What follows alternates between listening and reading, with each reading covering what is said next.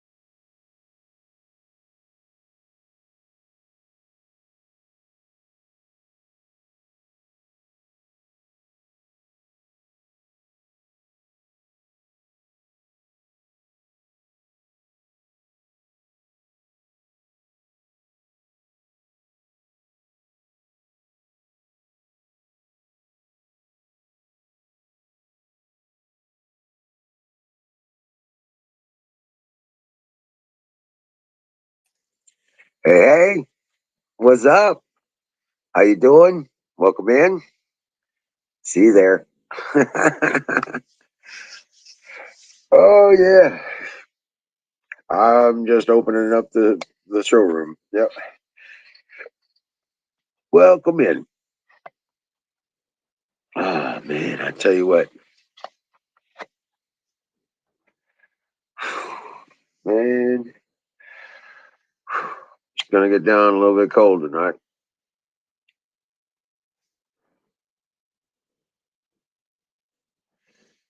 Hey, Ghost.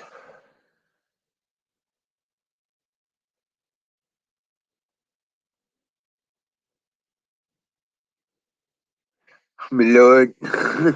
What's up? What's up, Ghost? Back there. Holy shit. Hey, come on up on the screen real quick. I guess we got to warm up the stage.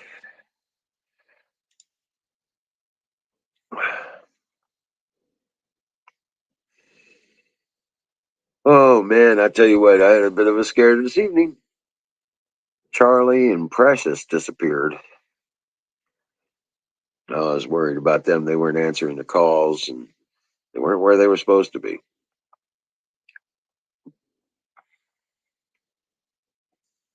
Yeah. Yeah. But just before the show, I did one last round looking for them. Walked out the door and they were all over me. What was dogs? Uh, Charlie and Precious. No. Yeah, they've been gone all well since before dark, and I was like, I was worried somebody might have they got hurt or somebody grabbed them or something, you know? Mm-hmm. Yeah, because all the rest of the dogs were here, you know, Prince and Princess, Cinderella and Ranger, but Oh yeah. Charlie and Precious had taken off. Yeah.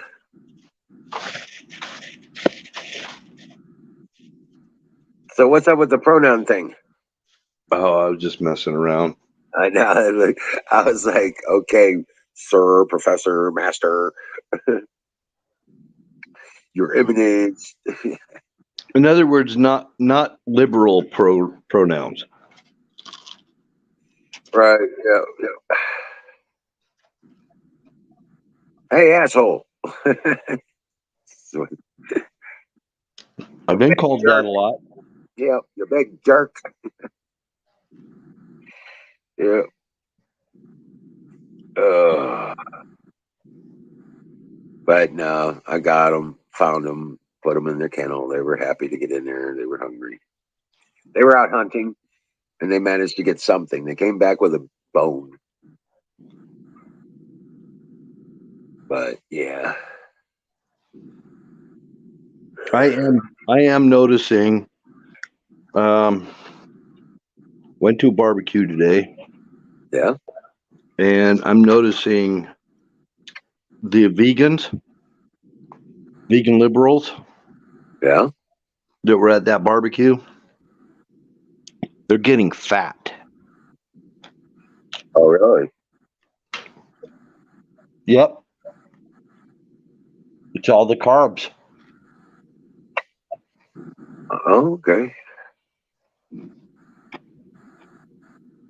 It's all those carbs. I guess so. I don't know what vegan is. Non-meat eaters. Oh, okay. It's a trendy thing. I guess that, I heard that thing can kill you. Well, they wind up eating a lot of soy. Well, yeah. Yeah. Infemination of the males, that kind of thing. Yep.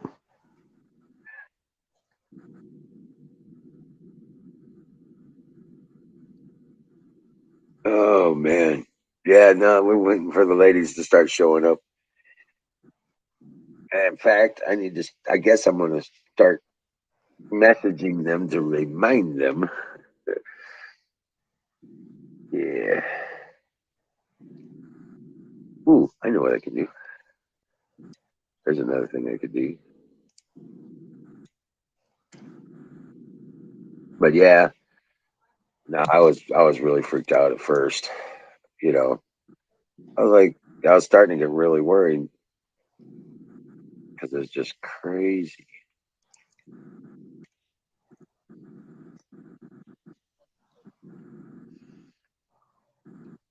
Yeah.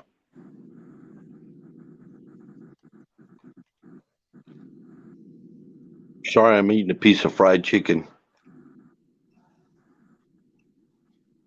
from Popeyes. I'm sorry you're eating a piece of fried chicken from Popeyes too, because that's Why? some good shit. Uh-huh. I love Popeyes chicken. Yep. Just extra crispy. Right, the spicy. Gotta have the spicy. It's not spicy. Oh, yeah. Well, then you can have it because that's the reason I eat it because I love that spicy chicken. I think the best fried chicken I ever had, commercially made, of course, was Miami Fried Chicken down in Florida. Yep, it's a chain called Miami Fried Chicken. Oh man, it's good. I'm not a big chicken person, but when it comes to fried chicken, commercially made, that's my favorite. Yeah, Aaron's playing on the Monica. He just did a fire in the bowl. But I don't eat a lot of chicken.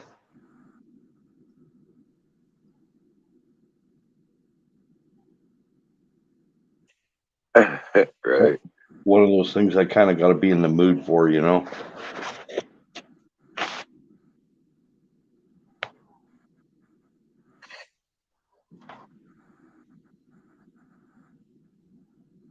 No, I don't have to be in the mood for fried chicken. I'm in the mood when I have fried chicken. Love fried chicken.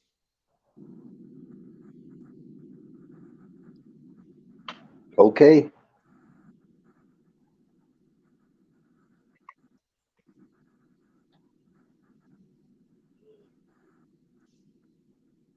I used to think the same way. Uh, Back before I got salmonella about 4 or 5 different times, and it was mostly from truck stop chicken, and it just kind of ruined my desire for chicken forever. Oh well, no. That's on you, bro. Because I never get tired of fried chicken. You what? Never get tired of fried chicken. Well, I had salmonella food poisoning. Got really, really sick from it. Yeah, I've gotten that a couple times throughout my life.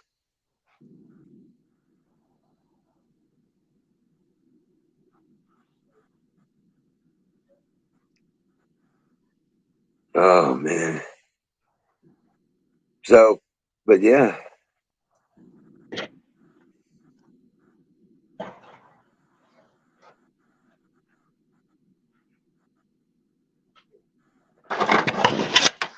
And I really had good buffalo meat all up until one time. Oh yeah. Yeah, I got some buffalo meat up at Cabela's one time, and it tasted like zoo meat. Oh wow.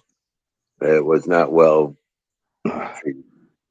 Yeah, it something was wrong with it, and they wouldn't give me my money back. But up until then, I'd always had good buffalo burgers and stuff.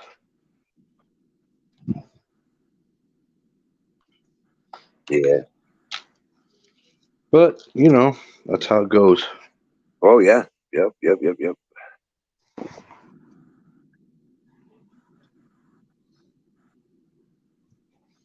Yeah, I'm people running don't. around looking for dogs all evening. I have to hit the restroom. I'll be right back. Okay.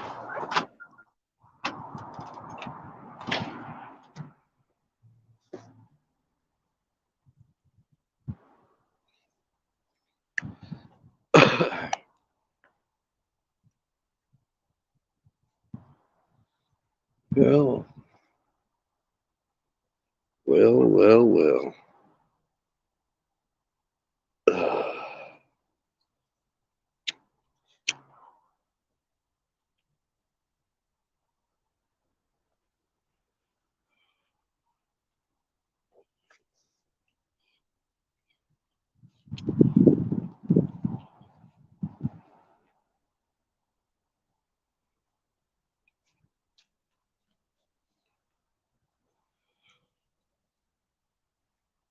Any lurkers out here?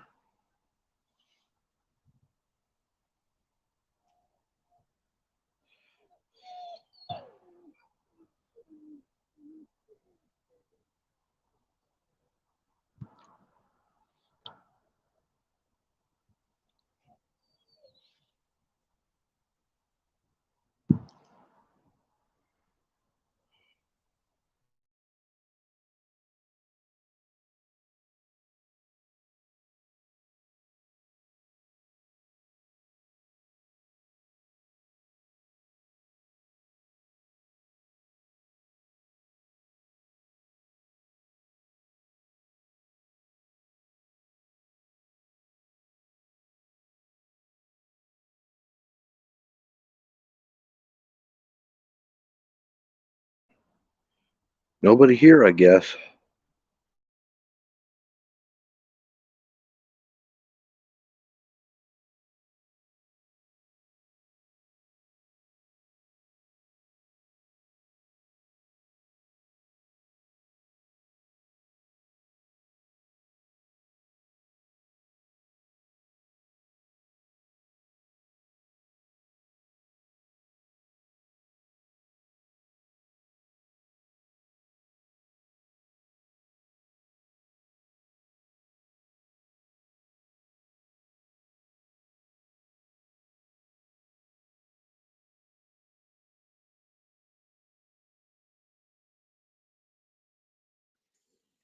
All right, I'm back. Thank you. Hey, what's happening, man? Yeah, there you go. Let's get a. Hi, ladies. What's up, battery? Yeah, Aaron's still going, so there's a bunch of them over there.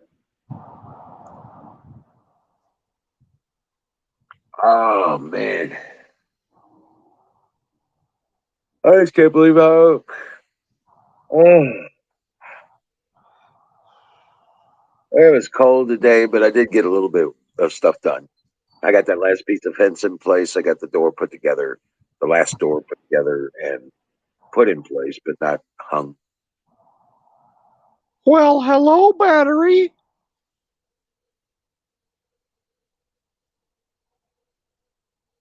Right? Oh man, yeah.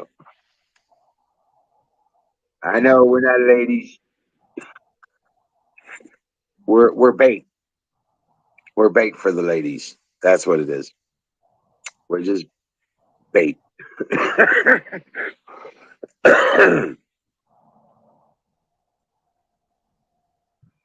Right? What's up, Sing? So, anywho, Sing is here now. Battery's here. Kimmy's biding her sweet time. Yeah, I'll message her too. Oh, there's Nightingale. There's Nightingale. What's up? Hey, there's a lady. Hi, lady. Hello. Hey everyone, I'm a little early, but I'm doing some work right now on my laptop, so I figured while I'm waiting, eventually people will start coming up more. Yeah, Actually, you're right on time. Yeah. I'm finishing that report that I was working on. I'm just sending all the documents now and the photocopies to the church. So I'm in the last leg of it. I procrastinated a little bit last night. I just kind of reviewed a couple of them, but I just finished everything. So, yay. I spent the better part of my evening looking for two of my puppies. What? What happened? They went off hunting, I guess. They went off hunting and they weren't coming when they were called. And I was all worried about them. About 2 hours worth of, oh my God, where's my babies? Yeah. Well, I'm glad you found them. So great. Very good. Very good. I'm in a much better mood now. Right. Oh, wonderful. Isn't that horrible when you get that feeling? You're like, oh my gosh, just be home safely soon. Oh, Right. gosh. Hey, there's Yes. my Huckleberry. Here's Huckleberry. She's there. Hey, Miss Huck, come on up, girl. Come with me. Come with us. Waiting for Kimberly, waiting for everybody. Come on up. Let's see. Where's that email?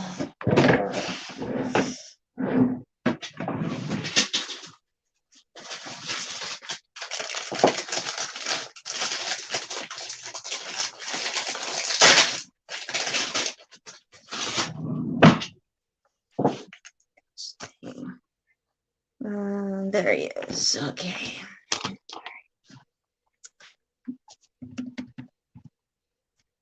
Yeah, so I was freaking out really bad. And I mean, Precious and Charlie, they don't have collars.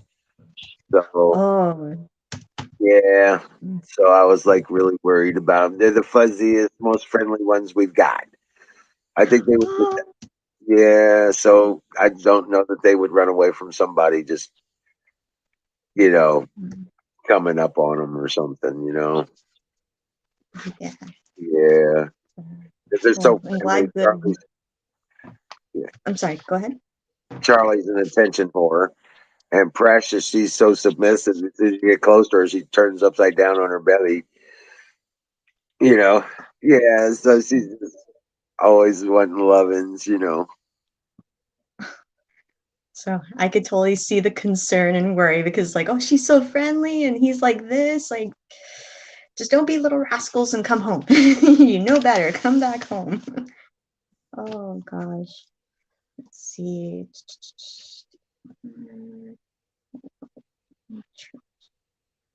Org. Okay. Well, Elvis, we've got better than 80 acres out here, so it's not like they usually go far from the house. They were out hunting. Yeah, they were out hunting, and then it got dark, and usually by dark they're already in their kennel waiting for me to close the door. You know, so. But yeah. Oh, goodness. Welcome in, Elvis.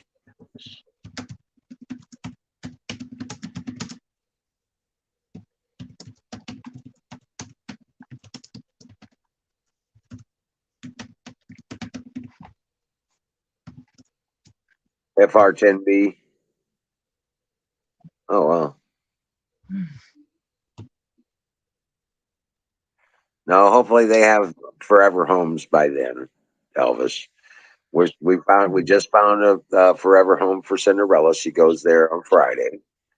And I talked to those people again today, and they're all excited. Send them a video of her, and they're like, "Oh, she's so awesome! She looks just like the one we just lost." And yeah, so they're all happy. And I'm glad to hear that. That's awesome. right, I'm real happy about that. So that's one down, two to go. Inch by inch, little by little, there'll be that special home just for them. Right. That's number 5 I've gotten a home for now. Just 2 more to go.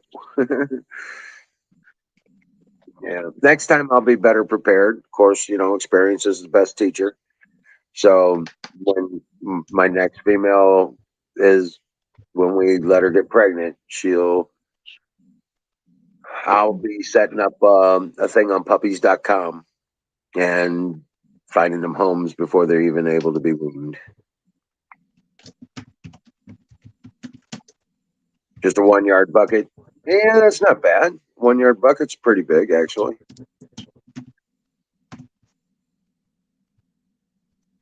Yeah, but yeah, no doubt. Hey, Missouri Scott, how you doing? Welcome in.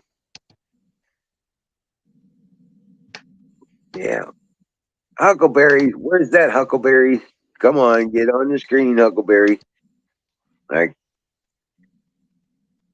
and I got a text. Kimmy, she's probably stoned out of her. She's probably train wrecked by now. I would love some train wreck right now. Oh, I know, right? Oh, yeah. Let's see. This looks right. Let's just make sure this sends correctly. There was a lot of information I sent. Okay.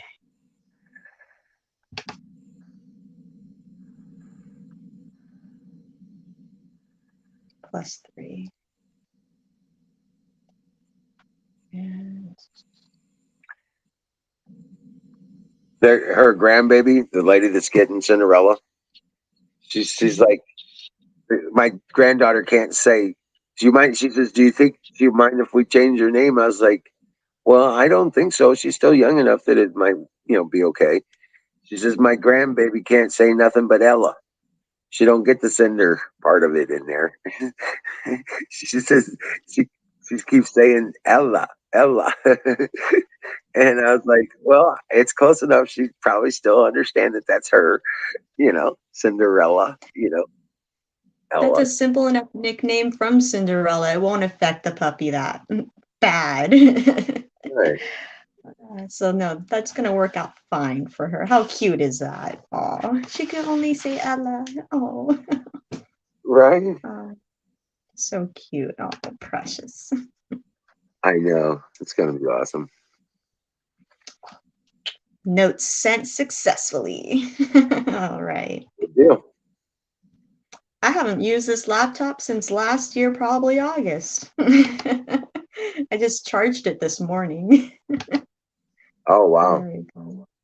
I usually do a lot of my stuff on my phone, but because I don't do like huge searches on things, maybe I'll like cruise YouTube or go on my Switch. A lot of my game systems, I can go on the internet and stuff. So when I need to work, plug in the laptop. Right. There you go. Mm-hmm. It's just the case of emergency, but it would be fun to get like an art program because it has a touch screen. So getting like one of those like touch screen pens to actually do like legit artwork, because this is a nice computer. I never really played with it, but it'd be fun for art programs, I think.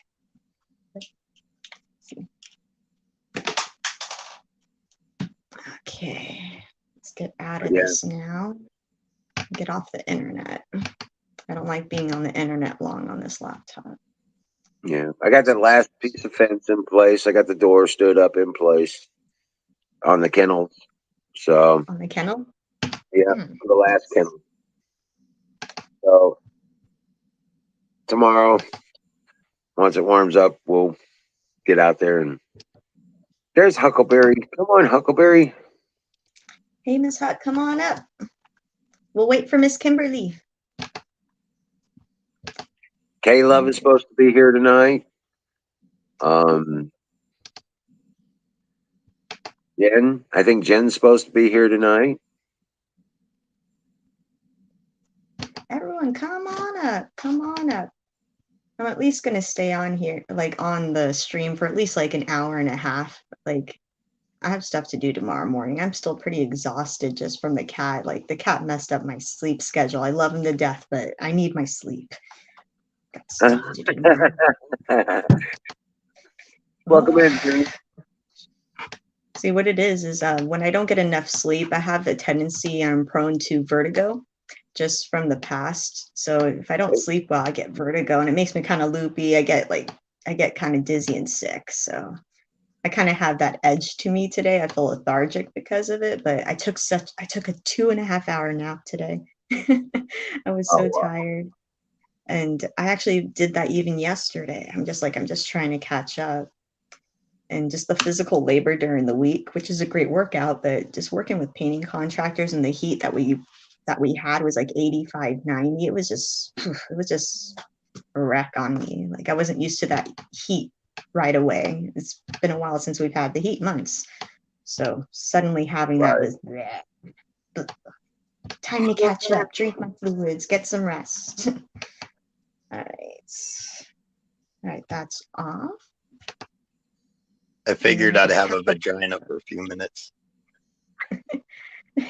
That's fine. I say that gentlemen are still welcome as long as somehow the women outnumber you guys. Yeah, so ladies, get busy. Come on up. Come and join, please. Even if it's just chilling in the background, like I'm planning to do that too. There we go. Oh, that feels so good to get that done. All right, cool. All right.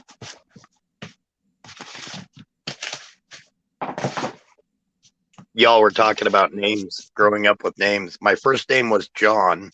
My last name is plastered all over plumbing supplies, including toilets. So try growing up with that combo. Or is his last name Standard? Close.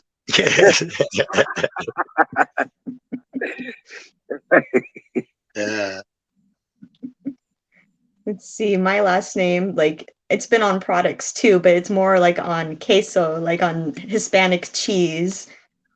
So that's the closest. At least mine's not after a toilet or plumbing supplies.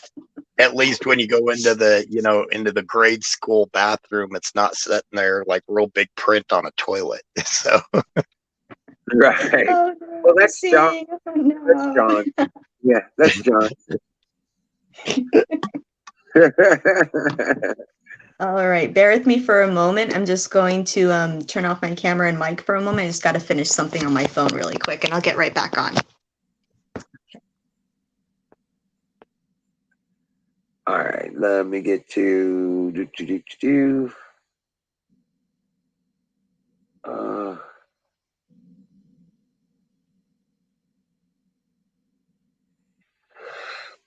on, where's Kimmy? hey, Zach.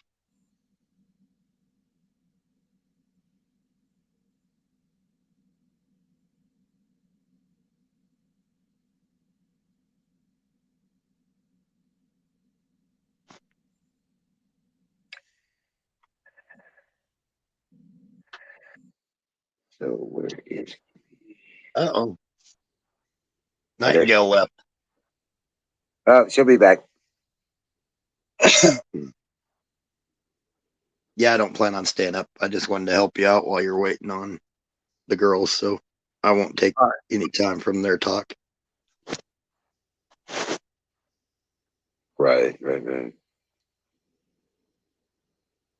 I haven't been on for a while. Battery, I haven't seen Smouse.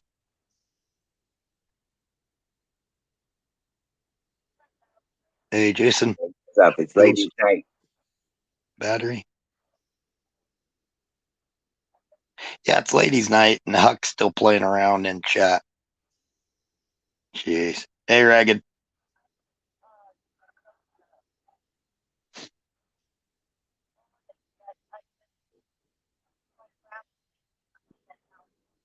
Okay, well, it's time to take a break. All right, come on up on the screen. All righty.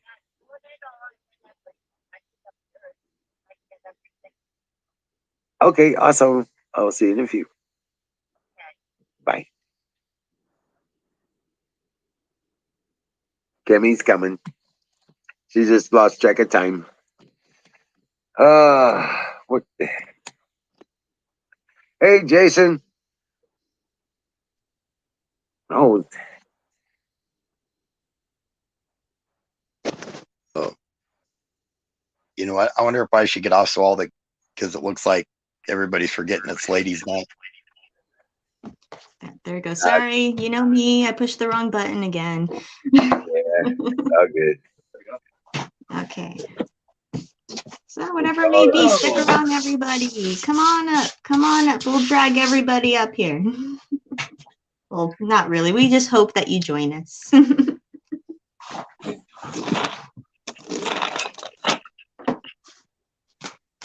Oh, Huckleberry's got plenty to say. Just ask her. Ask her any questions. She's got plenty to say. There. Well, if the ladies ain't getting up, I might as well get up. Hey, Battery. Hey, Nightingale. All right, I'm packing my bowl right now. I need this like right now. I was just about to hit that up. I'm hooking it up. Hold your horses. Holy shnikes. You see this? I'm getting down Isn't that low. cool? I'm just gonna have to be smoking hash. Like, oh, shnikes. It's not time for pie yet, Ragged Coin. If by chance I was to forget the Pledge of Allegiance, it's right there. There's not a chance, really.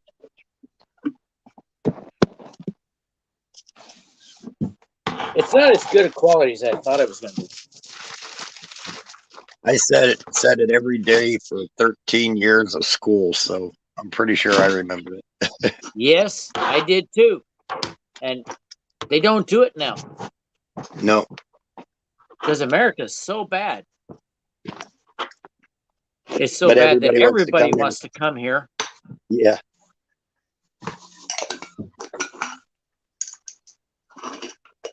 What's up, Nightingale? This is your show. Until the other ladies show up. All right, now, hello and welcome everybody to the Sunday cast. It is Ladies' Night, and we have some guests here. I don't know how to Three start this. gentlemen that too love the ladies. I could get Huckleberry up here, but he'd be most likely just to yell at me. So I'd pay to watch that. if she doesn't come up here, I'm really gonna start getting her flustered. We need to get more ladies up here. What happened? We usually have a lot more up here on Ladies' Night. Maybe warming up. It's still kind of early on my side, anyways. It's like almost 8 o'clock No. over here, so it's still early. Maybe people are finishing up what they're doing for Sunday, preparing It's for 7. Monday. Oh gosh, it's 2100 hours. It is 9 o'clock for civilians. It's not 9 o'clock where you are. Yep, just No. hit 9 o'clock. Oh, the clock's wrong.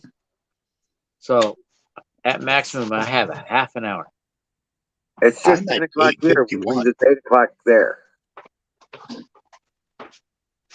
I'm sorry, what? I'm at 8:51 in Colorado. Yeah, So you got to be 7:51. Yeah, it's almost 8 o'clock where Battery is. Oh, what the hell? I don't know why I had the alarm. It's supposed to tell me when it's 2100. I got set at 1952. That's weird. Yeah. You're right. Oh, I know. I know. I thought for a second there maybe you're visiting your place in Wyoming. No, not lately. Last time I went out there was when they were having a get out the word or something like that for getting rid of Liz Cheney.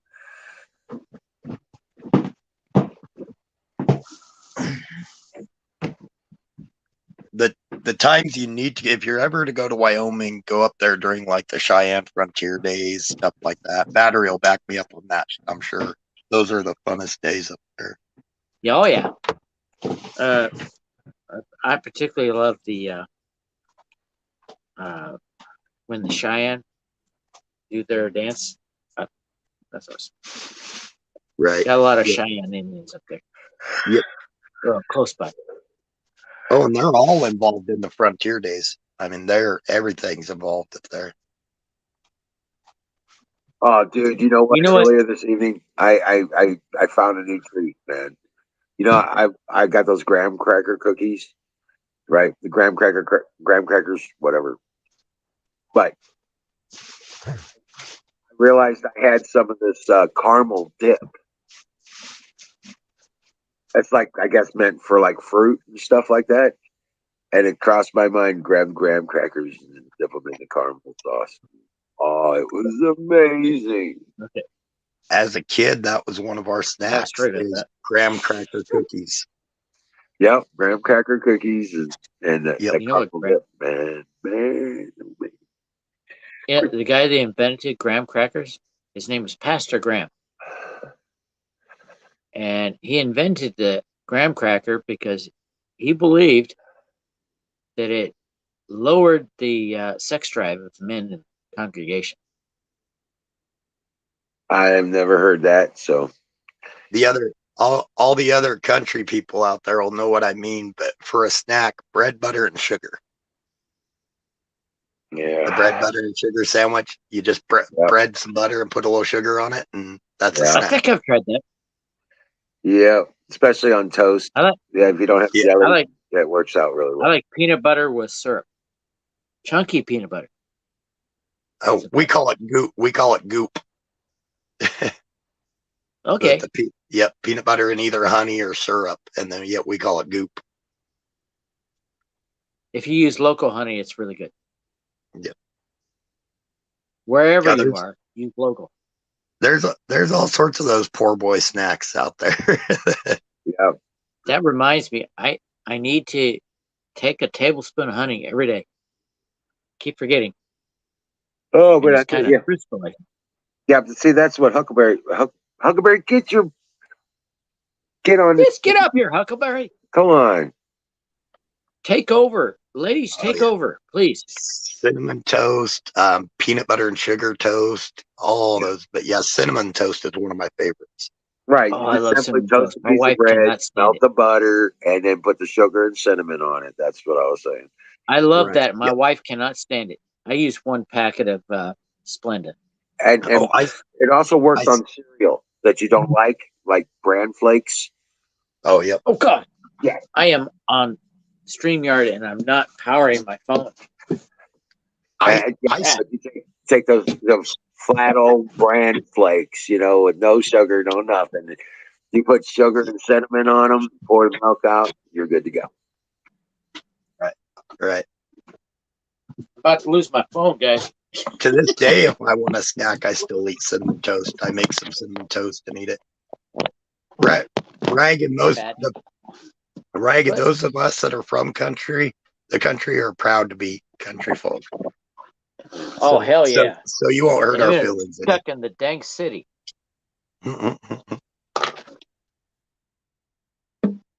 I'm country and I'm stuck in the city.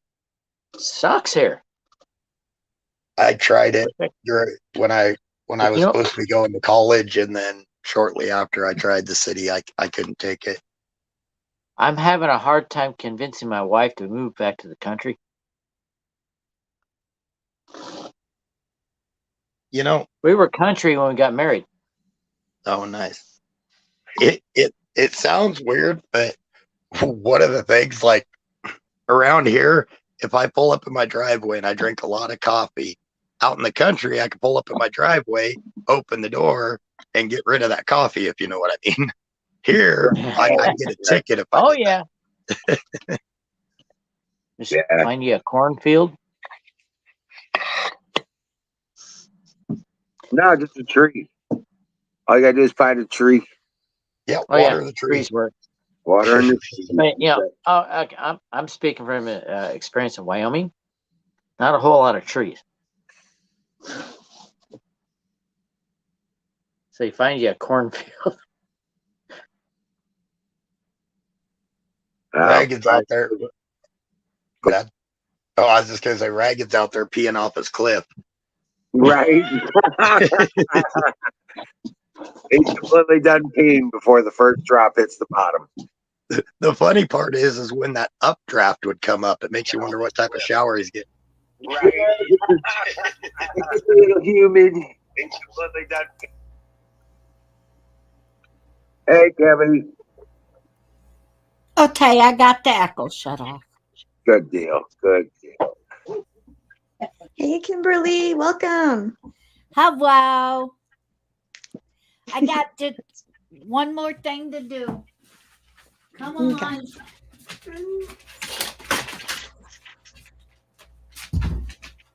Now, I was born and raised in St. Louis County, suburbs, you know what I'm saying, that kind of thing. It was one of those little bit of country things, not a whole lot, but, you know, at the time when I was a little kid, it was still like fresh and stuff like that. I grew up what you'd probably call deep country. We were a good 40 minutes away from any town. Oh wow. Oh wow. Yeah. No, but I spent my summers down in Tennessee where we had, at 120 acre spread. My grandpa was down there. And Okay, I'm back. I'd go spend the summer with him, and he, had me run the tractors and plow fields, and grandma had me shelling beans and peas and all kinds of stuff I wouldn't eat. Yeah, but she always made me the blackberry cobblers and fried potatoes and the afternoon bologna and cheese sandwiches with the thick bologna from the roll. She would cut a slice off of, you know what I'm saying? She never was really good at getting 10 slices. Did she fry it too? Yes, she fried it too, and then made the 4 little cuts in it, so it made. Oh God, yes. Yeah. Hello, Kimmy. She'd melt cheese on it, and then ketchup the bread, and bingo, I'm good to go. I haven't had that for so long. I know, right? Yeah. Yeah. Wizard, I kind of envy you. How's that? I'm here in the city and I'm building this shed, which is a good shed. Okay. But the city ordinance says it's too tall. Did anybody? Why? I don't know. Oh, I'll be right back. I got a phone call I got to take. Okay. Hey, I'm going to check out and let the ladies take it over so I don't take up from their time. I will chat with y'all later. Yeah. I'll leave when I need to. Okay, Singular. I gotta make sure I get all your address stuff and everything to be sending you your stuff. Stuff? Do you need mine? I need. Everybody picks on him about eating crayons. Well, if you ever need mine, I trust you. What the heck was the lid? I gotta send him his care package. I was supposed to send him a care package on the fudge stuff back when Sick Pat was still alive, and it never happened. My glasses. I can't even see the video too well. Hey, Miss Kim, did you have any success sharpening your tools and fixing that outlet? Oh, yeah. Now I'm waiting for my daughter to bring in the microwave. Right on, step by step. My part's done. It got done today. Nice. Actually, early in the morning. It was done before 6 o'clock in the morning when I went to bed this morning.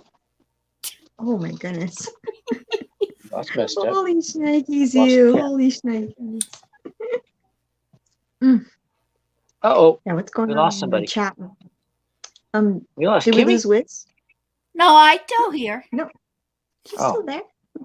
Wiz went ahead and went off. Well, I know he went. And Singularity went ahead and went off. Oh, okay. Do you want me to leave too? No, stay. We can pick on you for a while. I've had a busy day and it's been fun. Oh, has it? Yeah, I got my shed covered with a tarp. Okay. Massive tarp. It covers the whole thing. So you didn't get no more rain in it? You got the tarp on before it rained? It's going to stay dry, but the problem is I've got to shorten it. According to a contractor, I'm violating code. No.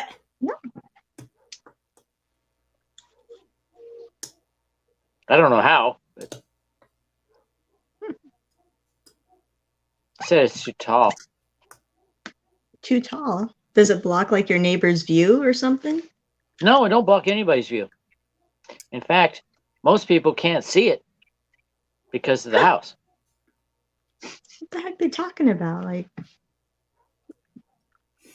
well, somebody ticked off that he got the know-how on how to do it. Okay, I was thinking that too. I would tell him that I want to see the ordinance. I want to see all the paperwork on. I've stopped construction. I'm going to find out what's going on. Right. I tell him I want to see all the paperwork when they changed it. If they changed it in the last couple months after you start building. Here's what I understand. Contractors, they like their money, right? Yeah. Okay. They lobbied the county to have certain codes so they make a ton of money. Yeah, but they're the only one that knows the codes. My neighbor came up to me today as I was covering my shed with massive tarp. It cost me $72. But anyway, he said that he had a contractor come up and look at his fence, about building a fence. My first problem is he couldn't build a fence. Okay. Besides that, I'm not going to ridicule my neighbor. But anyway, he said the contractor walked over here, looked at the shed, walked around, looked in for the permit because I had it over 10 feet.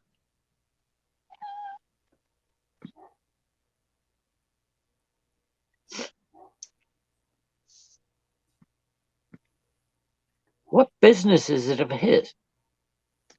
Right. He's losing money, I guess. Because I didn't get a contractor. I know how to do this.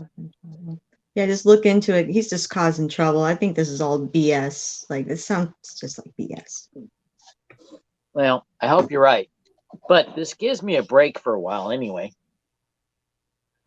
Well, just don't lag off on doing it. Get it done. Well, I'm trying. Checking into it. Well, I have it covered, so I'm not too worried about it right now. I got time. Now I can wait for summer.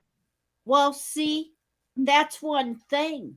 A lot of people, they do that. They hear something like that, so they back off their project. And by the time they start getting back into it, they went ahead and passed that law. So now you got to, by the time you get into it and get it done, then you got to tear some of it down. Okay, here's the other problem. Dealing with the county planning commission is very difficult. We've been trying for 2 years to get something going on our garage. Okay. Well, I hate this county. I want to leave.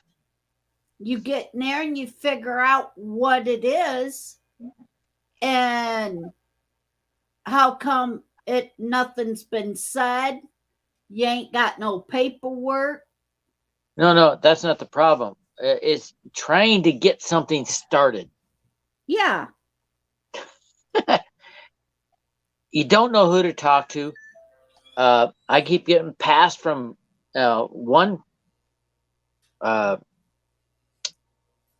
do you call it? Yeah, from one person to the next on. Well, I'm One not part of the sure about bureaucracy that to question. another. You got to ask it this person.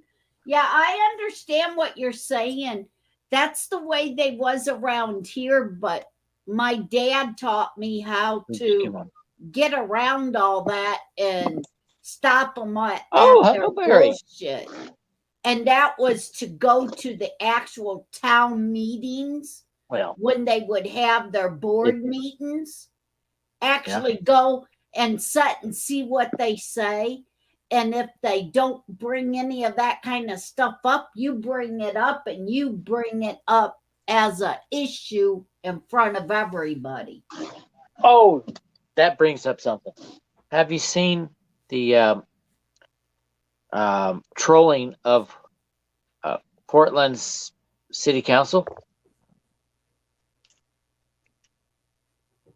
If you need a laugh, watch that. It will bust you up. I laughed so hard, my side hurt. They keep having people trolling them. Yeah, one guy pretending to be Taliban. And Mayor Wheeler says, "Can we move on? This guy's a total racist."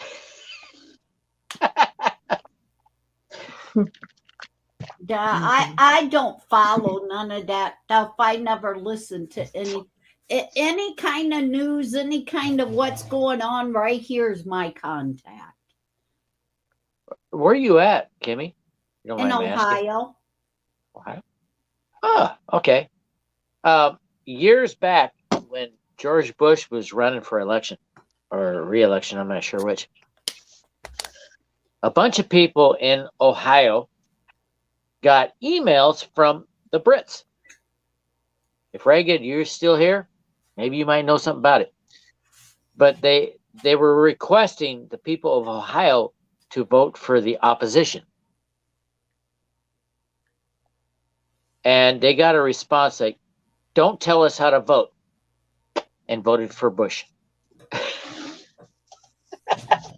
Yeah, I remember Mom and Dad talking about that kind of stuff all the time.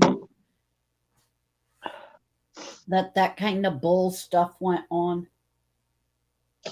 But the thing was, when it comes to Mom and Dad, they really, me either, really don't have nothing to gripe about, because we never, I think only one time did Mom and Dad ever vote. I really thought that was awesome. It busted me up laughing when I found out about it. And I was like, yeah, the British been trying to tell us what to do for a long time. And we tend to do the opposite.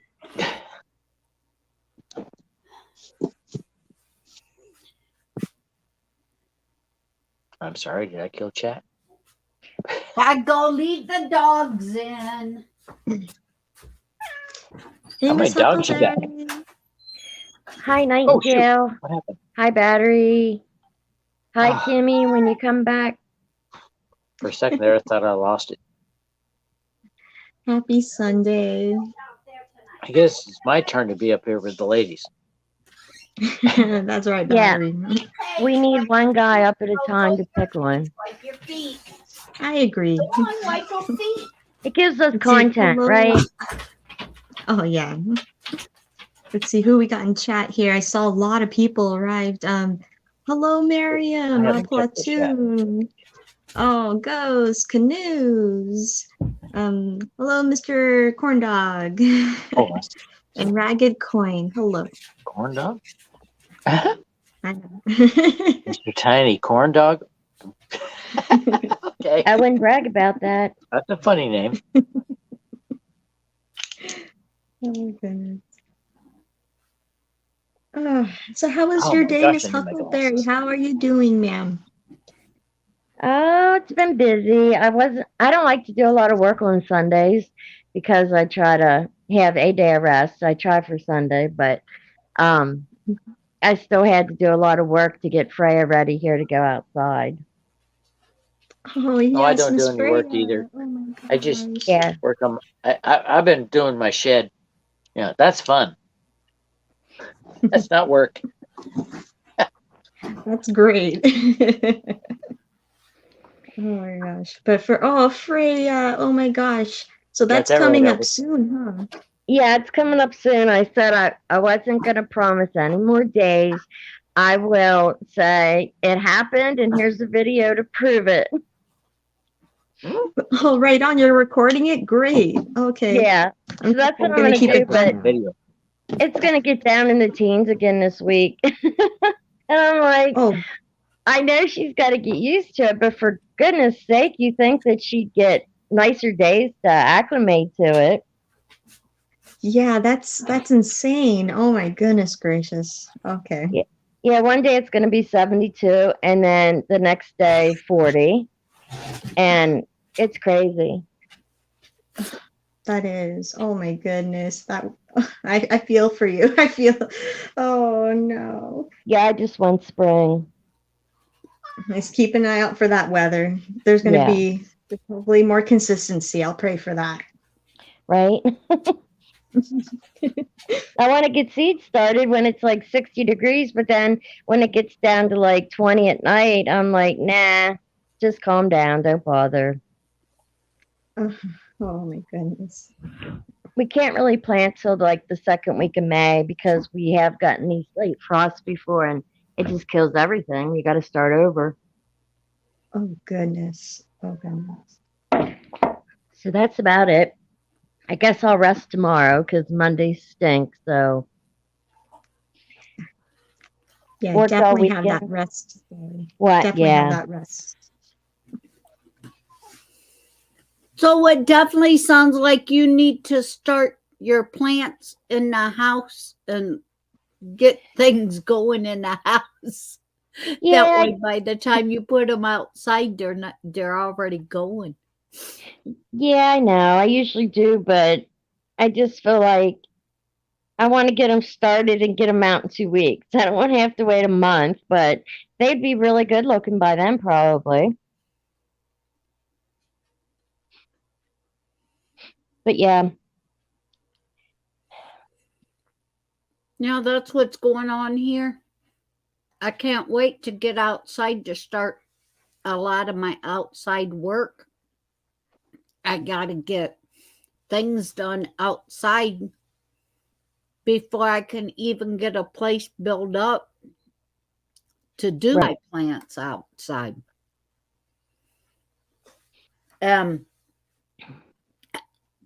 I get up, I figure, yeah, it's sunny, let's go clean outside. Get out there and it's so daggone cold and then it snows on me. Yeah, Sun's out, but yet it's snow. cold and snowing. Well, that goes that. I can't work outside now. Nope. No. That's what Let's sucks see. around here. And then by the time it gets warm enough for you to work outside, it went pat to where it's in the hot boiling season to where you go out there for a little bit and you can't stay out there because some beating you so bad. Yeah. Let's see. But I still have not found either one of my lawnmower keys. Oh no, Kim. I still think Sick Pat and Joey hid my lawnmower keys on me.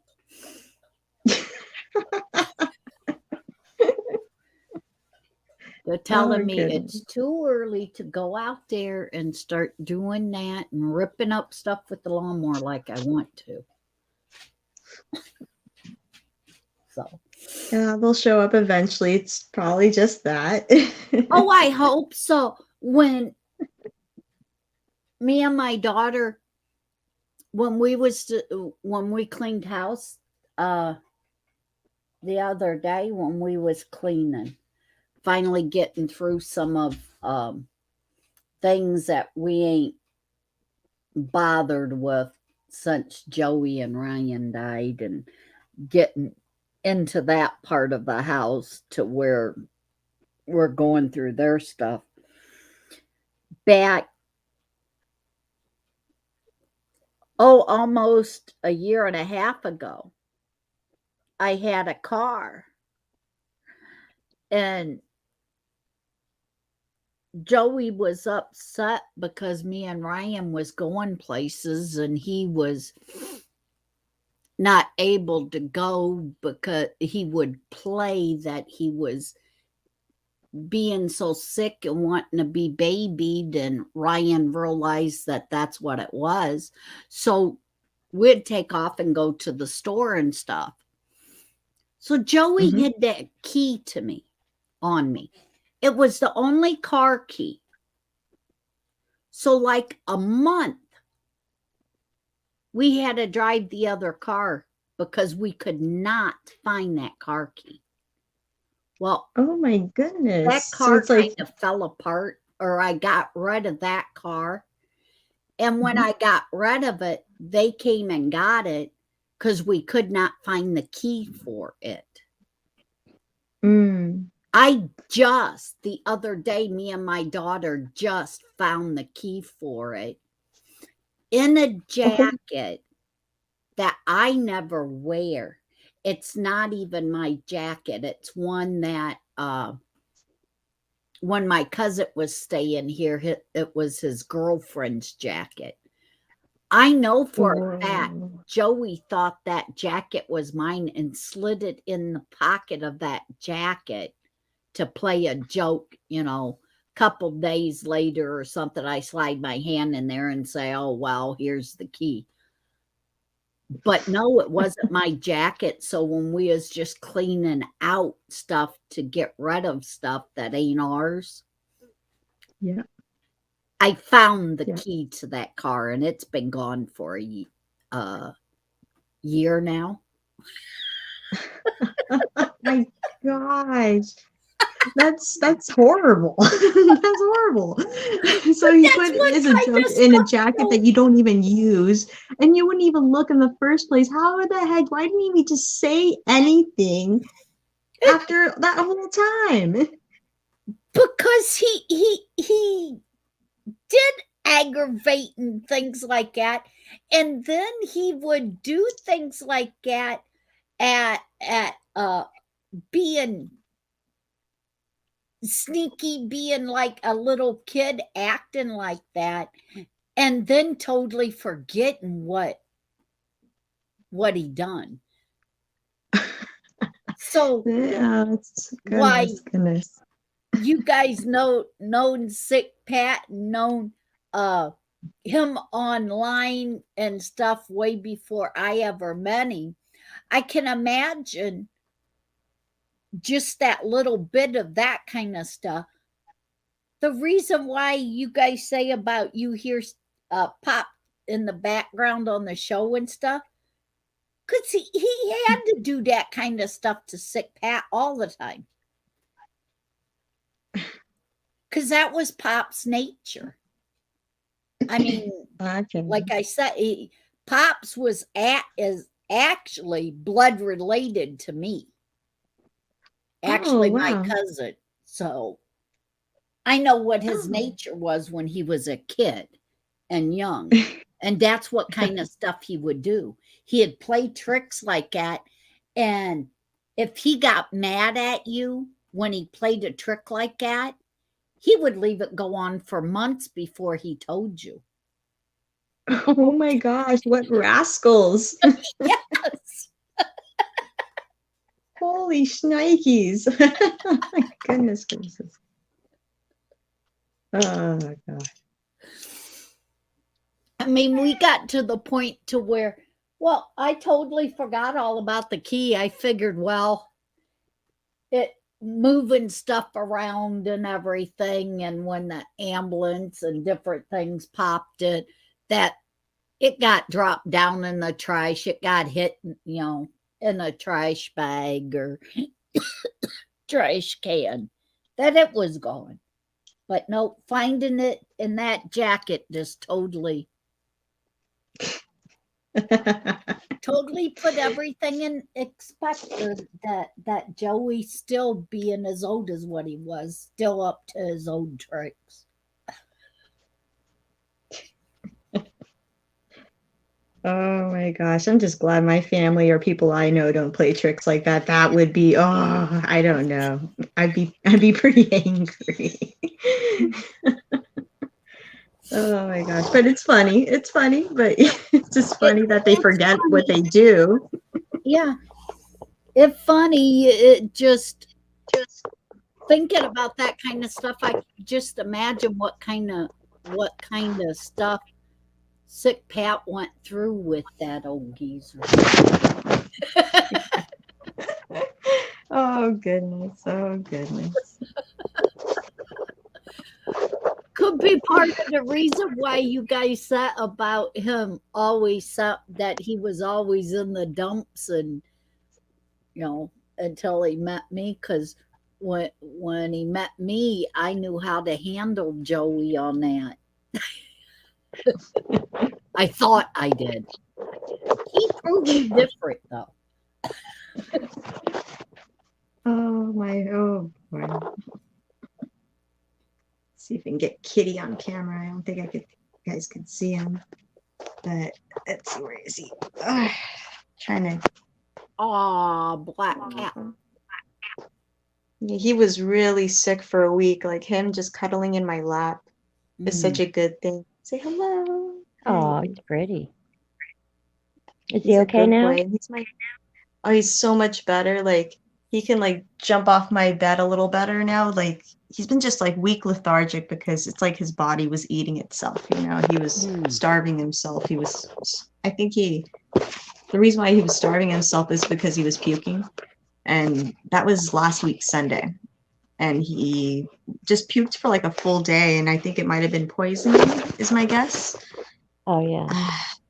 But yeah, he stopped drinking, stopped eating, and it was awful. Like he would not move, and that's so abnormal because he's still a little guy. He's only like, you're like 2 years old, maybe 3. You're still young, and I know, but it's just was so sad to watch. Like I didn't realize how much I loved him, and he's my neighbor's cat, and but I talked to her too as the week went by, and she's been helping feeding him too. We got like this, she spoiled him today since now he's eating. She had yellowfin tuna, like legit slices of yellowfin tuna, and grind that down. And we had that for him, and he just gobbled it down. But all I could say, he's got better. He's gotten better. He's just getting his strength back now. I'm just so excited. And that's awesome. Lost sleep for it though. You started my vertigo, kitty, but it's worth it knowing that we didn't have to take him to the vet and he just recouped on his own and just being there for him, right, buddy? Yeah. He's been through the good, the bad, and the ugly with me, and he's not my cat, but he would always come around. So yeah, but the neighbor acknowledges that how much he likes me. So she's like, yeah, just basically I can have him. But I'll, of course, want him to visit his sibling. He has siblings next door because he came from a litter over there. So he'll still go over there. And it's like having an extended family with the cat, and my neighbor. But that's good. You should know thy neighbor and make friends. So, especially during these tough and kind of scary times, I'd rather make allies with my neighbors since I live with them. So... Oh. Sorry, kitty. Was I talking too much? I think he jumped because he feels me talking. You disturbed him. Well, you jumped very well. You got your strength on that. I'll be right back. I'm going to adjust one of his pillows I have on the ground, okay? So, Kimmy, did you make any good food this weekend? We did the dog cookies. You what, hon? I made dog cookies. Dog cookies?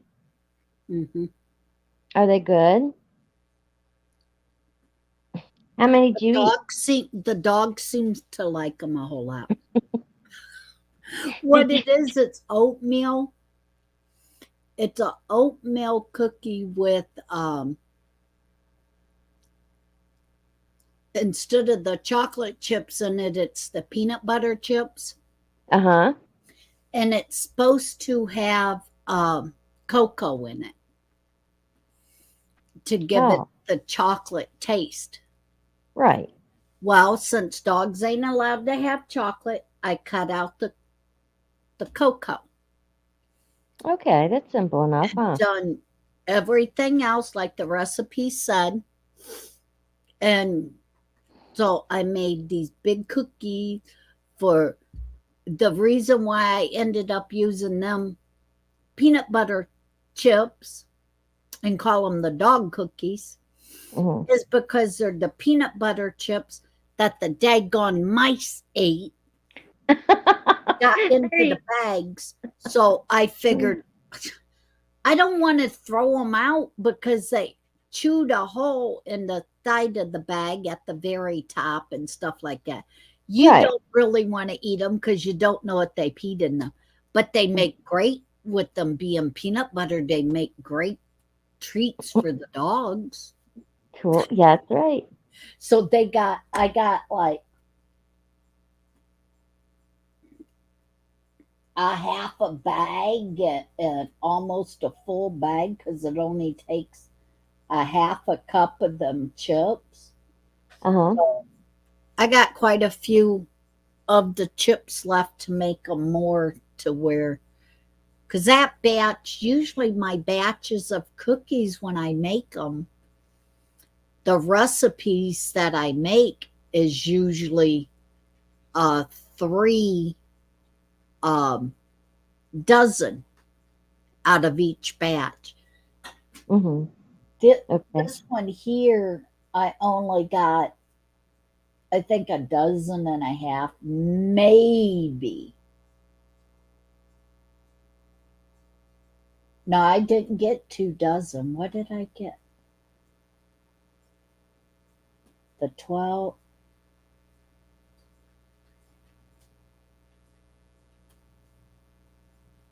I didn't get quite 2 dozen on them ones. So Okay. they a doggy cookie. Because every time you sit here and you eat cookies or eat something, they want it too. So I make Right. doggy cookies. I have to do that with my dog. If I'm getting a treat, I have to have one of hers right beside me so she don't bug me for mine. Well, on their thing, this is how I trained them. And I also got my daughter's dog trained. Mm-hmm. Oh, okay. That when they come in from going potty,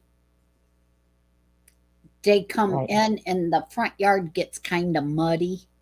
So they come in and they go straight in cage where I got blankets down where they wipe their feet on the blankets. Mm-hmm. And that's called, you go potty, you go straight in the house, you go straight in the cage, you wipe your feet, you get a treat. There you go. And that's what I tell them every time I leave them in the house, because I got a front porch and then the regular house door.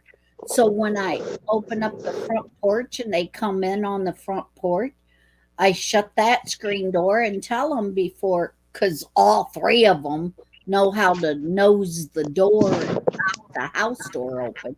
I tell them as soon as you go in the house, you wipe your feet, go to the cages, and they do.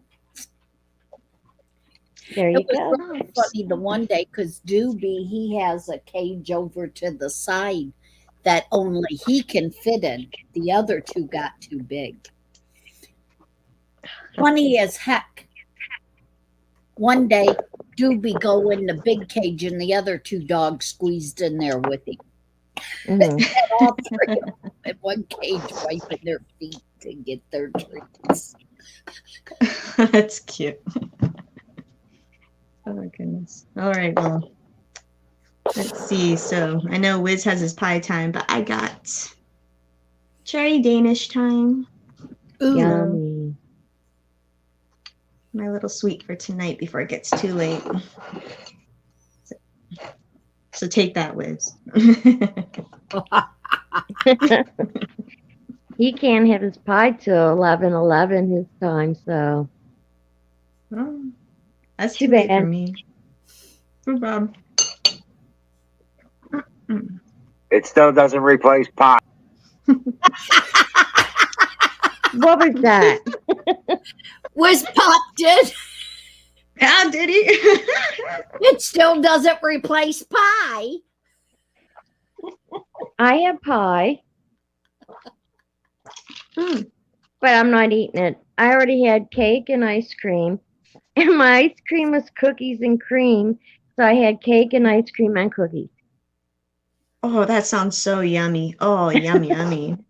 And that was 2 hours ago because that's too much to eat at this hour. But yeah, it was quite the bowl of goodies.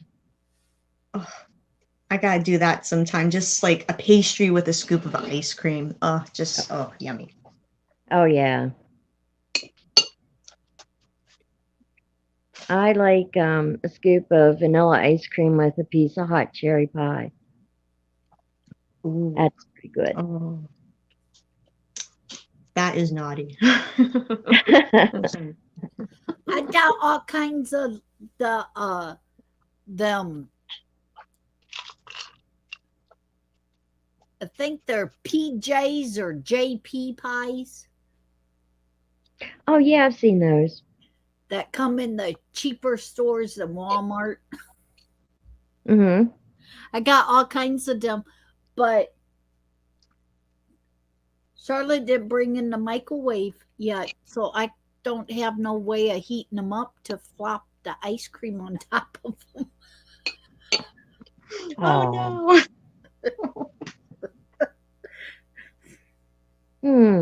Could you put it in the microwave or the oven for a couple minutes? I always throw them in the microwave and heated them up a little bit to make them nice and warm, and then flop some ice cream on top. Oh yeah. That way the pie's nice and warm. Not hot, just warm. Enough that it kind of melts the ice cream just a little, that you don't get the brain freeze when you bite the ice cream. Right. yeah.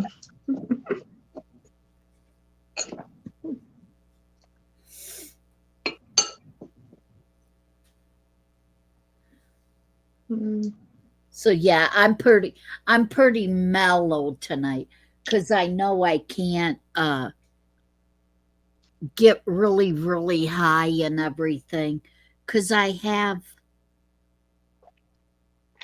nothing. I did the dog cookies. I don't want to eat none of the dog cookies, and don't got the microwave to heat up things, so I can't get that munchy high.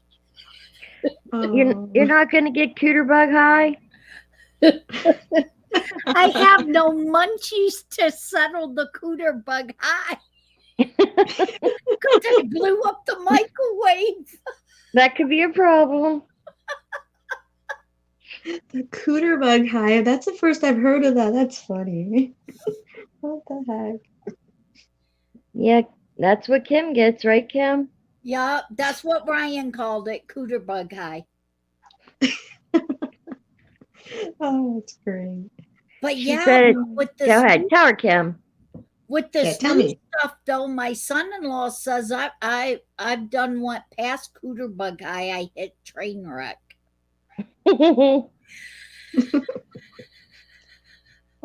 gosh, like talking about this, I am gonna take a little snap. I'm sorry, Kim. Oh gosh, Kitty, I gotta get up. Mama gotta pack a bowl.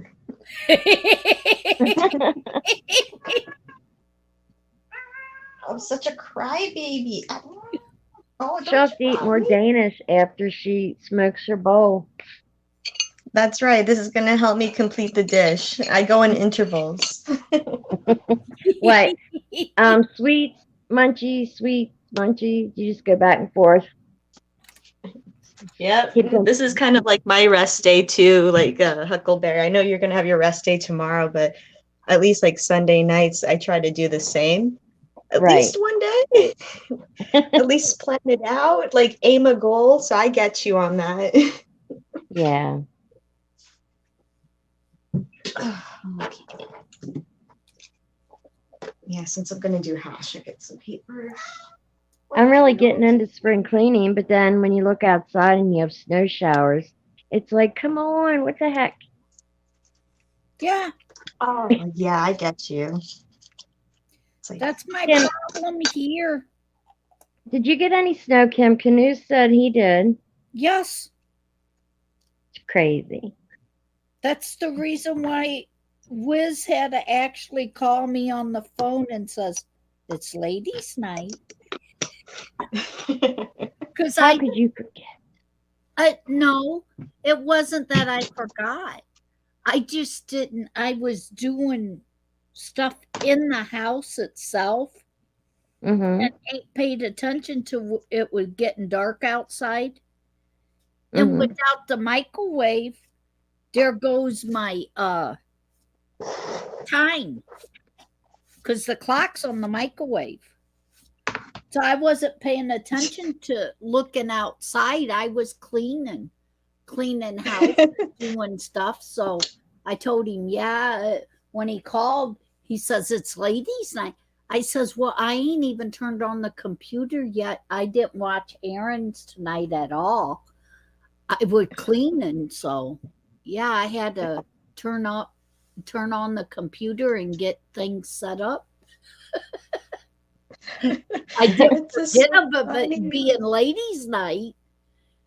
I just lost all track of time. Just blame the microwave. Say, Wiz, you don't understand. My life is not functioning because of this dang microwave. I worked all night trying to work on this plug. Well, Like, I did. oh my god. I did. I got the plug. I even put contact paper where cleaned off the spot where the microwave goes. I cleaned it all off and put fresh contact paper on it for when the new microwave get up there, it won't stick. And yeah, I done and I had to fix that stupid plug because a new microwave going there. I didn't want them wires sticking out of the wall. Good job. So yeah. So I don't anyhow, know. fire in the bowl. That's right. Fire in the bowl.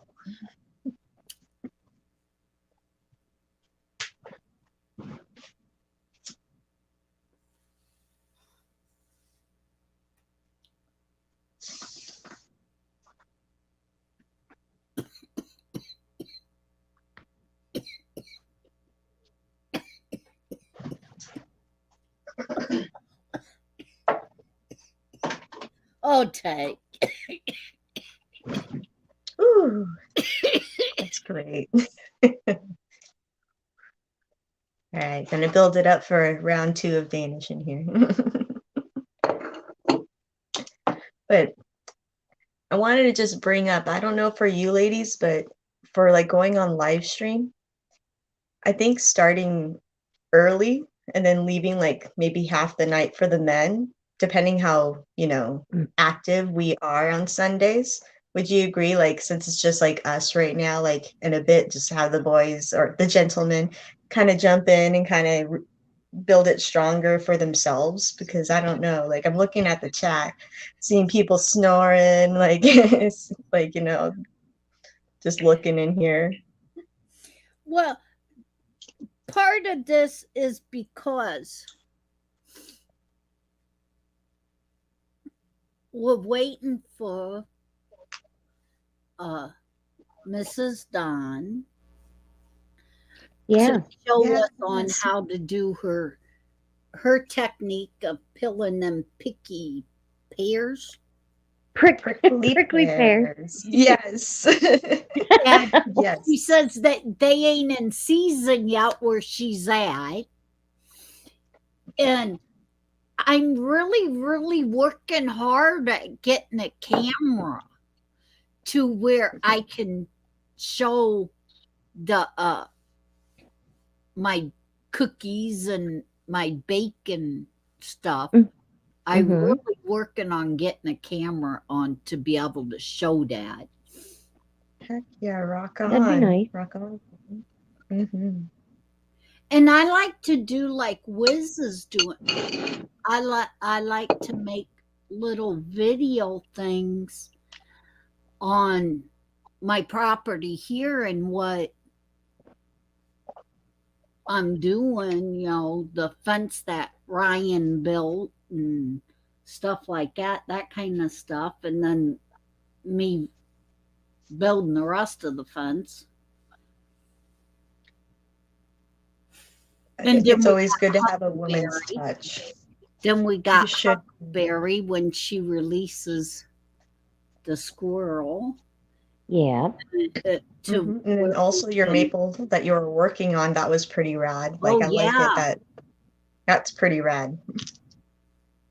Yeah, I'm sorry. I was supposed to show that in some steps, but it just became so much and so overwhelming that when it was done, I was glad it was done. Right. Yeah. I get you. I mean, I loved that looks it. like a lot of work. It is. And, you know, you just cook it for hours and hours because it has to evaporate. And it takes forever for sweet. But believe it or not, it's just like, you know, water, just, sap. And it's just got a little sugar in it. So you would think water would evaporate quick, but with that sugar in it, it takes forever. Yeah. I guess. I don't know if that's why or not, but yeah. It cooks down to like, you start with a gallon and it cooks down to like 1/8 of a gallon. And then it's like a little brownish color, but you take it into the stove then and you cook it down the rest of the way till the sugar content's right. And then, you know, it kind of looks like maple syrup that you buy, but a little lighter. And, but it's this tiny bit after hours of evaporation. Oh my gosh. Oh, bless you, man. That takes a lot of love and patience. Good job. And thank you even just sharing that. That's just really cool even to see a step. So keep it up. Thanks. It's a lot of fun. I like trying new things like that. It's cool. And that's basically what the ladies' night is to be. Us sharing them kind of little tidbits because the guys don't let us say anything. No, it's always about cars, and engines and guns and. But it's nice to have one up here to pick one every once in a while too. Oh yeah. Oh yeah. Help stir the pot a little bit. Yeah. See now, canoes and Wiz both is real good because both of them do their own cooking. So when they get up and we're talking about cooking, they throw recipes and throw their stuff in too. True. Yeah. Yeah, it seems like Wiz always has good recipes. Like he can take three ingredients and make this wonderful supper. It's like, you know, I sit there and I'm looking into the fridge and the cupboards and I'm like, and what can I make? And I have all this stuff. And then, you know, he'll tell us about something he made and it's like, geez, you know, that's not fair. How do you do that? Made like something awesome out of like nothing. Like yeah, right? Like and that strictly comes from experience because he raised his boys. True. Had a lot of mouths to feed, so I'm sure he had to get creative with them. And that's the funny thing with the boys. I've noted with the boys, you can bully them into, you are going to eat that and you're not going to go to bed, or you'll go to bed without eating anything. So you can kind of bully them. And the girls, you don't feel like they're, they're more particular, they're more picky. You Right. can't bully the girls. I know. At least me being a mom, that's how I was. I could, do they get more, you're not going to bed, than I could the girls. I would always like that.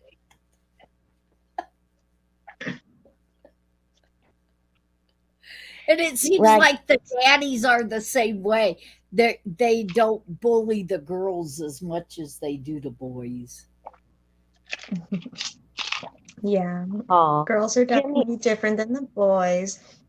And like I agree with you guys like on the food thing with the children. Girls are a little bit, you have to be careful, and like, they are particular when it comes to food out in pediatrics. When it came to nutritional, you didn't see so many boys sometimes. It was more like little girls, that had nutritional problems because they were picky. Yeah. Unintentionally. It could have been a texture, it could have been a smell, just they're more particular. And boys, yeah, there was like more of the weight problems. You see these little chubby little munchkins, like you'd see so many of them. They're cute as heck, and they always grow out of it anyways, but it was never like, like the fathers can always convince them, or you can convince the boys to finish their meal more so. Yeah. Yeah. I'll be right back. Kitty cat wants to go out. That's probably means he needs to use the litter box. That's a good sign. All right, be right back. All right. Ragged said he knows how we feel. Generators, pies, and sheds. That's what the guys talk about, I guess. Well, sometimes it's good. I like to talk about cars with the guys and talk about different motors and different things like that, because I worked on different cars and different motors and stuff with my dad. Dad was like a jack of all trades. He could do a little bit of everything if he needed to. Right. He didn't have to always go to a mechanic and always depend on other people. Right. That's the best way. And he taught me simple things on cars and stuff, where you ain't always got to have a man around to do everything. Right. True. I like talking about, maybe farm equipment or just equipment to have outside. Like I'd like a little bobcat to be able to do some of my small brush and clear out some stuff. And so I like some of that. I don't really know what I'm talking about. I just know when I see it, I like it. I want to buy it. And I can't. Yeah. You know what you could do with that. Yeah, exactly. It's like, boy, I could do this, and this, and I could clear out this part of the mountain. I could put a steer in. But yeah. And then you go back to reality, and it's like, okay, if I want to clean out this part of the mountain, I am going to get plenty of holes in me from these jaggy bushes. Yeah, it's really bad. Even when we were collecting the maple sap, the first thing that started to grow back at the end was these daggone jagger bushes. Oh, my. It's no wonder the deer like it here, because they can hide in that thick stuff, and they're pretty safe. Yeah, now see the jagger bushes, I ain't got a whole lot of them, but I don't know what the heck is tree. It's not even a tree, it's a weed, but it gets real tall.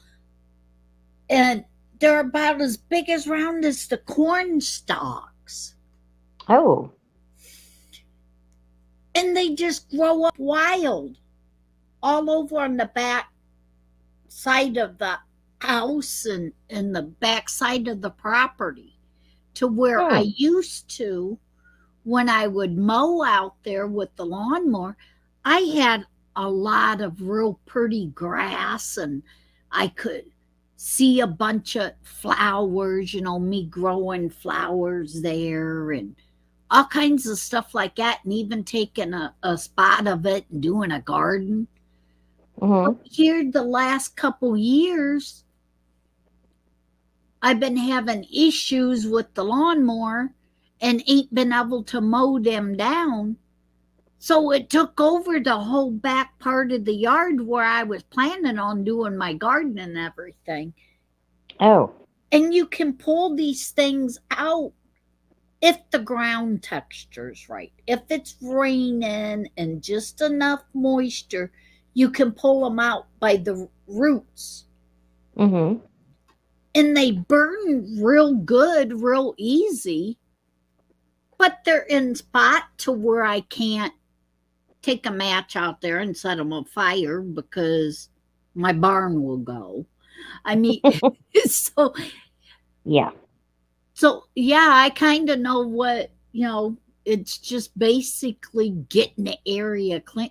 But what the heck do you use? If I had this, I could do, like one of the backhoes or one of the little skids. Yeah. I could just lower it just enough that it scraped that whole part off, and daggone, it's gone. And it only took half an hour to where when I go out and pull them, it's going to take me 3-4 days. I know. Isn't that crazy? But like you said, if it's wet enough, you can pull that stuff right out. But if not, you can forget it. You'll fall backwards before it comes out. Oh, yeah. Yeah. It took me and my daughter both to grab a couple of them that grew in through my fence, the dog fence. It was on the other side of the dog fence, but by the time it grew its height, it weaved itself in and out of the dog fence. Oh, wonder what that is. I have no idea. And it looks like a tree once it is done.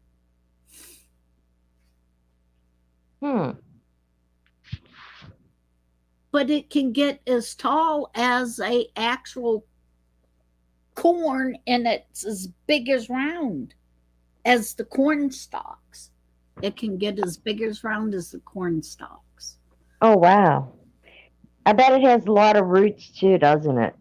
Yeah, it's covered with roots that reach out everywhere. Yeah. But it's like a weed. Canoe said it is the mutant Ohio weed.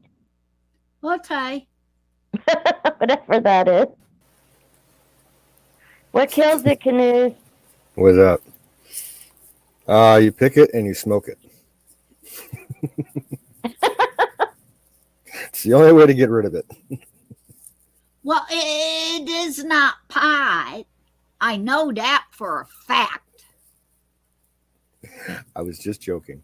Okay. Well, don't tell me things like that. You know me. Oh, yo, hey, Canoe. What's up? I just thought I'd drop by, hang out with the girlies for a little bit. Well, yeah, you're one to talk to because you live here in Ohio too, to figure out what the heck it's brown. At first, I thought it was like one of the berries, like the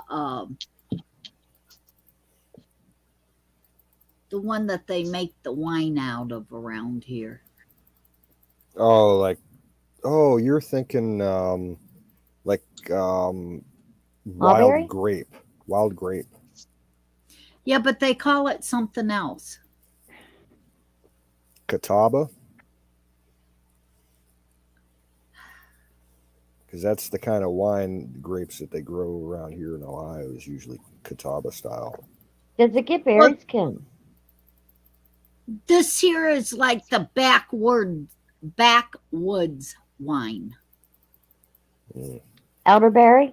Yeah, the elderberries. That's supposed to be good. Yeah, that's what I thought these trees was at first. I thought they was trees.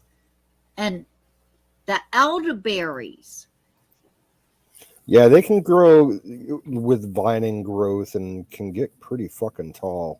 And they'll wrap themselves around all kinds of shit, especially fences. Yeah, it could be elderberries. Okay, so I need to quit pulling the ones that's out in the back part of the yard. It's your yard. Well, I mean, if it's the elderberries, heck, I could get drunk every once in a while. Well, there's a lot of people. There's a lot of old timers and stuff around my area that still make their homemade wine. All over rural Ohio. Fruit wines have always been popular, and elderberry is one of the big ones. You know, that people make at home, or like the small local wineries here in the state, you know, will produce. We got an Amish winery about an hour south of me that does all kinds of fruit wines, and yeah, their elderberry wine was one of the first wines that I ever drank when I was a kid. It was really, really good. Oh wow. Kind of cool. Well, even the syrup, they said in the day when the children would have chest colds or a cough, they would give them the syrup, and it really helps because it's very high in antitoxins. And when I was sick this winter with the flu, I got some elderberry capsules in at the store, and they really helped. It's like one of the best superfruits. Cool. That's awesome. Yeah, real high. I don't know nothing about that on elderberries. I just know that when I got the one house, he made a bunch of elderberry wine. The basement had like 10 bottles of elderberry wine, and then they had didn't have no moonshine in there, but they had oh man, the elderberry, the wasn't strawberry, but dandelion wine. That's good.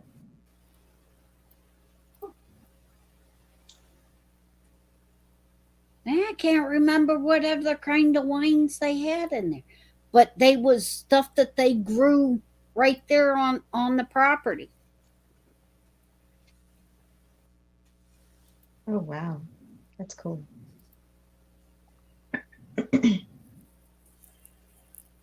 Yeah, Kim, just get some leaves off of it and try to identify it on the internet. Maybe your daughter could help you to make sure it's not a poisonous berry. Yeah, well, that's just it. I've been pulling these things, and I haven't seen the berries on them, but could very well be that I'm pulling them and I ain't allowed them to get to the stage to where the berries pop on. Because I've been thinking that they're annoying weeds, annoying stuff that's trying to tear up my fence. You know, weaving itself in and out of the dog cage or in and out of the dog fence and lifting the dog fence up to where the dogs can climb underneath. Oh wow. I mean, Oh, wow. that's what happened in a couple spots. The reason why we started pulling them. But yeah, the roots and everything on them is big. They ain't big around, but they stretch out long ways.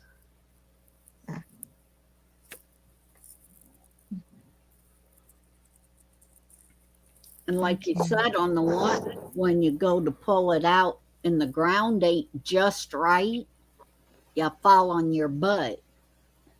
Yeah, it trips you, huh? I've done that.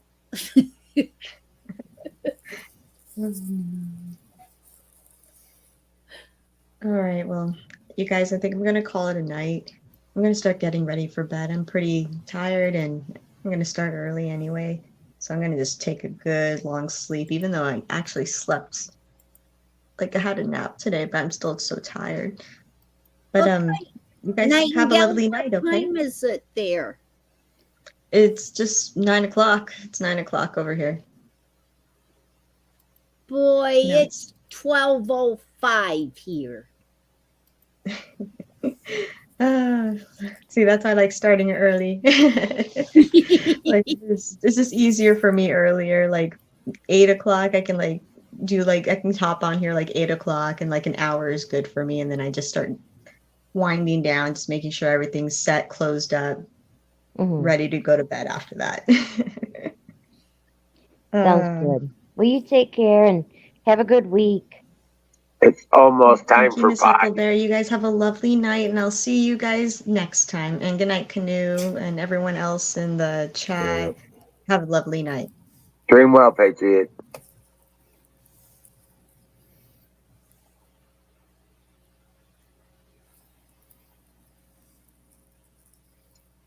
So there we go. But yeah, no, you made elderberry wine. You made dandelion wine. I didn't make it. It was in the one house that me and my second husband was buying. Oh wow. On that property, it was how much was, I think it was 4 acres, and a lot of it was woods, and right in front of the woods was like, I thought it was all messed up. I was going out to cut everything down, and it ended up my father-in-law told me to leave it alone because it was all elderberry trees. Oh wow. And then he had like a big hill where it seemed like that whole daggone thing was nothing but dandelions. You couldn't get hardly any grass growing and stuff. And I would mow it down. He told me to quit mowing the dandelions down. And I asked him, I says, what in the world is my yard? How come you don't? I want to clean up all this stuff. He says, come here, and took me down and showed me in the basement that there was a hideaway place in the basement that the guys that was living there, the old man and old woman, that they made dandelion wine, blueberry wine, all the stuff they grew right there, and they made the wines off of it. Oh wow. That's awesome. So of course he popped bottles and for like a year, because that's the house that we got when my daughter first turned 10, and I lived there from the time she was 10 years old until she turned 18. So for like 2-3 years we would sip on elderberry wine, dandelion wine, go down to a big Wow. state, grab a bottle. Well, that's awesome. Hey, Badgers, welcome in. Hey, Jason. Kimmy can't get Cooter Bug high because she doesn't have any munchies. So she already told us she wouldn't get high. Not cooter bug high, but I hit the bowl. Okay.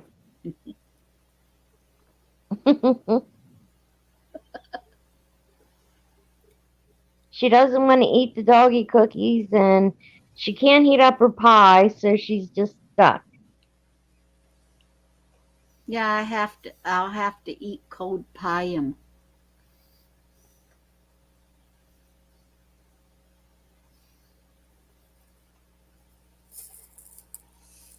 What did you today, Wiz?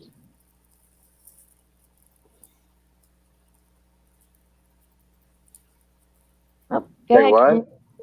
Nothing. Go ahead, Canoes. No. Go ahead.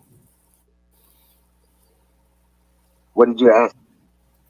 Just what you did today. What did you get done?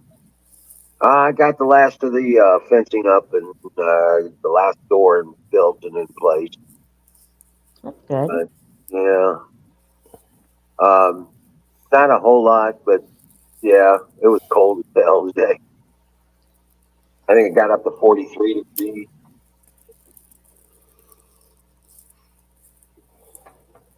Wow. No, it was like 35 here at the high today.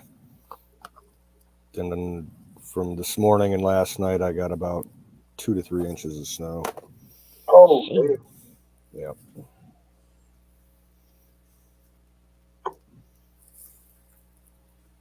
Did it melt away? No, it's still sitting out there. Okay. It's gonna be cold for like the next week, I think. Here, take a look. My snow here didn't stick. It didn't stay.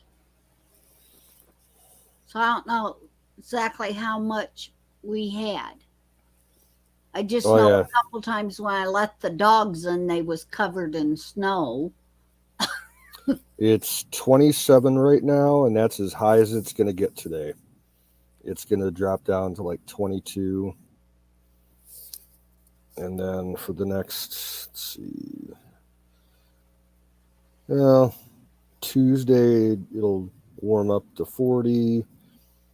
Wednesday and Thursday in the 60s. And rain starting Thursday.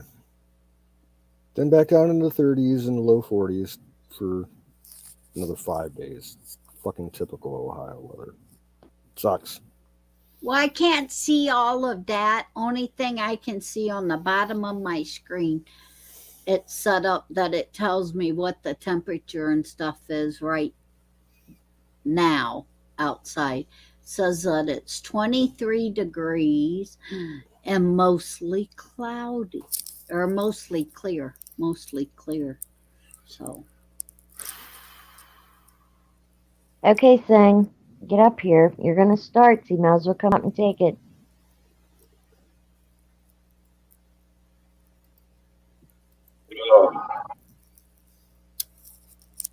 I had a couple puppies get away from me today and couldn't find them. And I guess they went out hunting because they came back with a bone in their mouth. Oh my. Yeah, but they didn't come back till after dark already. And I was like, what? Because normally they're at their kennel wanting in to get food before dark.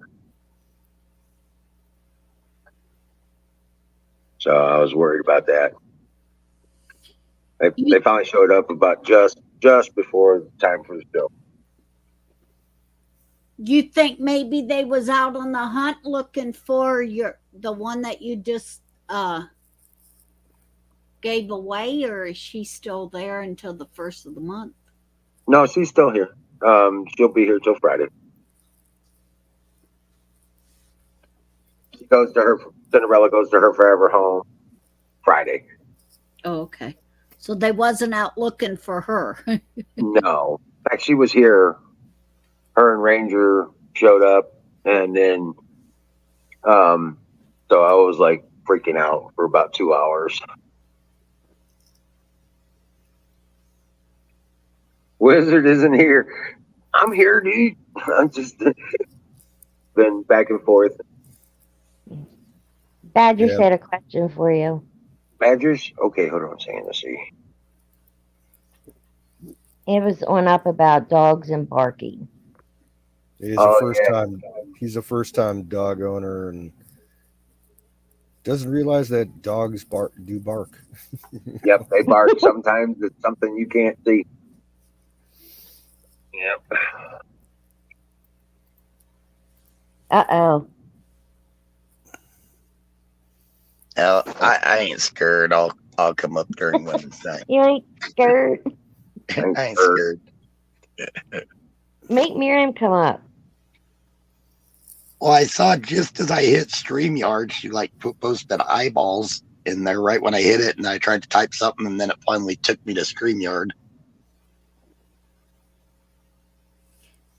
She just lurking. Yeah, how come Miss Miriam ain't popping up? Usually she does on ladies' night. Oh, she's at Bears. I don't know if. Well, she's on her way back to Bears. She's riding a bike. Oh, On a bike, so she's been riding a bike back and forth. Yeah. okay. Yeah. Now, Badgers, you know what? I really don't have that kind of problem with my dogs. But I will. It sounds silly, but you know, we had them barking one time in the back when the frogs started peeping. When the peepers came out, they were barking at them like, "What the hell is that noise? There's a noise!" And I went out there and explained to them, "That's normal. Those are frogs." And you know, let them know it was okay and everything, and that stopped them from barking. But I know there's some training tips on that online, but I'm really not familiar with them unless I do them just apparently. I just yeah. Just don't use that damn barking color. I swear, every time I see one of those on a dog, I want to take it off and put it on the person. Yes. Drives me nuts when people use that stuff.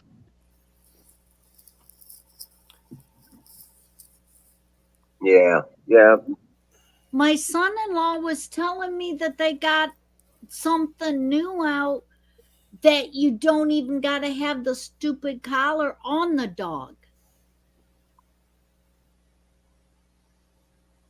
That it's some kind of button or thing that you carry in your hand, and when dogs come around and start barking and everything at you, Yeah, it's a sonic noise and they quit barking at you.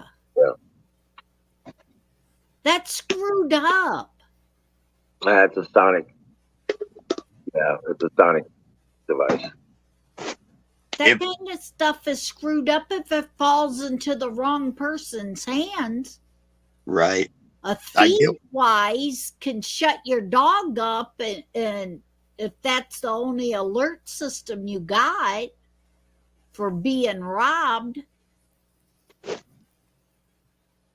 Yep. My dog's barking have kept me from, just doing just that, getting robbed. They started barking the other night. I had somebody out there trying to siphon gas out of my pickup. Oh, no shit. Yep. Open up the curtain, turn the outside light on, and somebody takes off running, and the hose was still staking out of my gas tank. Oh, no shit.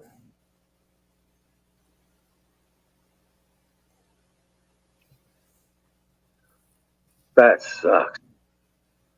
Oh, every time it goes up. In this little town, we don't have a problem with people here, but we've got a bigger town close to where they go around and hit these little towns, and they fill up their jugs. Oh, yeah. They'll siphon gas off. What the hell?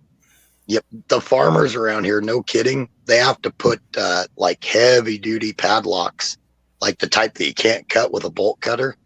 They have to put heavy duty padlocks on their fuel tanks.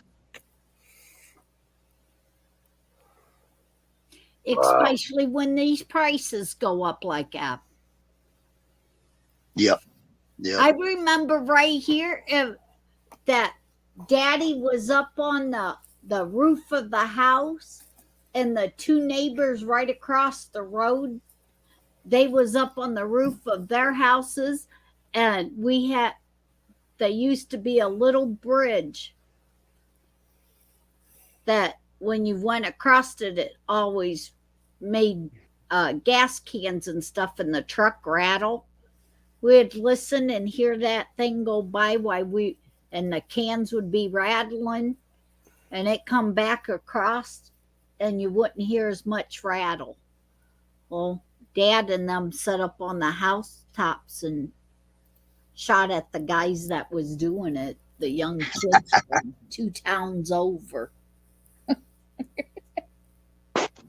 I like that. Shooting at them. Yep. Diesel just put that in too.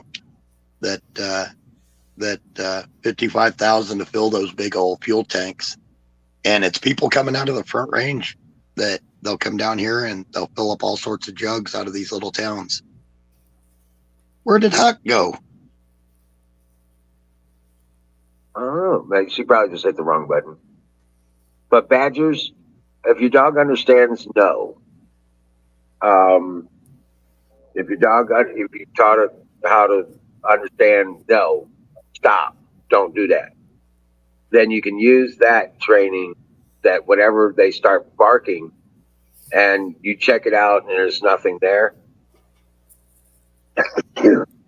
then you can come back to the dog and get its attention, make it look at you, and no, don't do that. You know what I'm saying? You can just tell it no, and then you should be able to, once you do that enough, you should be able to voice command. You need to be quiet. Hush. You know what I'm saying? That kind of thing. Right. And it's just time. It's just time with your dog. You got to put the time in. Yep. Ragged here, it's if you use Jesus Christ. Ha, we got spooked by it again this time. Jeez. I didn't That get thing spooked gets by me it every this time. Sorry. I forgot what the hell I was going to say. Made me jump. I about dropped my damn phone. Oh, the red fuel. Ragged here, it's your first ticket's $10,000 if you get caught with red fuel. And if you get caught twice, it's $25,000 and automatic a year in jail. Whoa. Running red fuel in a regular vehicle.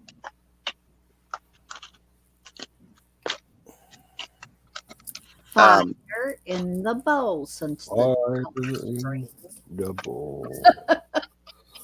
The reason for that is because they don't, you don't pay taxes on red fuel. Mm-hmm. And a lot of the farmers were taking advantage of that. Right. What's treated as tax evasion. Yep.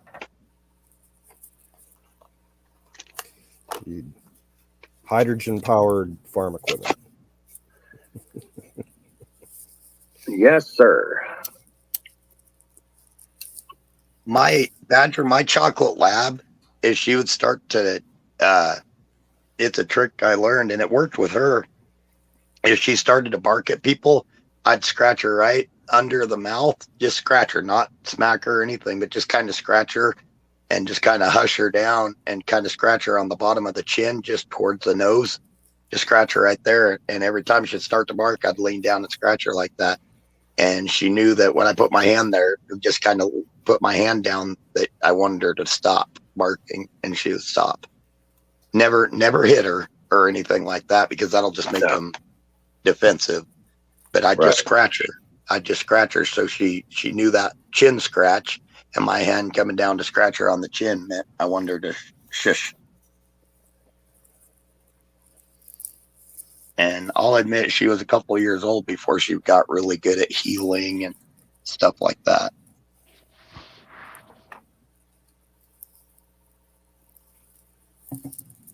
Black lad, yeah, I had a chocolate lab. Oh, and I tell you what, after I got it, I could either whistle or just say heel, and she was right on my tail. It didn't matter if there was a bunch of other animals around or not. She was right behind me. I didn't have to have a leash or anything. It shouldn't take more than a week of patternistic behavior if you do it all the time when you're around. Yeah.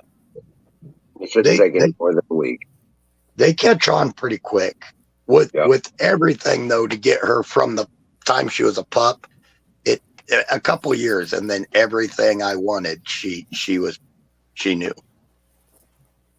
That yeah, like you say, with the patterns, they're pretty smart. They figure out those patterns, and as long as you keep up that exact same pattern, they'll figure it out. Right. Consistency. Yes. Yep. Yep. You don't switch in the middle of training. You stick with the same commands. You want them to set without you ever saying the words. You got to do the hand motion along with the word. Yep. And the jumping on people, that's the same thing. You just have to, when they start jumping, you have to take them, put your hands on either side of their jaws, like you're holding their face, and make them sit. No jump. Yep. With the jumping, I would push her nose down, kind of to push off me to where she didn't like having her nose pushed down. So I'd push it down, and then she got to the point where she didn't jump up. And with me, it didn't bother me, but with my nieces and nephews, when they were little or older people, it worried me. So I got her to where she didn't jump up. Right.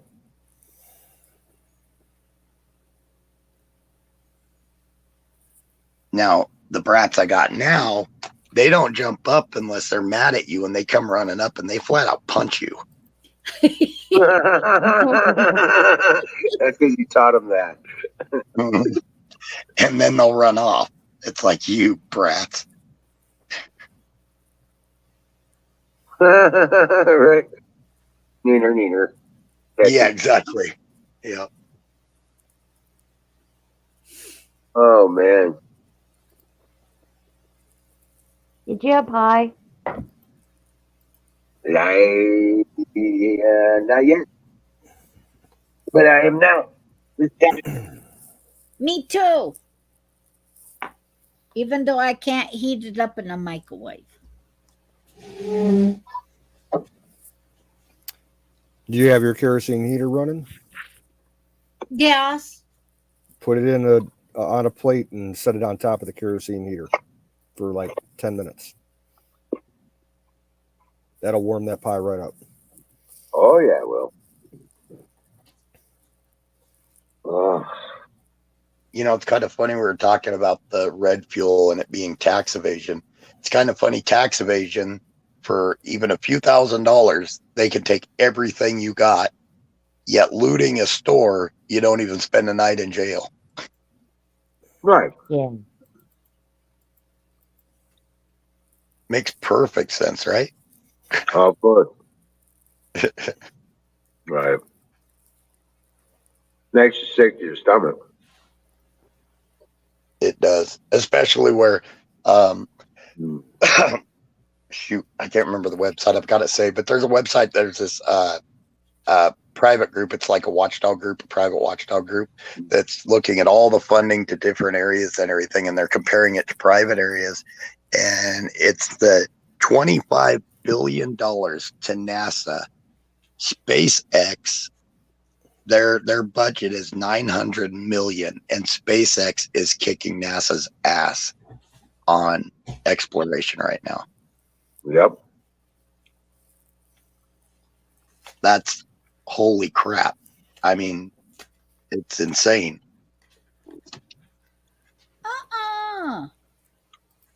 Oh, Badgers, get this. I read an article today that Macron, the president of France or whatever, was scolding Biden for saying that there needs to be a regime change in Russia. Oh yeah, I saw an article that addressed the same thing. You know, he made a stupid statement like he always does, and now all his handlers are, you know, backpedaling trying to fix it. Yeah, but this one, I mean, like, yeah, this was serious. You know, open mouth, insert foot, kind of shit. Right.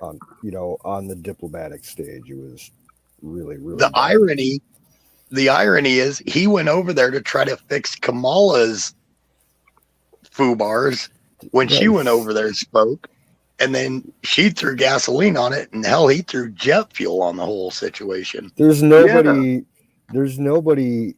in any position in, you know, the federal government right now that, you know, the Russians are going to take seriously. Right. Nobody, because everybody that Biden brought in, they're just as dumb as he is. Not a chance, Badger. There's not a chance. The only thing they can compete with is the nuclear arsenal, and pray to God that never happens. But what there's if no China way. groups up with them? Yeah, they just don't have the force. They don't have the force. They don't have the people. Or the tech. I mean, we don't even know all the tech. With the tech we know they have, but that we could beat them. You look at the like, no other country has a fleet of Gen 5 fighter jets. We're the only country that has an entire fleet of Generation 5. So when Trump was in there, they started doing those super F-15s, the super F-16s, and they even did they're starting to do the super F-14s based off of that big boost that Trump gave to the military.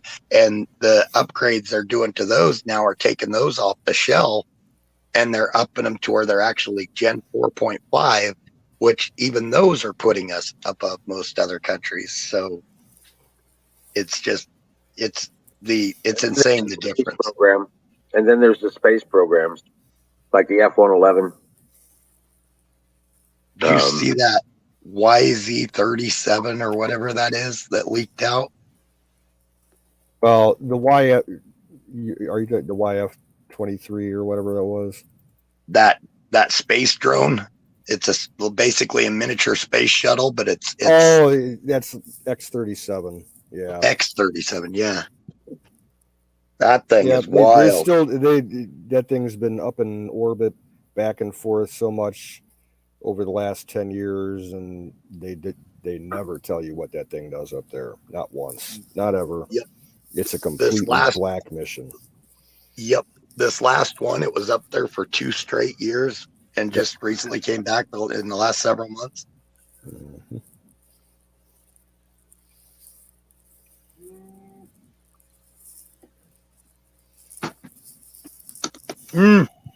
I don't believe that. He's losing so much face with losing so many soldiers, and even high-ranking soldiers. If he had the tech, he would have brought it. Well, okay. The Ukrainians captured a few days back some of Russia's most high-tech shit. They got almost fully intact the command and control system for this this electronic weapon system that Russia has that basically can target most airplanes plus satellites. So they can, track satellites and supposedly take them down, maybe, who knows. But it's like it's serious, frontline shit that, Russia wouldn't have wanted to lose. And it's being shipped back to the US so we can tear it apart and look at it. The way, from what I read, though, a lot of it, based on what they've seen so far, compares to our 90s tech. the tech we had like in the 90s, basically. Well, yeah, there's always going to be a generation gap. Yep. The one that I will admit that concerns me is China, with all the information they've stolen from our military, etc. Russia stole a bunch of shit too. True. Yeah, what they didn't have to, but the stuff they didn't have to sell from the Clintons and Obama. Right. Fucking Clinton just sold them all the tech for the and the equipment to make the jets, was it, or something like that? Yep. And then turn around, Obama allowed some foreign China-based company to buy the fucking manufacturing equipment for some of the missiles we build or something like that. Something to do with some of our stealth tech too. They tried to let a company over there. There were photographs recently of what China says is a mock-up prototype for their version of the B-2 bomber. You know, the Spirit, the big black wedge. Yep. And that's, you know, as I said before, generational gap. That thing's considered old tech now. You know, that shit started, they started designing that thing back in the 70s. Yep. That's why the big thing that you should be looking for, at least as our equipment goes, is when they finally put production full on the SR-72 project. That thing's going to be badass. That thing's, it's like the SR-71, but it's going to, instead of going like Mach 3 or Mach 4, it's going to go like Mach 7 to Mach 8. Wow. And it can be manned or unmanned. You fly it as a drone. And those are the ones that can kick out, or they can't kick out. They have to take off on their own, but the main plane can actually control a small squadron of smaller drones. Well, yeah, they're talking swarm tech with that too. It's insane. And then we got the new version of the B-2 coming out. It's going to be called the B-21 Raider. And that's, you know, real hush-hush. There's not much info out about that. Right. Badger by law, the United States cannot do first strike. That's by our own law, actually. The U.S. is forbidden to do first strike. You say so. Yeah. Yeah, I'm sure there's ways around it, but by law it's supposed to be that they don't have. No, there's this thing called SIOP, SIOP. It's called the Single Integrated Options Plan. And it's basically a huge it's an encyclopedia that's nothing but war plans for, you know, any possible scenario. And, you know, first strike plans have always been part of that, and they'll never get rid of that shit. Yep. By law, I don't think they can. Yep.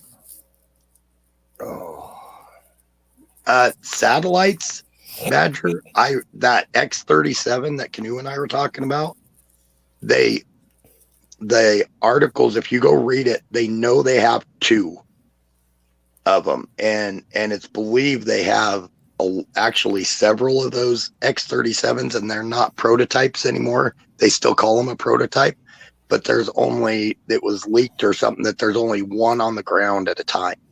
So there's at least one that they know for sure still up there, if not several. And I truly do think they're satellite hunter killers on our side. I think there's things that can take stuff out. I don't know if that's my idea, is kind of that they're recon birds that are testing out new tech to track, you know, enemy satellites. Whether or not they have a shoot down capability, who knows? It wouldn't surprise me. Yep. I know even the pictures of them doesn't give up a thing about them. I mean, everything's sealed on it. Yeah, it's just like a 1/5 scale model of the space shuttle. Yep.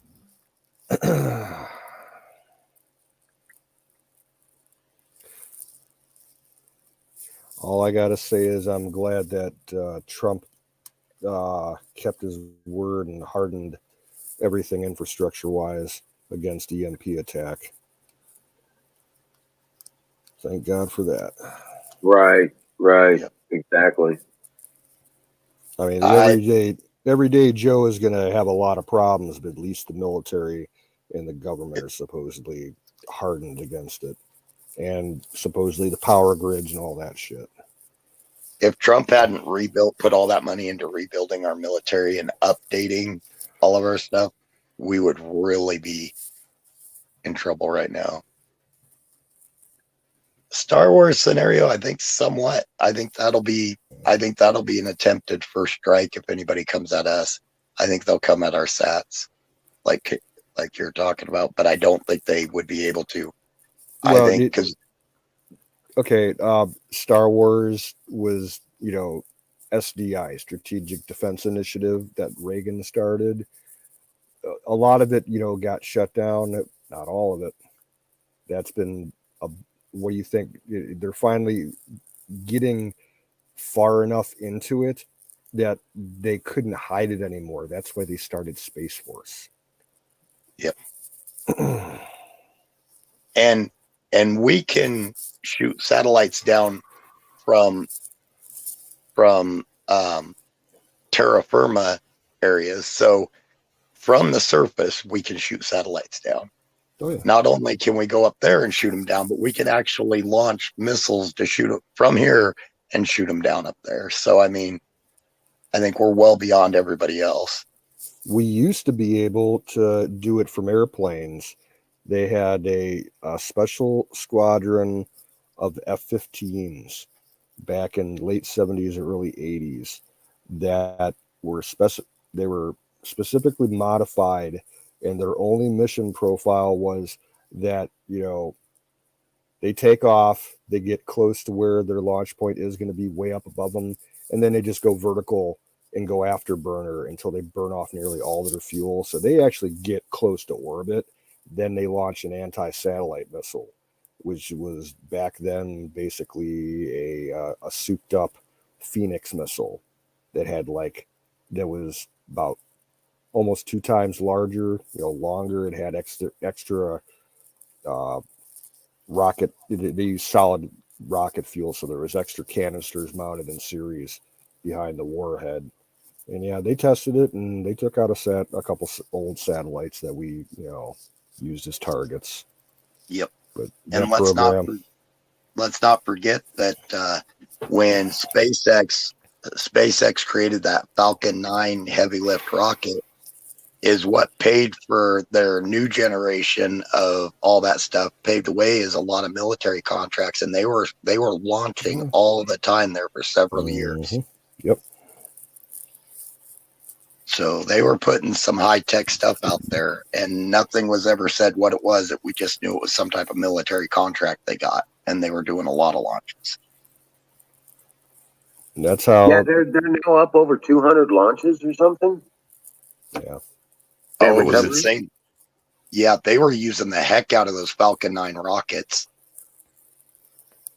And those are the heavy lift ones, not to mention all their smaller ones they were sending up also.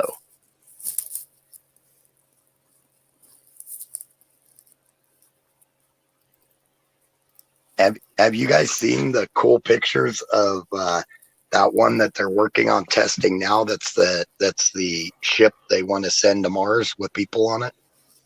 SpaceX. You're talking about Starcraft or the Starship. Yeah, Starship. It is wild. It's cool. It's like it's on the white Falcon 9, but the Starship itself is like this black. It's definitely futuristic looking, sitting on top of that rocket. Hey, Huckleberry is going to take off, so have a good one, Huck. Get some sleep. Oh, Huckleberry. Sorry, guys. I kind of took over chat. Oh, that's cool. Yeah, I'm taking off. She's all bored with rockets and weapons and things. And... Well, women aren't allowed to have intelligent replies on here, I guess. Why? What are you talking about? Well, you can't jump in and say anything because, yeah, well, I'll just sound stupid, but I have opinions too about it.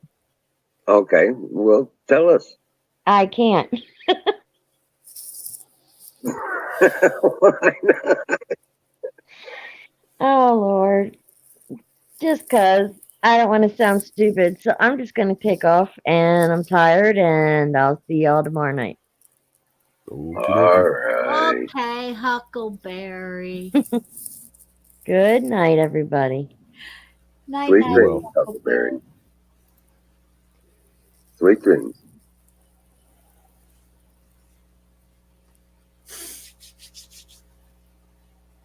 Okay.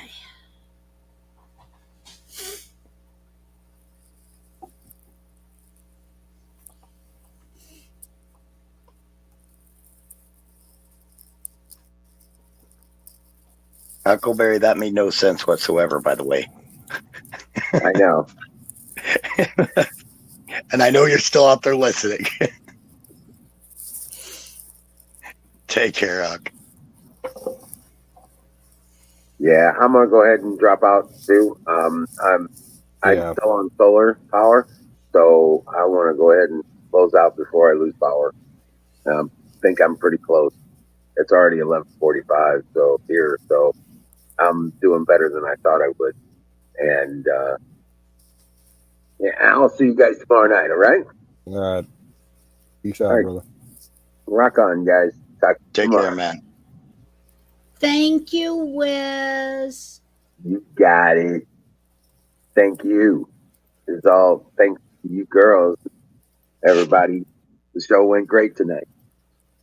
Huckleberry, I text you. I know you're not stupid. Quit it. We have good conversations texting. She's just afraid to say it on here. She's, way smarter than she wants everybody to think she is. She don't want to be recognized as the brainy girl. Just tell everybody you eat crayons. They will believe it 100%, and you're safe. It doesn't matter what you say after that. Yeah, really. But actually, the irony is, after you brought up like the gum, I guess I really do eat crayons because I've had that gum before.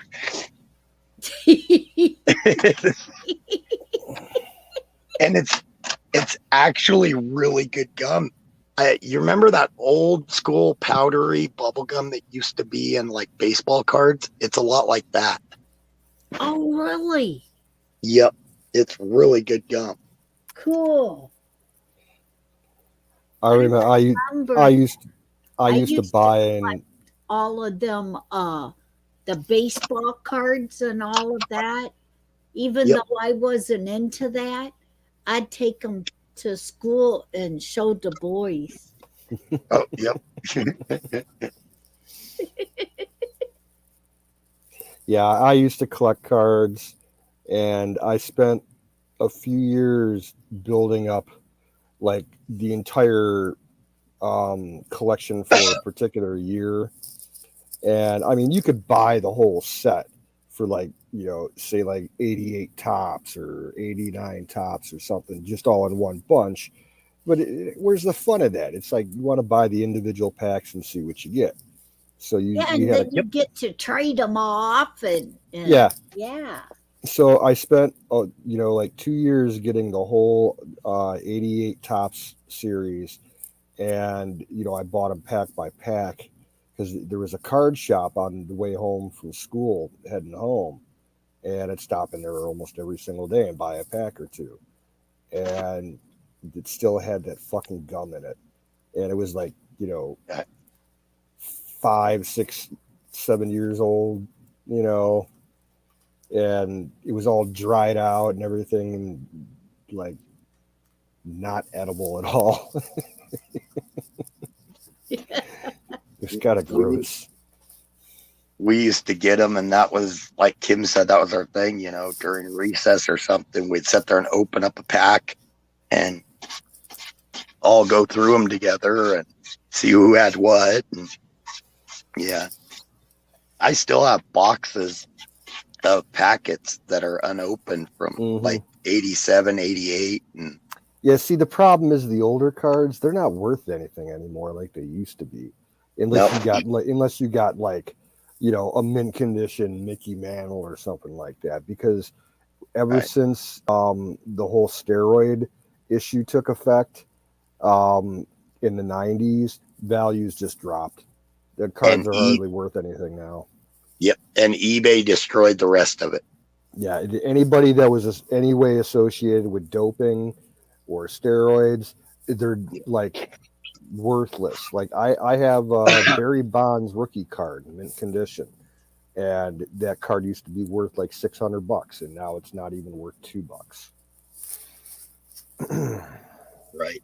And see, I have rookie cards. I have like Troy Aikman, Emmitt Smith. I have Barry Sanders, and Barry Sanders rookie, even though he never won a Super Bowl, he's worth more than a lot of the others. But I have I have a Dan Marino rookie, but unless you pay a lot of money to get them graded and sealed, they're worth maybe $20-$30. Yeah.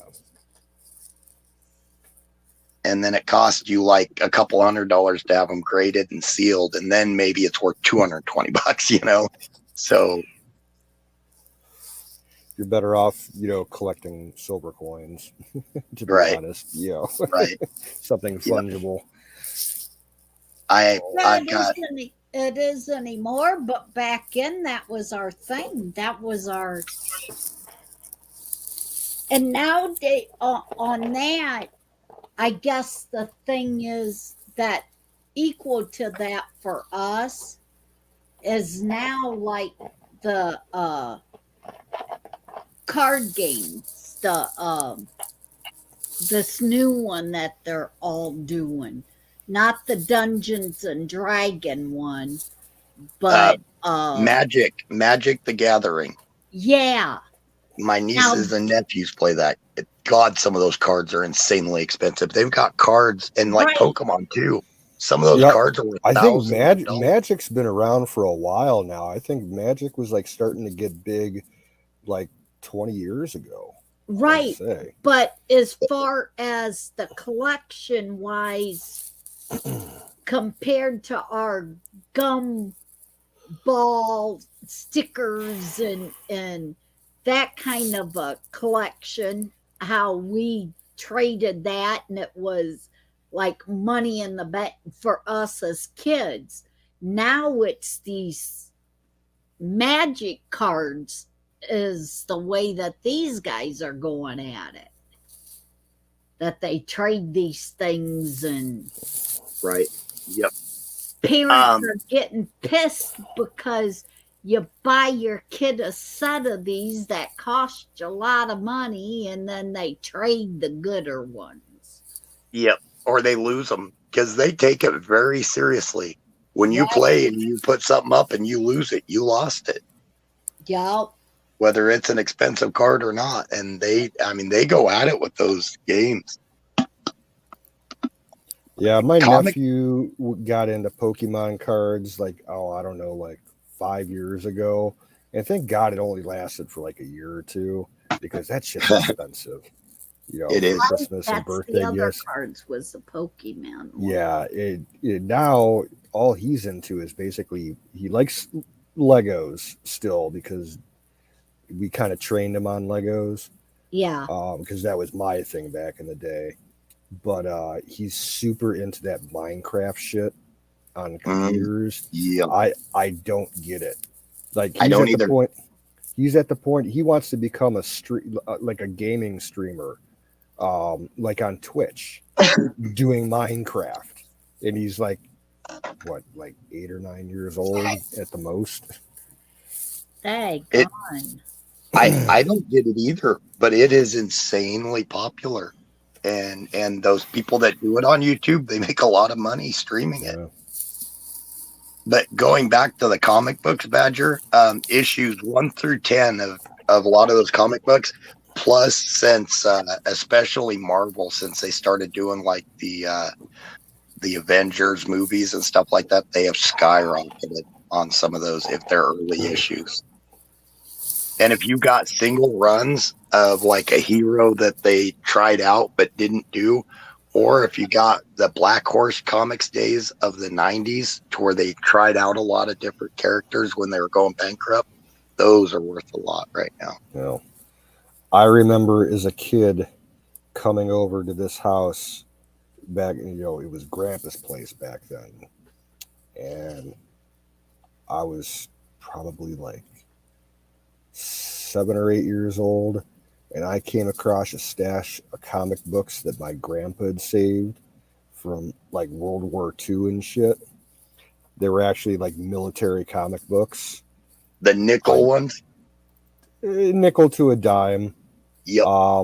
And I think my dad ended up throwing them out. But I wish I still had those. They got to be worth something nowadays.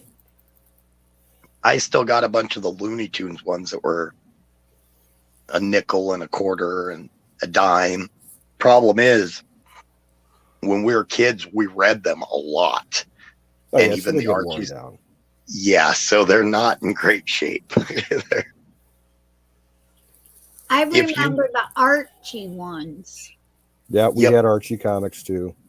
And they had the thicker ones, the smaller size, but they were thicker. I like those.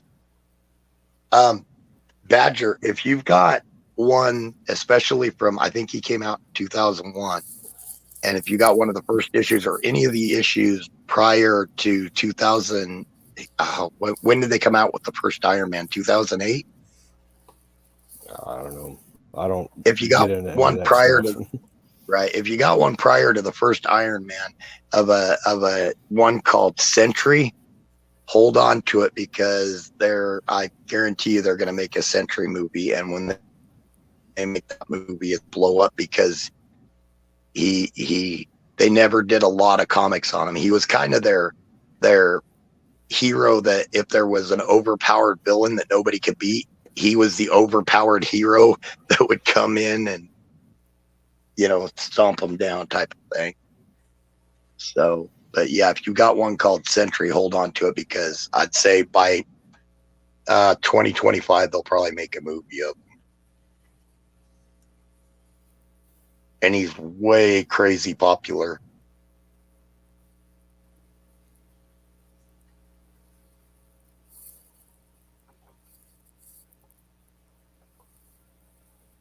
I should say he's controversial.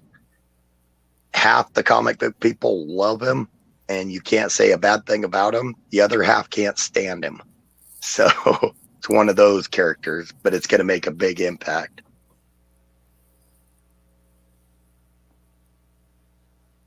The trading cards. Do you guys remember the G.I. Joe trading cards? Vaguely. I was more into the G.I. Joe toys. Oh, nice. When I was a little kid, like early 80s.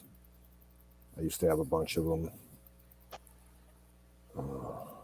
I don't remember the trading cards. You do? No, I don't. I don't remember them. Sometime I'll go on camera and show you some of them. I got a bunch of them from 1984. I've got 2 full sets, and one of them still in the box in the cellophane, the box that has the little individual packets. I bought 2 of those boxes, probably in the 90s at an auction, and one I opened because, a sports card enthusiast, you got to open at least one box worth of them. That's part of the fun. And the other one I left closed, but I'll have to show you. They're pretty neat. They're not worth near as much as the toys are, though, Canoe. If you still got some of those toys, the original G.I. Joe toys, holy crap. Nope, I don't have them. they were all given away to other kids, kids of friends of my mother. And basically, they took them apart and swapped the heads and the bodies and put them on backwards and did all kinds of stupid shit with them. I remember them. Remember they had the rubber bands on the legs, and those would break sometimes. Yeah, they were real careful with it, but they would tear them apart and swap out, the lower part with the upper part and do goofy shit. I don't know. I still got some of my Legos and my constructs. Hell, we even got my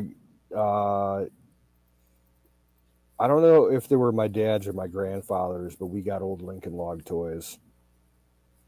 I remember the Lincoln Logs. Mm-hmm. Yep, they're cool. And these are old ones. They're still made with wood.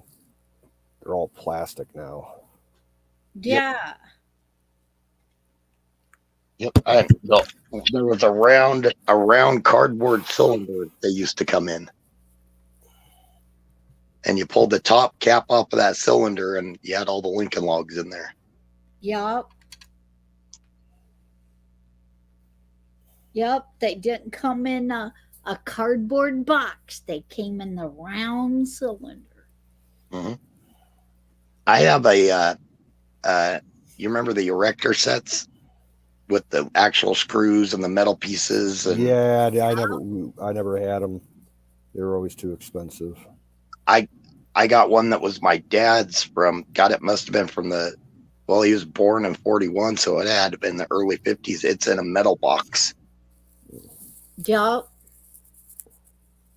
See, now with me, it wasn't so much as mom and dad getting that kind of stuff, spending the money and buying it, as what it was is dad was a garbage man, and a lot of the rich, what I would consider at that time the rich people that got their kids every new thing that came out for Christmas, they would, and every year they threw it away. Yeah, they would specially box it up and set it to the side and tell dad. Yep. So we got stuff like that was almost brand new that I got to play with a lot of that kind of stuff. When my friends were all playing Nintendo, I was playing Atari. Yeah. When I was a scrapper a few years back, the first bulk trash day after Christmas was always the best one. Best day of the year to pick trash.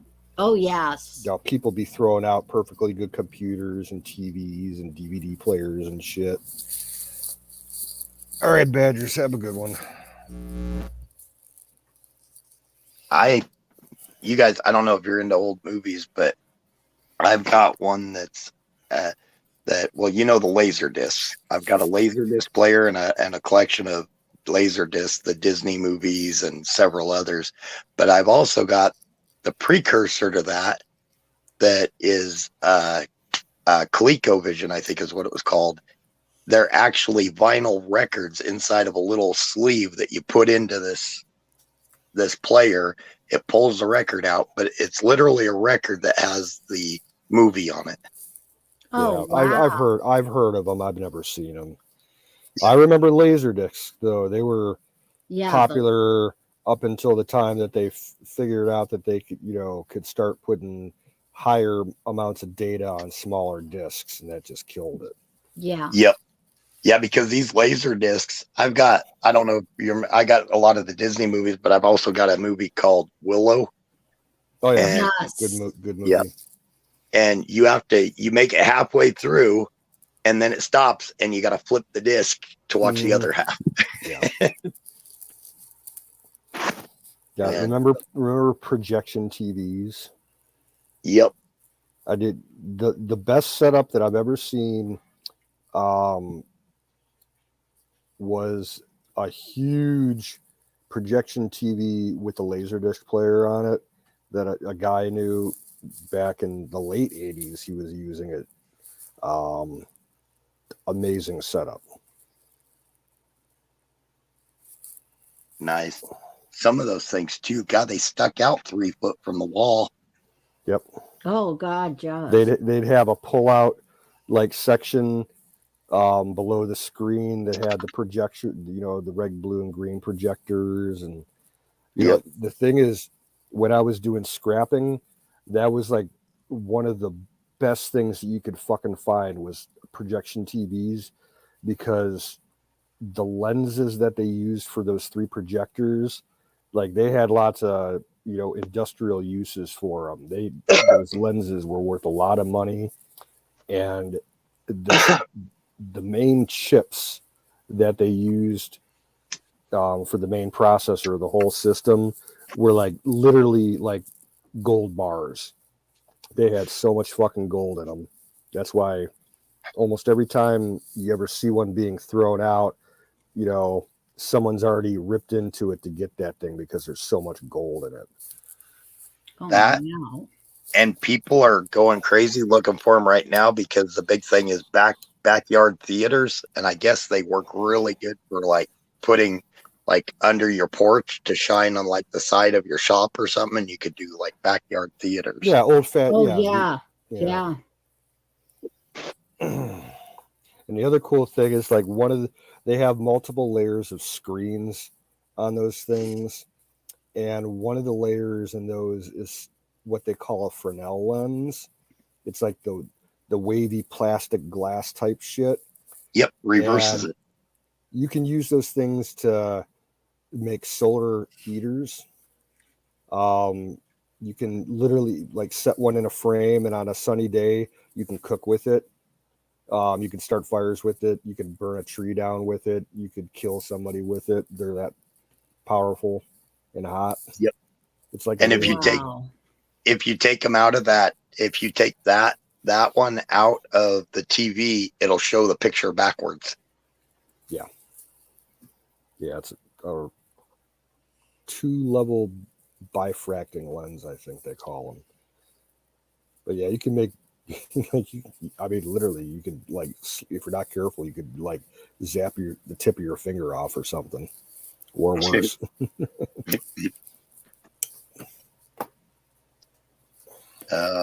God, even I've got a old.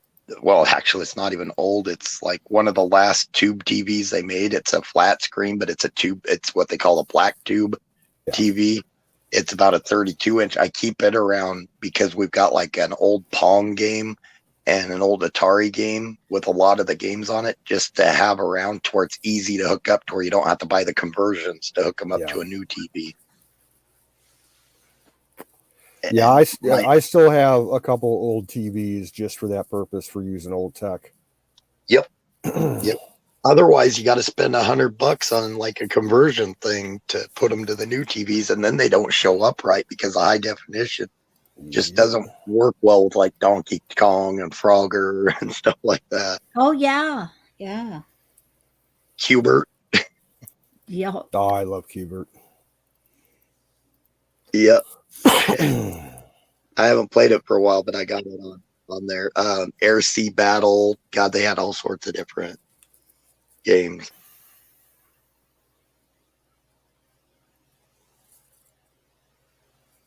Yeah, I've even got the little, I don't know if you remember them on the Atari, they had the little knob things, and you could steer like I can't remember what the game is, but it's a pot that goes back and forth, and you got to catch the falling balls. Oh yeah, it was the secondary controller. It was like a paddle with a big knob on the top and like 2 buttons on the side. It looked almost like a kind of like a weird mouse.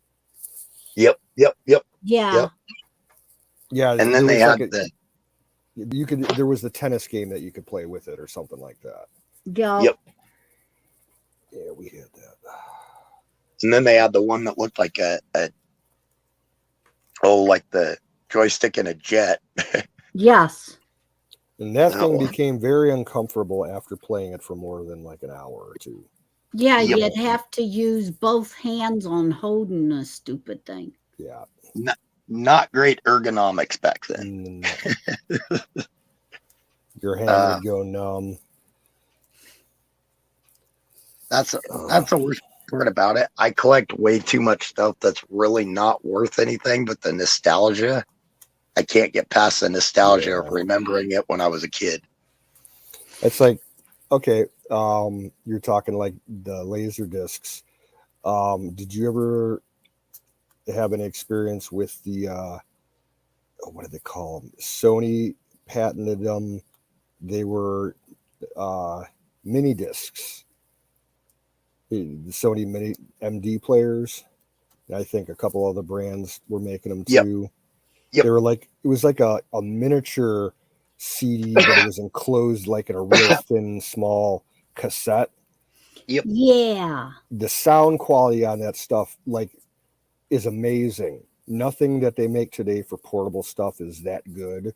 So that's why if you go to concerts to this day and people use those to make bootleg copies of the concerts, you know, the sound, they'll wear like a big double, multi-directional mic, strung up through their shirt, and they'll just have it like on top of their hat or something. They'll just be making bootlegs.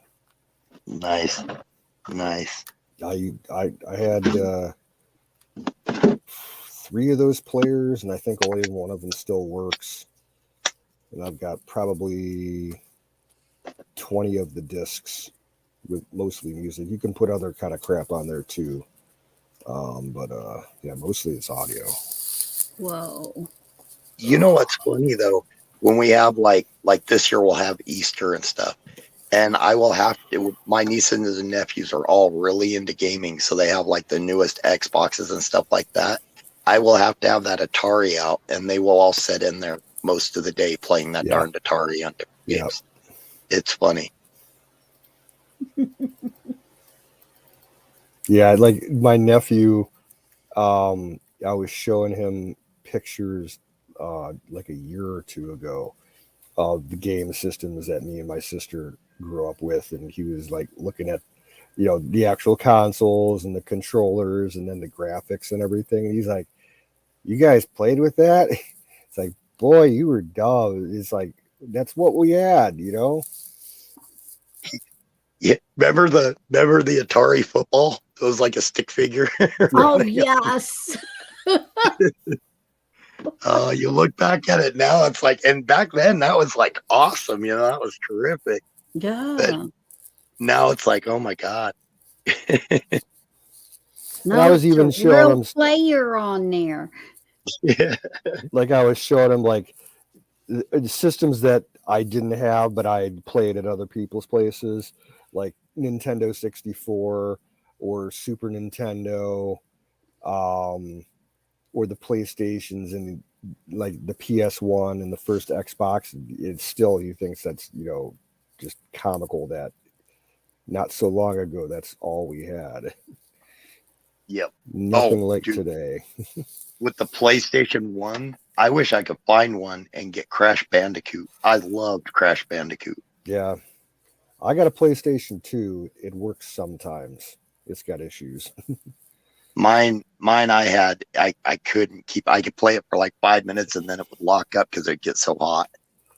That was my fault actually, because one time I had paused it on a game and then I had to leave the house suddenly. So I just turned the TV off and forgot all about it.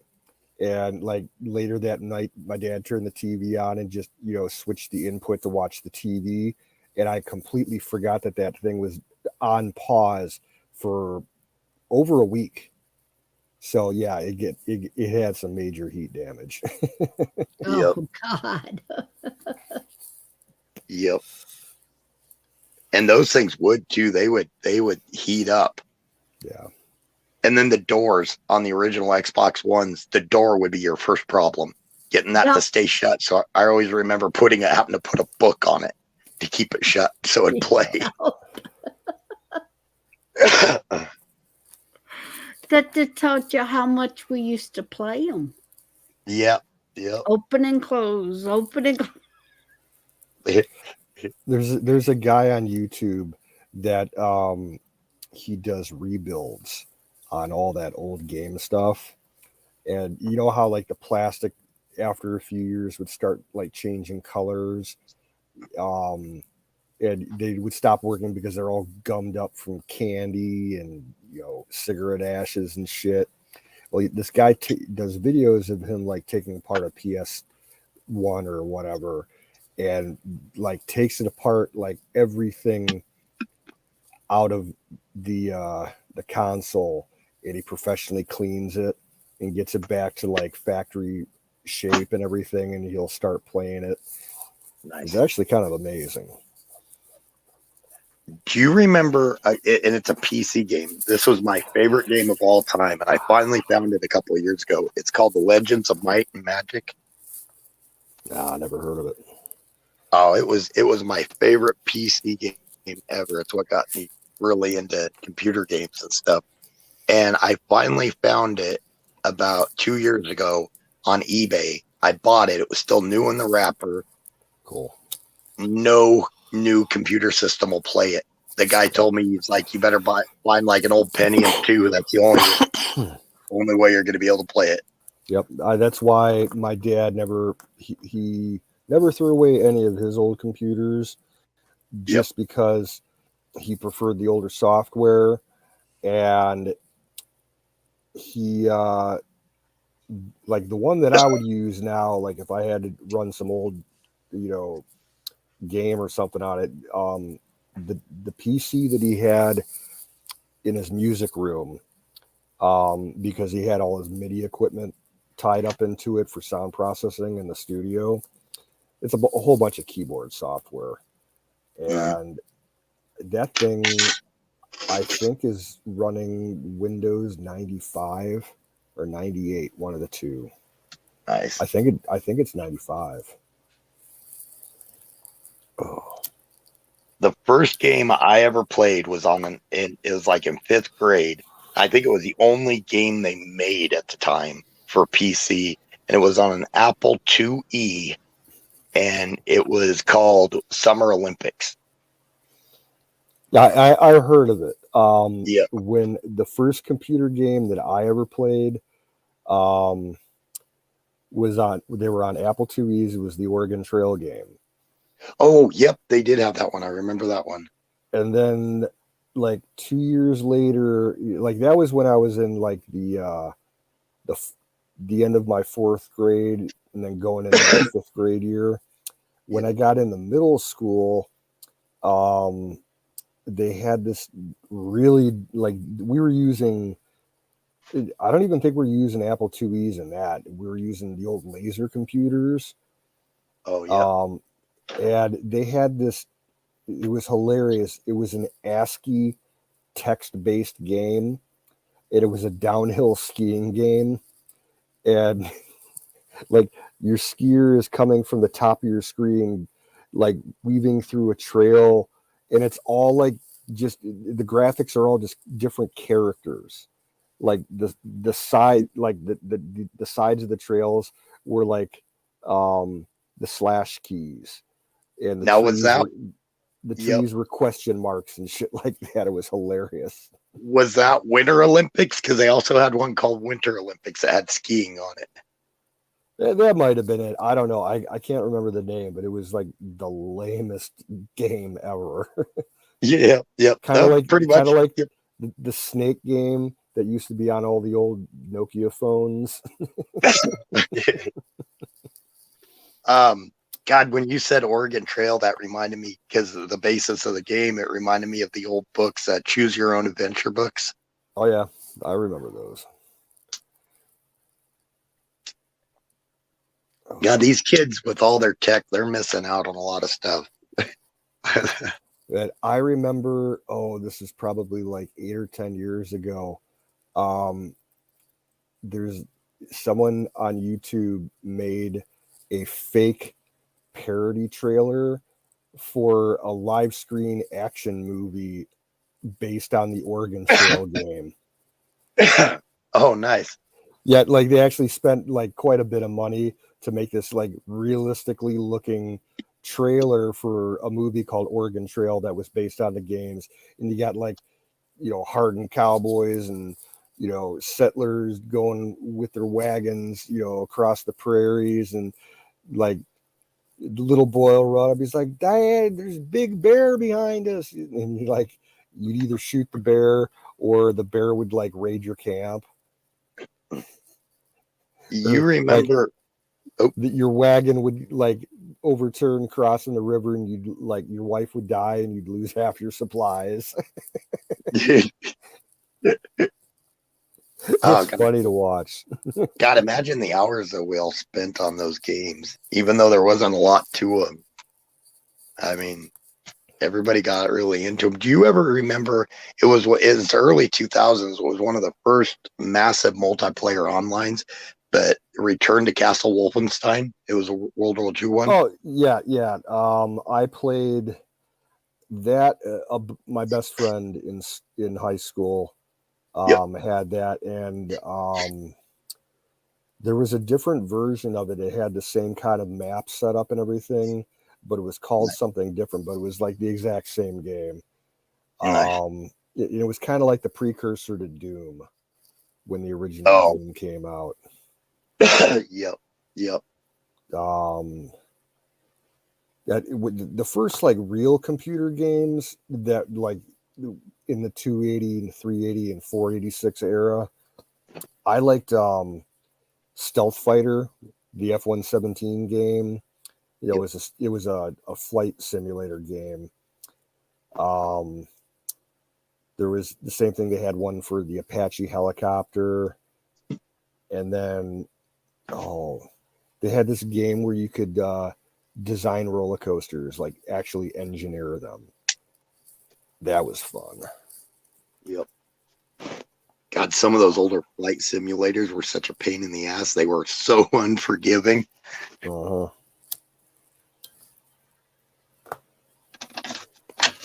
It makes me want to get an older Pentium computer, but I can't find them. I've looked on everywhere. eBay. Do they have them? There's always people selling old computers there.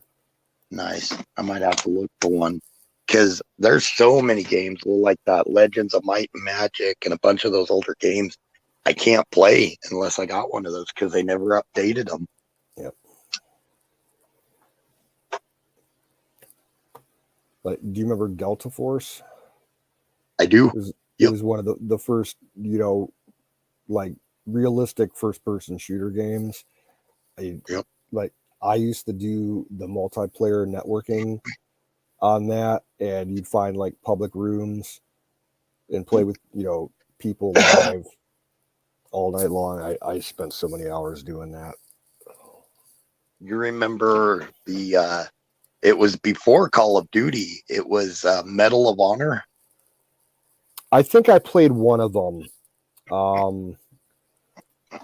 It was basically a campaign game that went from the beaches of Normandy all the way to I think Operation Market Garden. The last mission was that bridge. That's Airborne, I bet. That was their last one. No, I think it was a Medal of Honor game. Okay. Yeah, I got it down in the basement. Yeah. They've got one that's probably their best game they ever made, and I think it was way underrated, because Call of Duty came out and it was getting big, and they made one called Medal of Honor Airborne, where you actually jumped out of the plane and you landed in certain spots and everything. That was probably one of the best games of the time, and it was so underrated. They never sold it very much, and that was the end of the Medal of Honor franchise. It sucked, but that was a good game. I still play that one. I've never played any of the modern ones, Call of Duty and all the different spin-offs from that. I've just never gotten into that anymore. Usually half the time it's because this computer I'm using has no power. It can't run a single fucking game on it. Right. I got the Xbox One. I play World of Tanks on. That's pretty much the only thing I play on it. I've got what's that? Borderlands. It's kind of fun. I play it on there. But it's a weird, futuristic first-person shooter. There's a newer computer game genre now within like the last, say, 5 years or so. Horror survival games. Like basically you're stranded on an island and you have to, collect resources to survive. And there's this whole big mystery involved with the island and you have to, follow it through. And it gets fucking scary. Nice. Now, see, I miss role-playing games. The good old role-playing games. And they just kind of, I don't know if they just quit making them or people lost interest in them, but you cannot find a good role-playing game. I never got into them. No. Really? I used to like them where you used to have to solve puzzles. Yeah. Oh, you remember it was before, it was after the Sega it was after the Sega Saturn. It was after the Atari Jaguar. And it was just after those, but before the PlayStation. Do you remember the Panasonic 3DO? I've heard about it. Never seen one. It was ahead of its time. People were not ready for it. They didn't learn their lesson from Sega Saturn with the CD, and it flopped. And then 4 years later, Sony bought out the tech for it, came out with PlayStation. I like Genesis. That was the only Sega product I ever used was the Genesis. Yeah, and that was it. And Sega was the only way you could get Sonic the Hedgehog. I still got a Genesis, my dad's old one, but it fucked up at one point and he had to take it apart and he didn't put it back together the right way. So you can still play it, but I think the top cover's missing. Oh, yep. I need to find a way. I've heard that you can get a machine. I need to find a way to convert VHS movies to like a hard drive on a computer. Well, there's what you would probably do is like the in and out jack, the cables that run from the VHS player. They probably make some kind of USB adapter that you can plug that into your computer with. And it's just be a matter of software. Nice. Yeah, I imagine something like that's around. It's been about 5 or 6 years. There's a guy who used to have a rental store for VHS, and he still had this stuff just packed in a storage unit from it. And I made him a ridiculous offer of like $1,200, and he took it. So I'm stuck with a crap load of VHS. Yeah, we've got a lot of VHS left here. Boy, I got a lot of VDA here.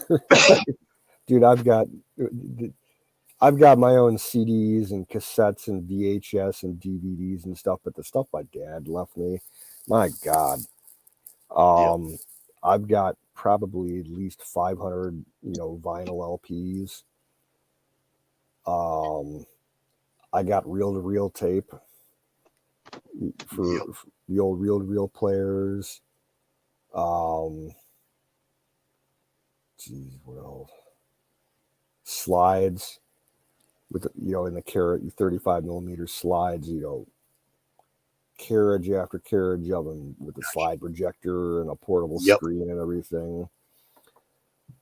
See that the vintage of it though, that stuff's cool. I mean, oh yeah. I just had it's an old 50s style record player rebuilt for my mom so she could listen to all her records. And she's got so many records.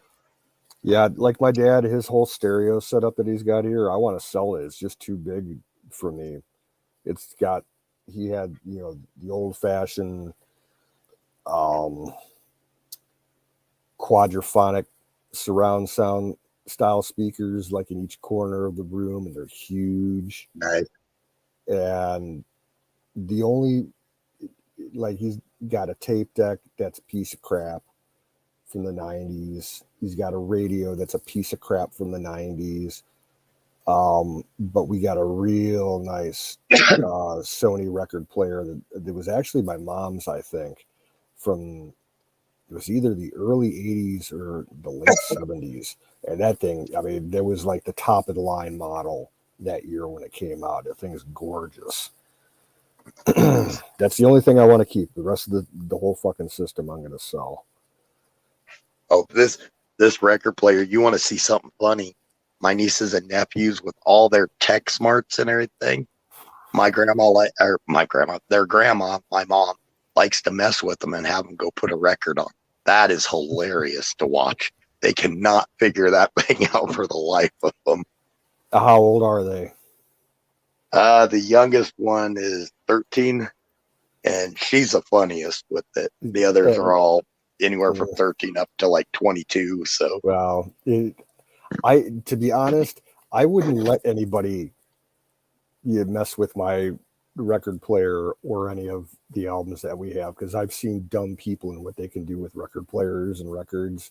I'm not going to let somebody, put a huge fucking scratch on my album. Ain't going to happen. That, like, and not my bad.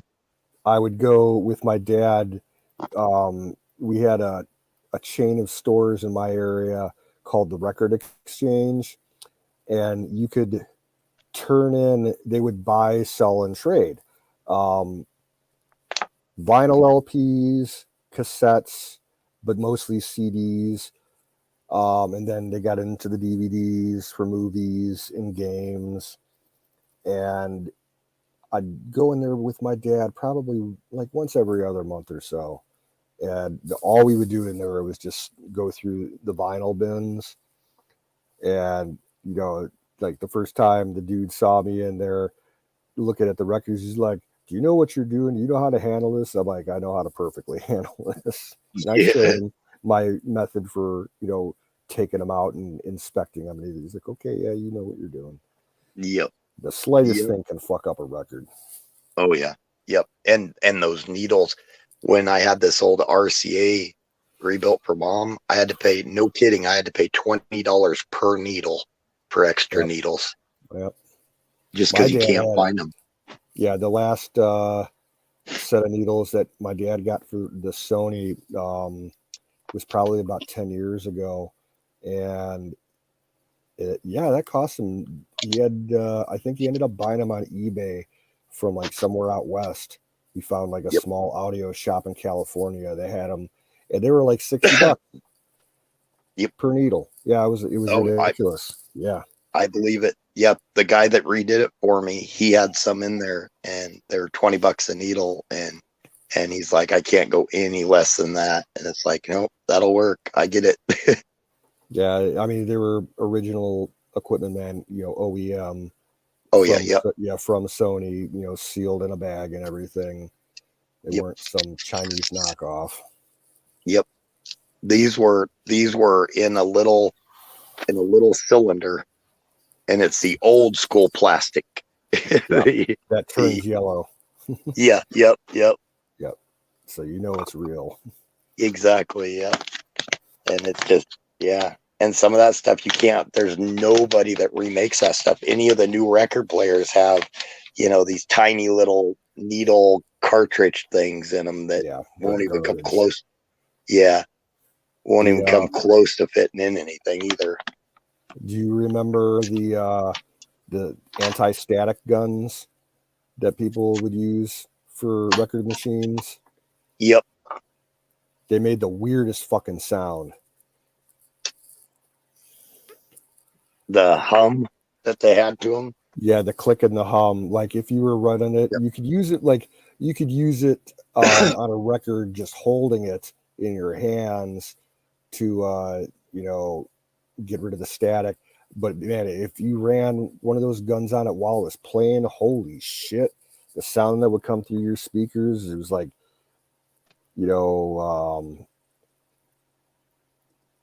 fingernails on chalkboards times 1,000. But and here's the funny thing about it, that the like nowadays the people that are really into records, if they don't have that static, they don't like it. They don't want to listen to a DVD or a CD that has pure sound. They like that static with it. That that going across the record where you got that background noise. But it's not good for your equipment. It gives you a nostalgic, reference to the music, but it's not when records, everybody's known since records first started that you had to degauss them, get rid of the excess electrical buildup on them because that damages the equipment. But it's half the problem is the people that are getting into records now, they're all fucking yuppies and shit and hipsters. That started like 20 years ago. And a lot of the bands that I listen to, they will still sell some of the albums in vinyl, but the majority of what they're selling is just electronic downloads or CDs. If you don't have that static out, that pop that tries to blow out your speakers when you first put it down, that this guy was cool. He had a little thing that went on the arm, and it clipped around, and then it has its own little wire, and apparently somehow it takes the static and then discharges it like a ground. Oh yeah, they're basically ground leads. Yep. And it's all wired in. It looks like it was supposed to be on there. He did a really good job. I did not go with original type speakers though, because the price on that was ridiculous. He put modern speakers in it. And to be honest, I don't listen to music as loud as my dad did. Like this setup he has here, when the speakers still actually work decent, like he would crank this thing up to like sometimes like 65-70% volume wise. You could hear it half a mile down the road if he had the windows open. It was nuts. And I don't to the point where like, you can only do like one song listening to it that loud because the cops are going to show up if you don't stop. And see, this one is all treble. I mean, it has that little slide lever that you slide across that says it's bass, but there's no bass. So you turn, because this is one of those big cabinets that's probably about 5 foot long, about 2.5 foot deep. It's got the big door on top that comes up. And it's one of those, and it's all treble. And Mom will crank that sometimes, and it's just all treble going through the house. He's got a big, digital EQ monitor on it, but I've never understood how to, balance music like that. Different frequencies and hertz settings and everything. To be honest with you, I don't mess with it. I leave it at pretty much what my dad left it at and hope for the best. Because I really have no understanding of that. I remember in high school, I had an equalizer in my car hooked up to the radio or the stereo. Yeah, my dad would do that too. Yep. It was, and I didn't have a clue. It was more just because I thought it was cool. Well, it was really bad with my dad because it was distractive. Like he'd be driving in traffic and shit, and like every other song, or he'd be fiddling with that thing and everything, just trying to get the right sound. It's like, Jesus, you almost hit that guy, and you almost just ran a red light. Pay attention, quit fucking with the music. Oh man. Remember 8-tracks? I got a box of those laying around somewhere too. Nice. I never liked them. That was kind of, I grew up with records and cassettes. The 8-tracks that like I knew we had 8-tracks around the house for years. We had about a dozen of them. I finally found the 8-track player after my grandfather died. It was buried away behind like an encyclopedia set in a cabinet. And I pulled it out and I, put some new batteries in it and put it in and played a couple of those things. The sound quality was terrible. Oh my goodness. It would lug down and slow down and speed back up. And and my grandpa had weird 8-tracks. Like he had like Liberace 8-tracks. Oh, nice. Shit, like weird shit from the 50s and the 40s. Yeah. I mean, I don't know how I ended up with them, but I've got some Kiss 8-tracks. Yeah, we had nothing modern. It was all 50s and 60s stuff. Yeah, that's the stuff I inherited from my parents. And I remember I asked my dad about it, and I'm like, Grandpa listened to Liberace? And he's like, well, everybody did. And I'm like, what? Yeah, because my dad was like born in 52.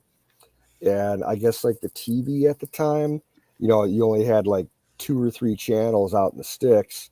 And one of the things that they loved to play on the TV here was fucking Liberace. And he's like, yeah, that's what I watched half the time, sitting down having dinner in front of the TV. It was like fucking Liberace. Like, that sucks. Well, it's just like, and everybody talks about these older generations being bigots and anti this and anti that. They all liked Elton John too. They could care less if he was gay. If they liked his music. Like he is kind of a really strange dude nowadays. Whatever. Yep. He's a great composer. He's a phenomenal keyboard player, pianist. I actually watched a movie 2 days ago. Have you heard of the Kingsman movies? Oh, yep. I watched the first one like a couple earlier in the week, and then I watched the second one day before yesterday, and Elton John had a part in it. It was fucking he's all totally dragged out in feathers and everything, but he's like been kidnapped and he's pissed off and he's like, yeah, I'm gonna get you, you fucking bitch, and all this stuff. And the old timers, they didn't care. They liked his music, if they saw him dressed, kind of up. Yeah. Like when I was if they'd see him dressed. Like I remember one of the first CDs that I ever bought as a teenager was Elton John's Greatest Hits. Yeah. And people are always making fun of me. And even my mom's like, why did you buy that? I'm like, because he's a great pianist, He plays an awesome piano. He has good music. Let's face it. And he wasn't so flaming gay back in the day, Yeah. Yep. Well, and even when he was like, I remember my dad, he liked, some of his music. He saw him on TV once, and the most he said was, huh, because of his outfit. He didn't care. He still liked the music. Another thing that people always razz me on, one of the first CDs that I bought was Yanni. Remember Yanni? Yep. Oh, dude, I've always liked classical music, so I understand. I caught a lot of guff, especially on the rigs when everybody would bring in their music. So I'd bring in, my little iPod and have music on it. And I wasn't, we were going for a long run, tripping out of a hole or something. And then some of the classical music would start playing over the speakers. Everybody's looking at me like, what the hell?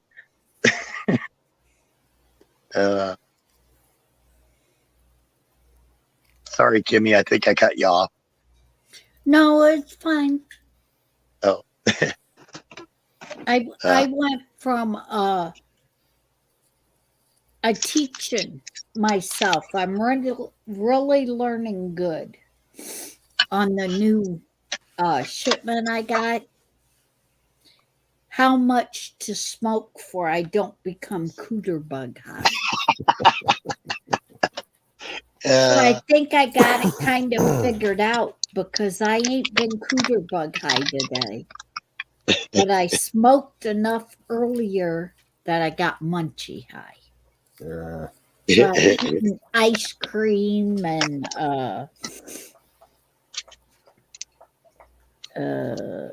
pineapple and a little bit of chocolate and a little bit of strawberry sprinkle stuff.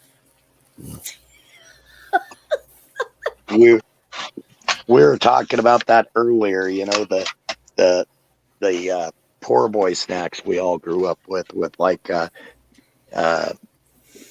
you know, cinnamon toast and Yeah. peanut butter and sugar on toast, and I grew up with I grew up with what we just called it bread, butter, and sugar. You just buttered some bread and put some sugar on it, and that was a snack. I guess I was poorer than you because we just had bread and butter sandwiches sometimes. We didn't. I would never put salt on it. Ew. If you toss a little sugar on it, though, it's actually pretty good. Yeah. And I never liked cinnamon toast either because my body doesn't like cinnamon. Yeah. Oh, I still when eat I was cinnamon yeah toast. when I was a kid I used to like it, but like I finally discovered that cinnamon fucked with my stomach pretty bad, so I avoided it at all costs. I get that. Yep. I won't There's even certain put things I avoid. like if I'm making an apple pie, I won't even put cinnamon in it. Nice. Yeah. With me, it was the cinnamon sprinkled on peanut butter and always peanut butter. And I learned early to put a little bit of butter on top of the peanut butter. It stops the choking. Yep. Oh yeah, I guess it would. It Now, helps the peanut butter slide down just a little bit easier when it's all sticky. So I learned about putting the butter on top of the peanut butter when Mom would feed the smaller kids peanut butter sandwiches. She always put an extra butter on it. Yeah, one of my favorite snacks as a kid was putting peanut butter on celery. Oh, yes. Oh, yeah. Yep. Nowadays, the kids, and I remember picking stuff like out of the garden, just eating it, or picking an apple off the tree, just eating it. Nowadays, all the kids are looking for water to wash it before they eat it. Right. And it's like, go out, man, yep. Pick it and eat it. Yeah, go out and pull carrots and just wipe the dirt off on the side of your pants and eat it. Yep. Cucumbers, and I still do that. Just wipe it off. And we used to go up and down the neighborhood around here, ride the bikes up and down the neighborhood, and a couple of us, our parents grew, we did too, the gardens and stuff. So as we rode past my house, we'd go out and grab some carrots. And down the road, her parents always grew cucumbers. So we had always snatched the cucumbers out of their garden, carry a knife with us, and go right around the block. We always had an old school cookie tin and out by the garden, and there was always a salt shaker in there for eating tomatoes and stuff. Yep. At my high school, at the very edge of the school property, there was it was like a grassy lot that separated the high school from the police station and City Hall. And anytime I was walking or biking home from school, I'd always stop there because there were wild grapes growing there. And like all these kids would be, walking past as I'm, 20 feet, away from the sidewalk. And they're like, what are you doing? I'm like, having a snack. And they're like, what? I show them, like, yeah, wild grapes. They're like, are you sure those aren't poisonous? It looks like poison. I'm like, they're grapes.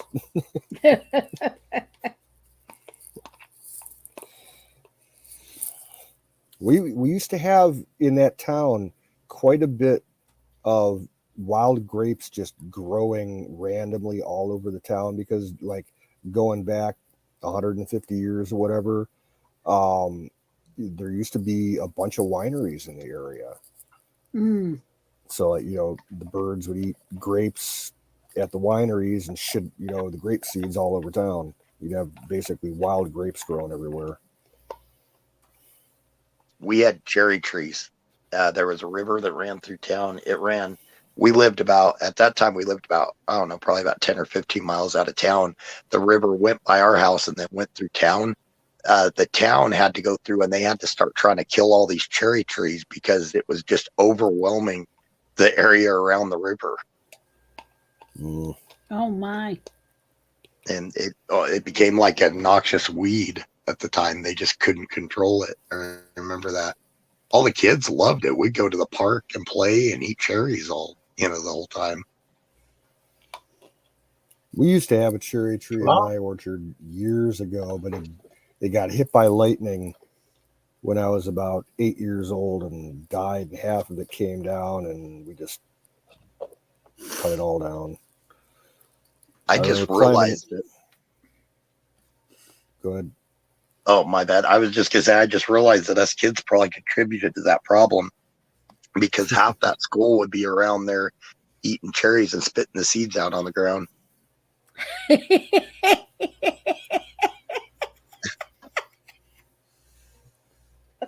Oops.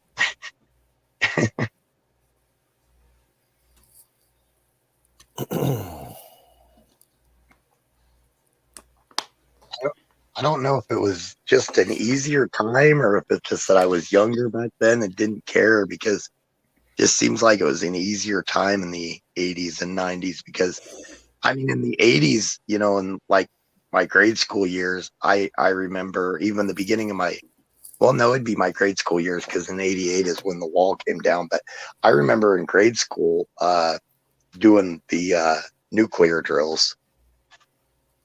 Yeah, see, I was just a generation past that. Okay. Like, there were still civil defense shelters scattered around the town where I was a kid, but they didn't do any of the drills anymore. The only thing we had was fire and tornado drills.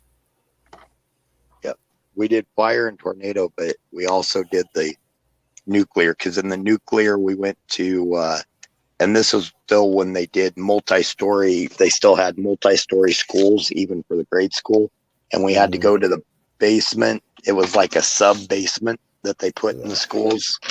Yeah. Hell, the town that my grandmother lived in, my mom's mom, is like the first big suburb on the west side of Cleveland. And they still had, back in the 80s, they never got rid of their air raid sirens. They converted them to like municipal use. They would sound off in different neighborhoods 10 minutes before school started at all the elementary schools. And they would, if there were fire alarms for the schools, they'd set them off. If there was a town emergency, they would set them off, like a big fire or something. They would go off like about 11 o'clock because that school system was strange. They had a 2-hour lunch in the elementary schools and a 1-hour lunch in the high school. And you left school for lunch. They didn't have cafeterias there. You went back home, and your mom fed you. Oh, and wow. They would sign the sirens for when kids left for lunch, and then 5 minutes before they had to be back at school. See, we still have basically the same sirens in these little towns out here. The on and off, like slow on and off, is a fire or car wreck. The constant bellowing, if it goes on for several minutes constant, that means a tornado's within a few miles and has been spotted. And I can't remember, there's some different things to each of them, but yep. Yeah, I And think they would do it at noon every day too. Yep. They switched ours to noon Friday. Just noon Friday is when they do it. Some of the towns do 6 a.m., 6 p.m., noon. They do them all. But here they just do a noon on Friday. Well, you know how factories have whistles and horns and stuff? Not so much anymore, but back in the day they used to. Oh, I remember yeah. when I was a little kid, 4 years old or whatever, before I started going to kindergarten, be sitting at home, doing whatever, and at noon every day, the city siren would go off, and then there was the shift change and lunch break whistles at all the factories around town. They'd be all going off and everything. It was loud in my town, and we had a rail yard too, so you're getting train whistles and shit. Oh, those sirens, like the fire and the tornado, they're freaking loud. Oh yeah. And Oh yeah. The only time that I ever heard the emergency siren go off, we had a really big explosion there was a gas station that was a quarter mile away from the rail yards, and they had a pipeline from the rail yard to the storage tanks at this gas station. And these were big above ground tanks, 40,000 gallon tanks. And I think they had one big 100,000 gallon tank. And some drunk asshole drove into the pumps and started a fire that led back to one of those tanks, and one of those tanks blew up. I remember we heard the explosion, and my mom freaked out. She thought that a lot of people thought that a plane had crashed into downtown, or that there was a huge explosion at the Bendix plant or the rail yard or something. And it turned out to just be this one, fuel tank that went off. And the people said it was like a small nuke went off because it gave off a mushroom cloud. Oh, wow. Yeah, it shook the house. We thought we heard the explosion, but then we started feeling, everything shaking from the shockwave and everything. Stuff was falling off the walls in the kitchen. My mom freaked out. I remember before they started putting a lot of those tail devices on that kept them military, because they come up from Colorado Springs from the Air Force Base and do a lot of their flights around this area. They come up north and partway into Nebraska, and then where we're at, and then hook around into Kansas and go back. And before they put those little sonic boom devices that kept it from kicking the sonic boom or whatever, I remember as a kid, you'd constantly hear sonic booms from those military jets.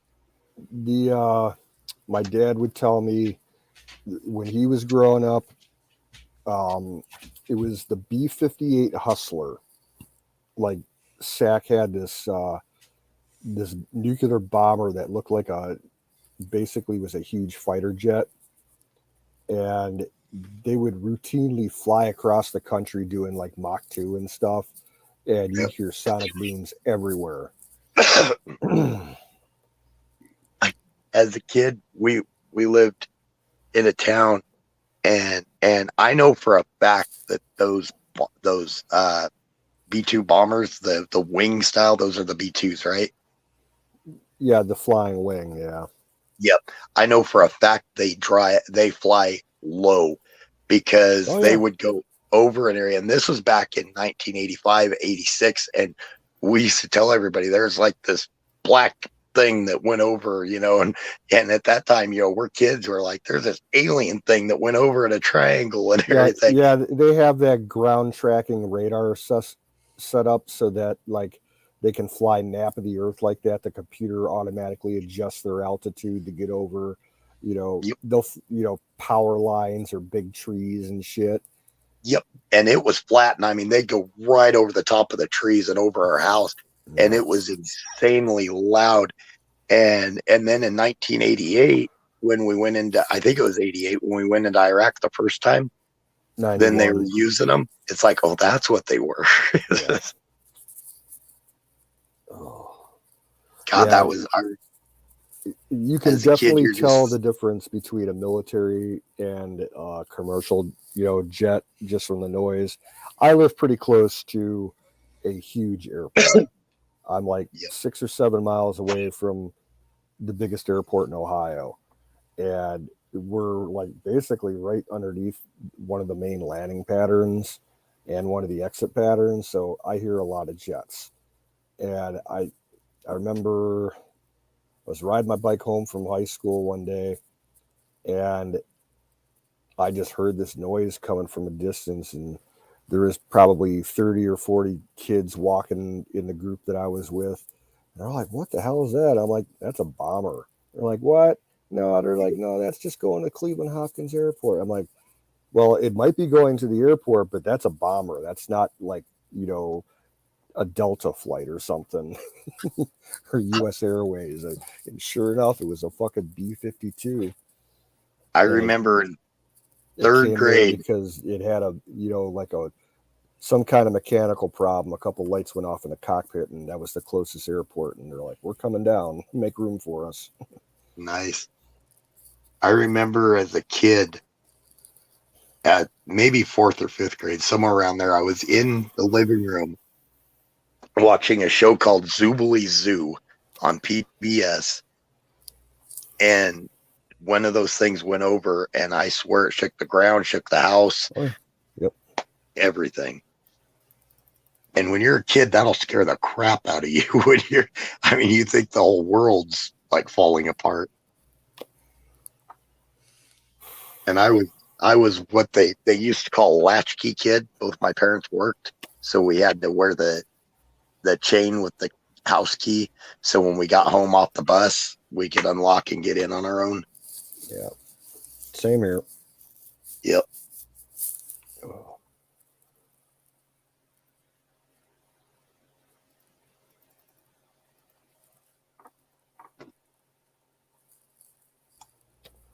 Yeah, like Not me. I didn't do that because Mama was always home babysitting other kids. Nice. What was you going to say, Canoes? Just that being near Cleveland was nice because we do have one of the best air shows in the country. They do it out of a smaller airport that's right on the lakeshore in downtown Cleveland instead of the big one that's like, about 10 miles outside of Cleveland. And it's one of the I think it's the oldest air show still running in the US. It's been going on for like 100 years. But like, I've been to that a bunch of times, and like when they have, either the Blue Angels or the Thunderbirds flying, like you could be sitting where I'm at right here, about 20 miles away from downtown Cleveland. And when those jets are flying around, they fly big circles and then fly back for, each of the runs over the airport. And they make pretty wide turns and, go pretty far. They'll routinely fly, over my house. And even though they're pretty high up, at least 10,000 feet, that shit's loud. You hear it from miles away. It's like, yep, the air show's in town. Right. But the little town I live in, we get those loud ass military helicopters that just pop, pop, pop, pop, pop, pop. I mean, it's not even a chop. It is so stinking loud here when they go over. And fact, I don't know how high they are, where they're at, because you can't see them, but you can hear them. In fact, they did this one thing one year. The Navy, like a lot of places, a lot of times they do Navy Week, like across the country, and certain cities will have like, visits of ships and stuff. They decided to do Marine Week, like 10 years ago or so. And Cleveland was one of the cities that participated in it. And this airport where they run the air show, they timed it so that it was with the air show, and basically like Marines invaded Cleveland. There was like Marine amphibious vehicles in the downtown square, tanks, you know, and then they at the airport for the air show, they shut like for about an hour. They shut down all the planes flying in and out, and then they did a mock assault on the airport. You know, like the helicopters and the amphibious landing craft come in because this airport's like right on the beach, and they, you know, drop paratroopers into the airport and had guys zip lining off of helicopters like on the roof of the control tower and shit, and doing like basically a fake raid, and they were setting off like pyrotechnic charges and shit. It was crazy. I went to a military show in Colorado Springs once, and they had the Abrams there, and that was one of the oh shit moments when TV does not do those things justice. They are freaking huge. Oh yeah, dude, they make them and they service them here in Ohio. I see them all the time. Oh God, they're big. You see them, you know, being you'll see them on the trains, and then you'll see them on the roads, like on big Landau, you know, flatbed trailers, and they're either coming to the one plant out towards Kinney, actually, is where they make them, and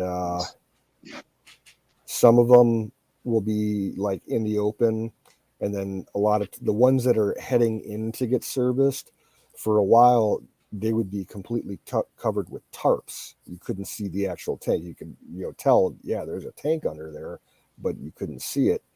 And I asked someone in, you know, the Army about it, and they're like, oh yeah, they're damaged tanks, but like they actually have like not just mechanical issues, they have like holes in them from, you know, being in action, like over in Iraq and Afghanistan.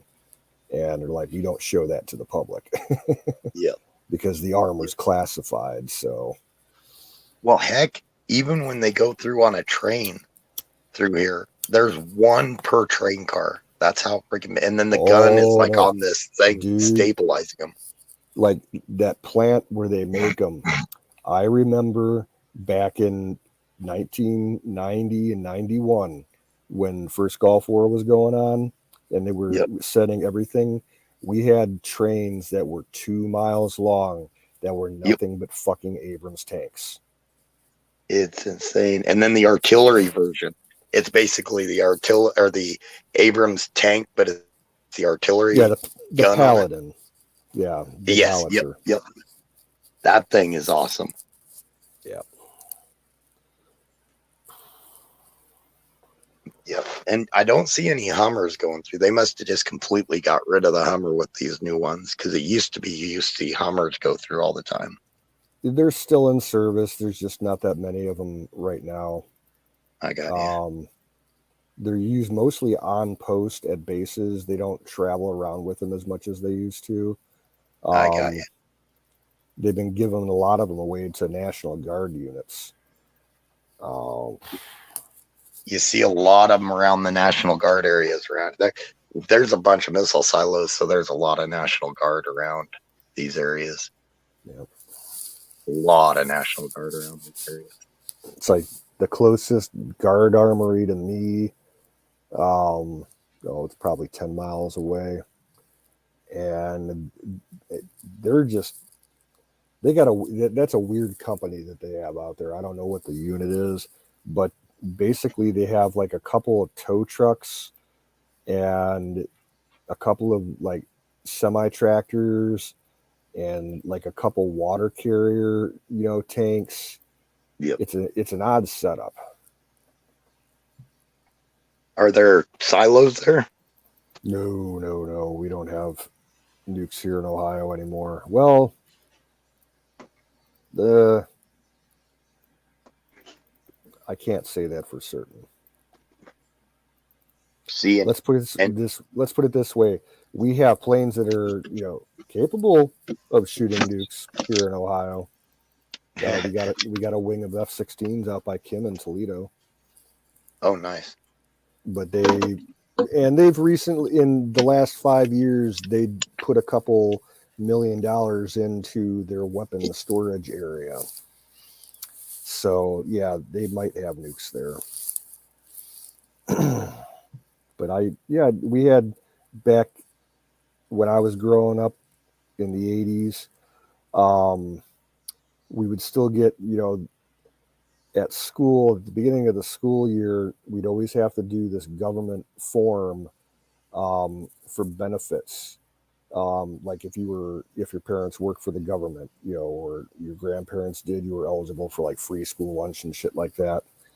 And they always had it listed on the form, this Nike Hercules missile site that was like 1.5 miles away from where we lived. And I remember I'm like, I know where that's at. I'm like, that's an army base? They got missiles there? So I rode my bike out one day, and it was a city park. The missile site was like removed like 20, 30 years ago probably, and they still had it listed for the government benefits.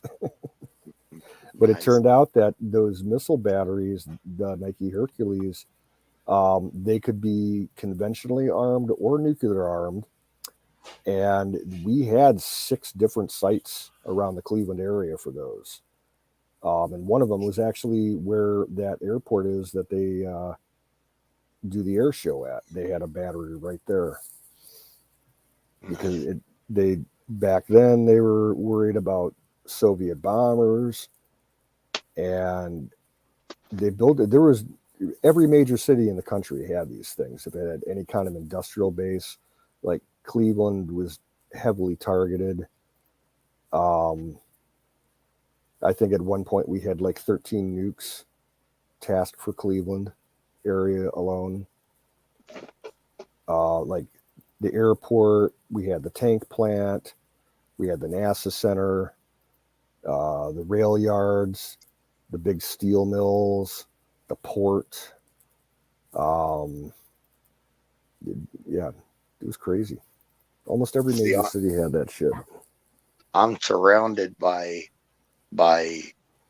silos everywhere here. Why? But they say they're defense silos, but how rumors are, and the military won't tell which ones are which, but there's silos everywhere around here, and it's a 200 by 200, maybe 200 foot by 200 foot. Some of them are about 100 foot by 100 foot.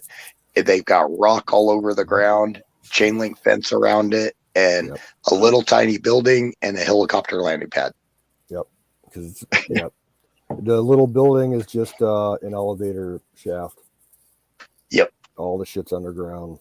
I know all about that shit. And and it's pretty wild. Like they change the crews with helicopters. They bring them in, but before they do that, it gets surrounded. I mean, there's at the gate, at the perimeter, all around it, there's vehicles with people in it when they do the swap outs of the crews. I drove by one of those going up in Nebraska, and that was wild watching that. And every car that goes by on the highway, they're watching every car. Yeah, there was a guy shot a video last year, towards the end of the year, like November, December. He was out, I believe it was in Wyoming, and he was on the highway somewhere in Wyoming, and he got overtaken by an Air Force convoy hauling a fucking missile down the road. Oh, and like it had a specialized container, 50 foot, longer than 55 feet. The thing was fucking huge, but it was like it was like a sci-fi looking trailer. And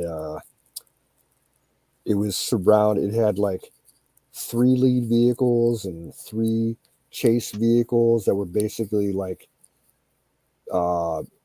either MRAPs or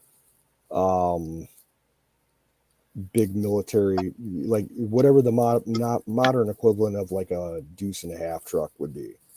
And the full fucking security police, and they'd be, led by a couple, sheriff deputies, and the cops would stop the traffic at all the intersections because those guys were not allowed to stop. They did not stop for traffic lights or stop signs or anything. And they had they'd have a Huey or two flying above them the whole way. You don't want to fuck with those guys. No. What are those little Hueys that haul ass? They go really fast, but they look like a little tiny Huey. They're all black. We got a bunch of those buzz around here. Are you talking with like the real rounded cockpit? Yep. With the tear shape? Okay, yeah, those are basically retrofitted Kiowa Warriors, the AH-6, okay. Which was those things haul ass. Yeah. We actually, I don't know if it's still there, but there was one based in Cleveland, all black, no numbers or anything on it. Yep. Because I remember about 12 years ago or so, they had an incident at the Cleveland airport where someone tried to hijack a plane kind of and ended up shooting it out with a Cleveland cop. And they, from the second that the first person hit the alarm for Terry, because this was after 9/11. To take a guess, it was probably around 2006, 2007.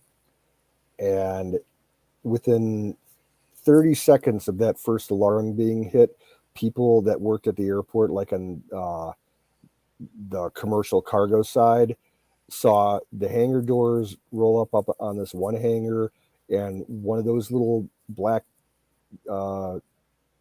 Kiowas came screaming out of there, and that thing had machine guns and rocket pods on it. Wow. I know. Wow. Yeah, they didn't want to take any chances.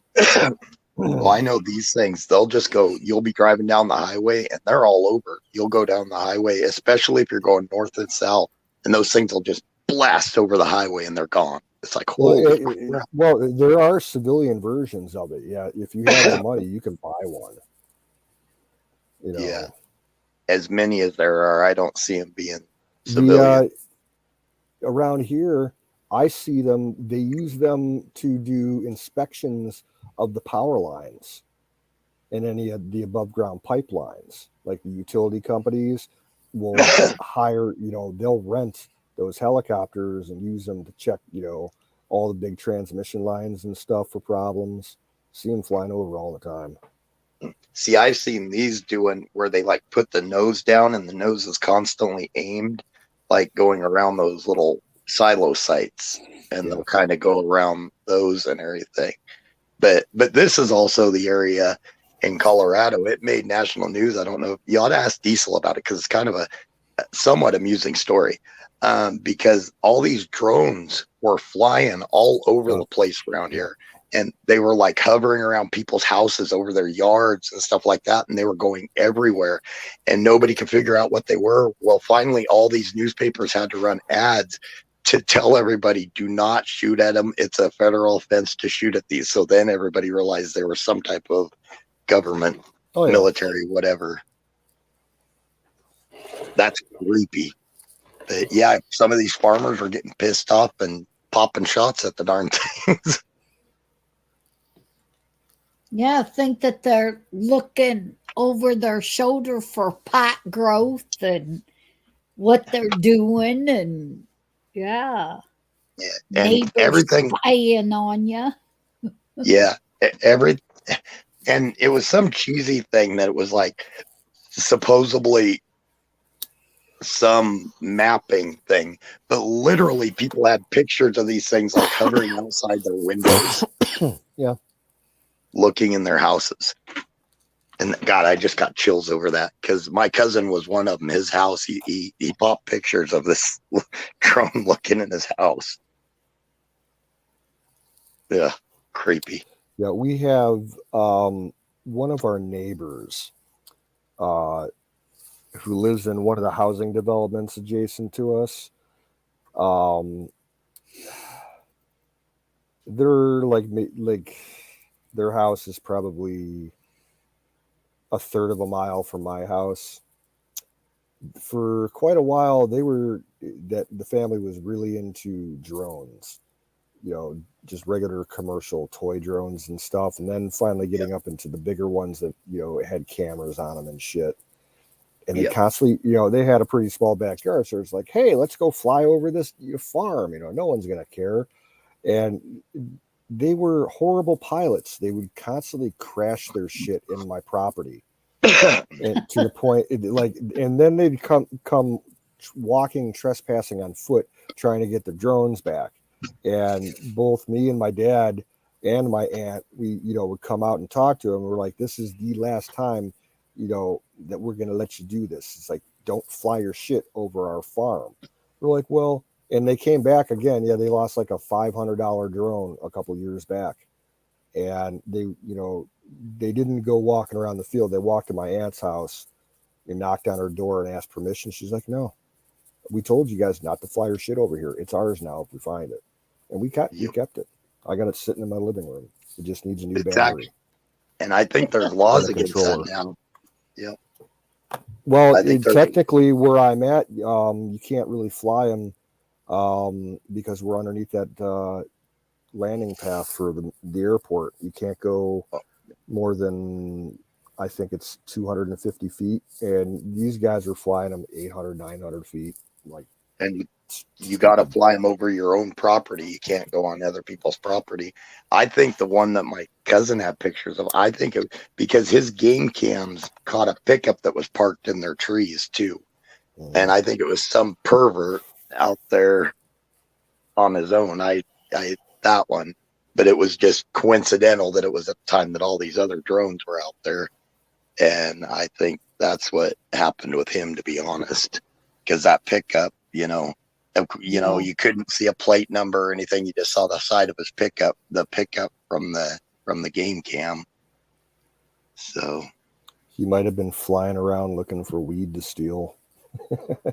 Or looking for places we get, especially the last 10 years, there's a lot of overflow crime coming out of the Front Range. People come out here and, well, I told you guys about, I was renting that 40 by 60 shop and they cleaned me out on tools.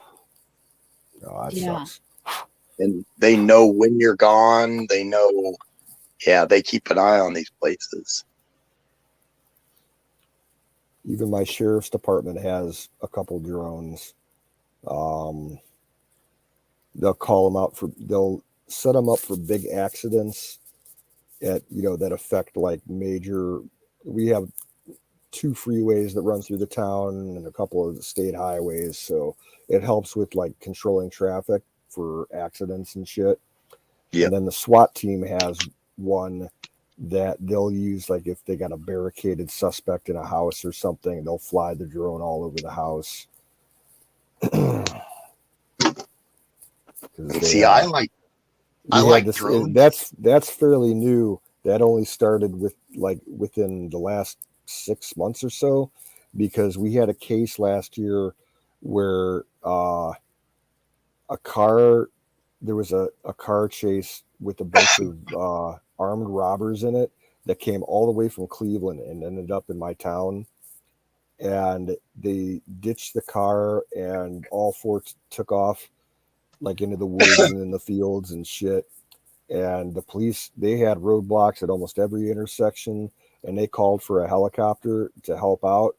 But apparently Cleveland and every other agency around didn't have a helicopter available. So they had to call the state police and fly one up from Columbus, which is like a 2-hour drive. And they're like, yeah, we need something, in case we can't get a helicopter to do, aerial surveillance on a SWAT thing. So they busted down some money and got this huge fucking drone. You were talking bases. It reminds me where Diesel Defects lives. There was some guys pulled over, their car broke down, and a teacher from close to where I live, he pulled over to help him out. They shot him, took his car because they apparently were running anyways. They shot him, took his car, and the police it was probably about 60 miles to the east. They finally ended up just ramming that car. They figured it out, were chasing the car, and they finally just rammed it off the road to get him to stop. But yeah, that's that overflow crime. Fire in the bowl. Fire in the bowl. But I do like drones. I actually want to get a drone and go down to the Grand Canyon and kind of film. Excuse me. That's the good stuff right there.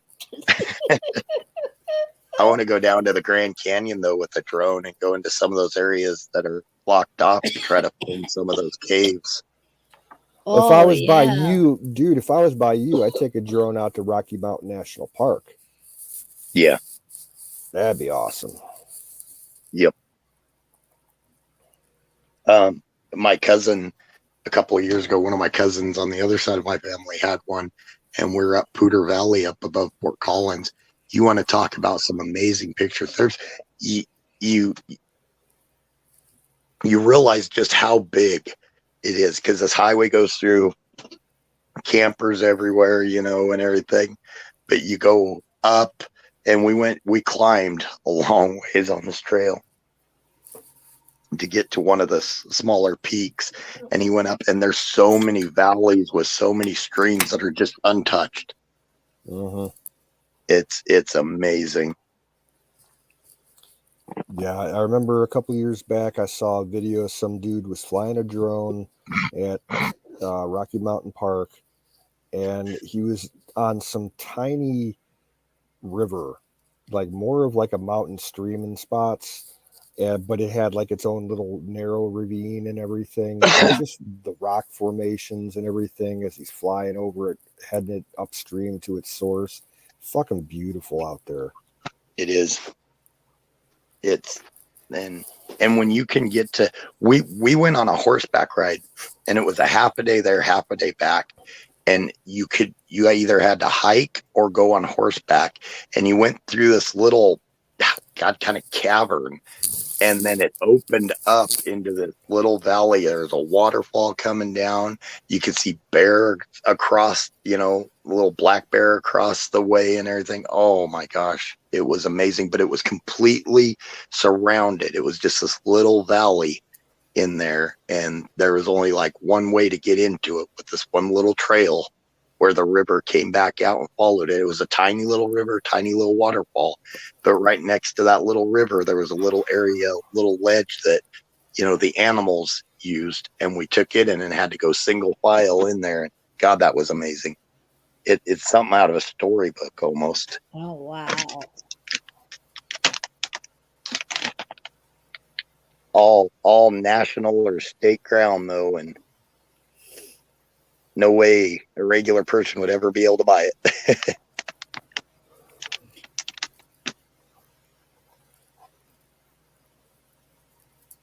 Kind of like a hideaway for God's creation, God's animals. Yep.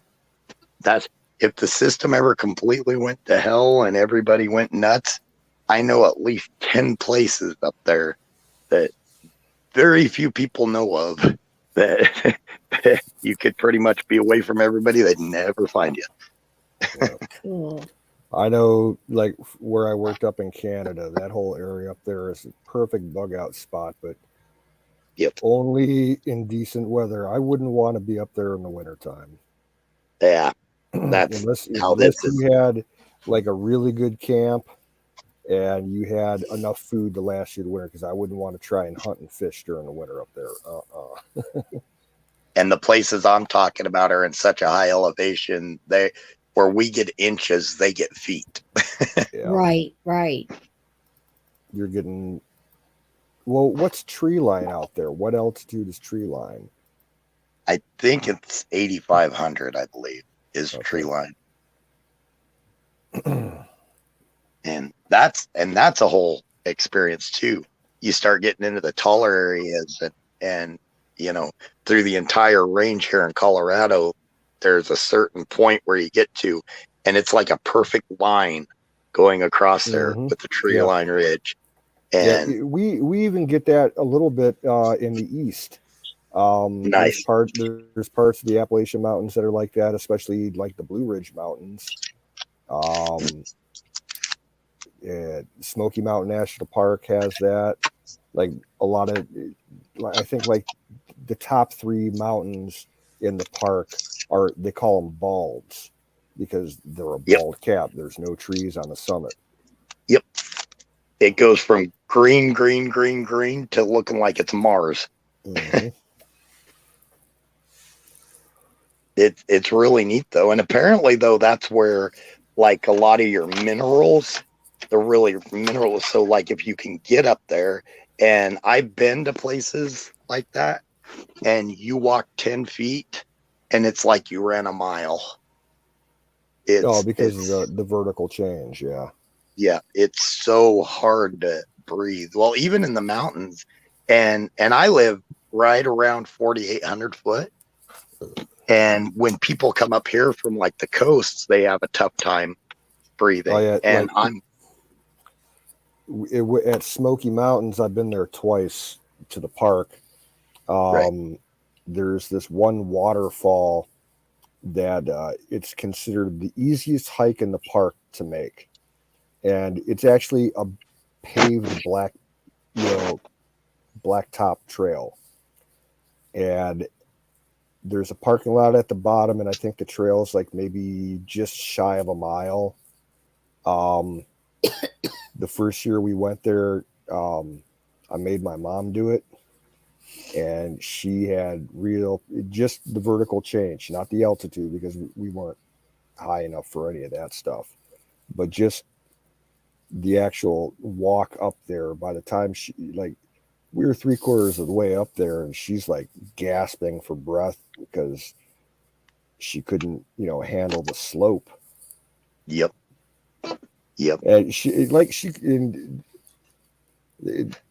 I remember she started crying because she knew my mom was a chain smoker, and and I was kind of razzing her about it, and she cried. But then we just took a break for 20 minutes and made the rest of the way up there. Got to walk on the highest point in Tennessee. They had a little once you get to the summit, there's like an overlook tower, and it has like a curved circular ramp that goes up to it, kind of like a fire tower but modern shaped. Pretty views. I've got pictures even when I was a kid. We still do it every so often. It's kind of a tradition. There's places here where you go up high enough, and even in July and August, we'll make snowmen and have snowball fights because there's still snow everywhere. Yeah. Oh, wow. Well, that's like out by Battery. He's in Portland. They got Mount Hood. Mount Hood is, maybe an hour or two drive from him. And if certain years, there's a ski resort on the mountain, and they have all year skiing. Most years. Yep. I will tell you this: do not go swimming in the mountains. It's like ice water. Even if it's mid-July or mid-August, it is like ice water. Well, there's several lakes to where it'll make you so mad because there's just fancy lures everywhere where people lost them. And I lost one of my favorite lures one time. And I was like, God, it's right there. It's like, maybe 3 foot deep. So I decided to go in there. I got about 3, maybe 4 foot out of there, and it was already getting up to my neck. And I'm just sitting there. My body was locking up because it was so cold. And I was still several feet away from getting to this lure. I mean, I would have had to go diving for it. So it's like, nope, I'm good. Yeah, the rivers where I worked at up in Canada, they were like that too for like the first couple of weeks that we were up there.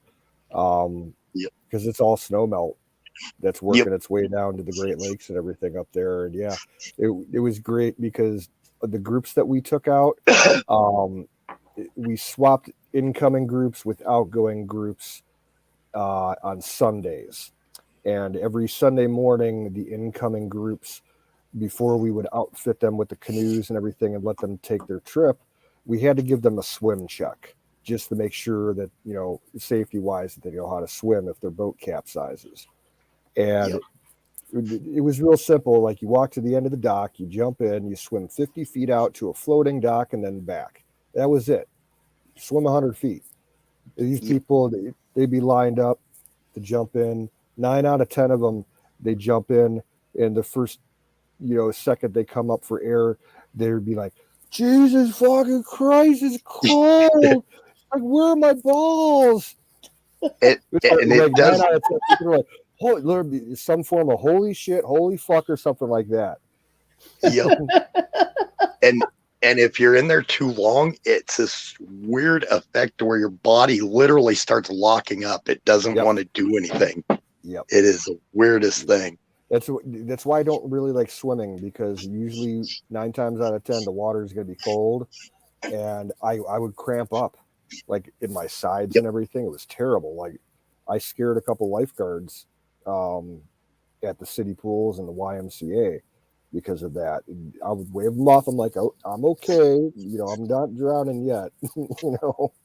Oh, but, and yep. We had one kid who actually went up there the second year that I was up there, and you fill out the application to go there, and you have to mark whether you're a swimmer or a non-swimmer, and we would usually wouldn't accept non-swimmers, because it's just too dangerous.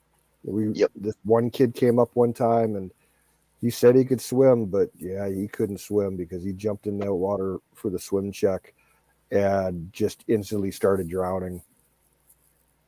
And we had like 5 people jump in to haul him out because he was a big fat kid too. And we gave him the option. We're like, okay, here's what you can do, because you paid for this. It's like $500-$600 at the time to go up there. We're like, here's what you can do. If you still want to go on the trip, you have to wear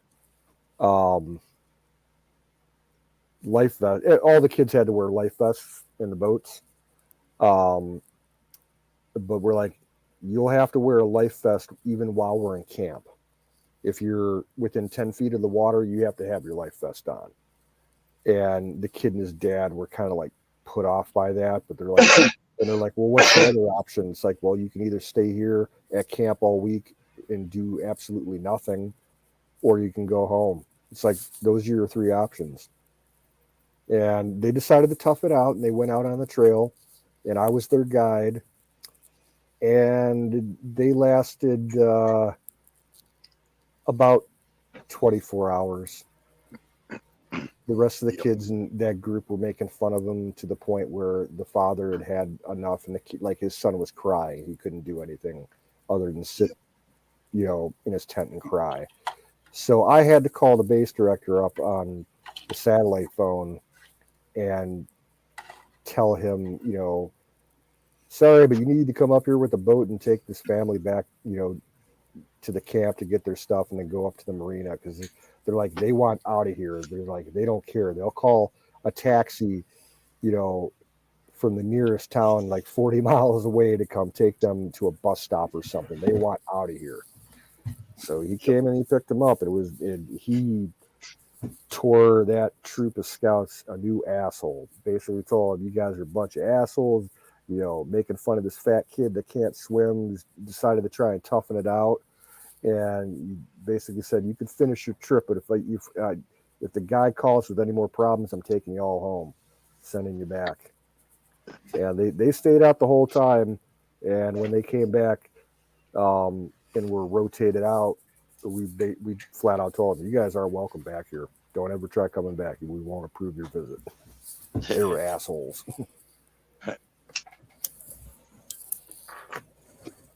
Here, the lakes are misleading.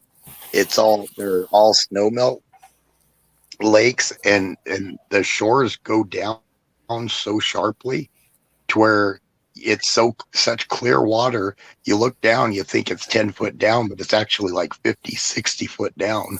It was the same thing. Yeah, these rivers they weren't glacial. They were basically open fault lines in the granite up there. Yep. That expanded over the years. Yeah, and there's places where you can look straight down 120, 130 feet like it's looking through clear glass. You can see the big ass fish floating around down there. You can see the old shipwrecks from the logging area. Nice. Yep. I know there's places here where you can see like even the plant life on the bottom, but it's so stinking deep that it's some of these lakes are in the middle of two peaks that pretty much come straight down, and then they carved out a little area to where you can get it. To where you can get around it, but they're still on that same decline going into it. Excuse me. And that's how these are too. The rivers, it's all snow melt, and the rivers coming down are just flowing over granite constantly. So it's even cleaning it up even more. So by the time it gets there, it's just so clean.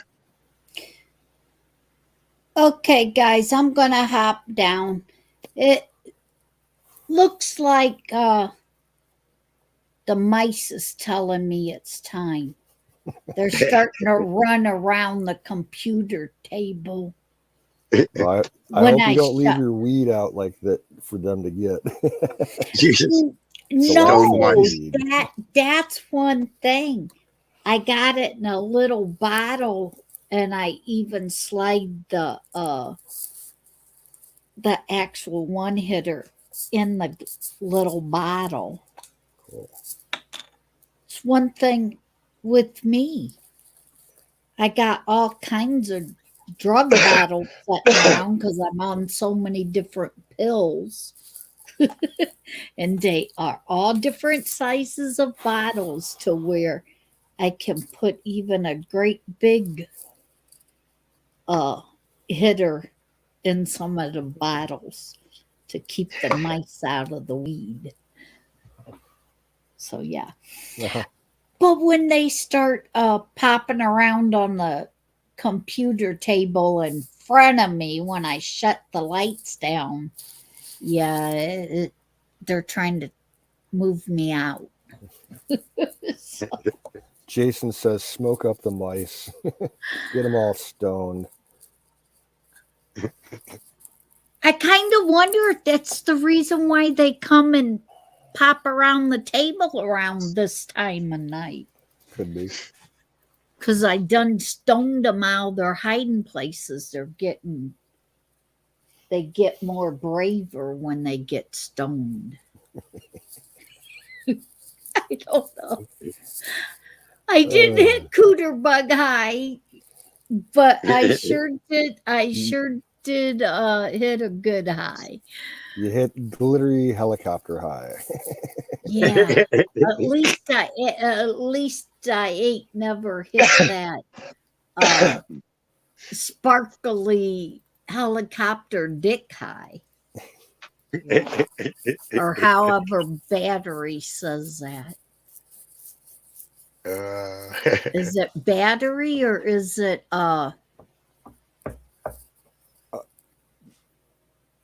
Ghost that talks about that? I think it's Ghost.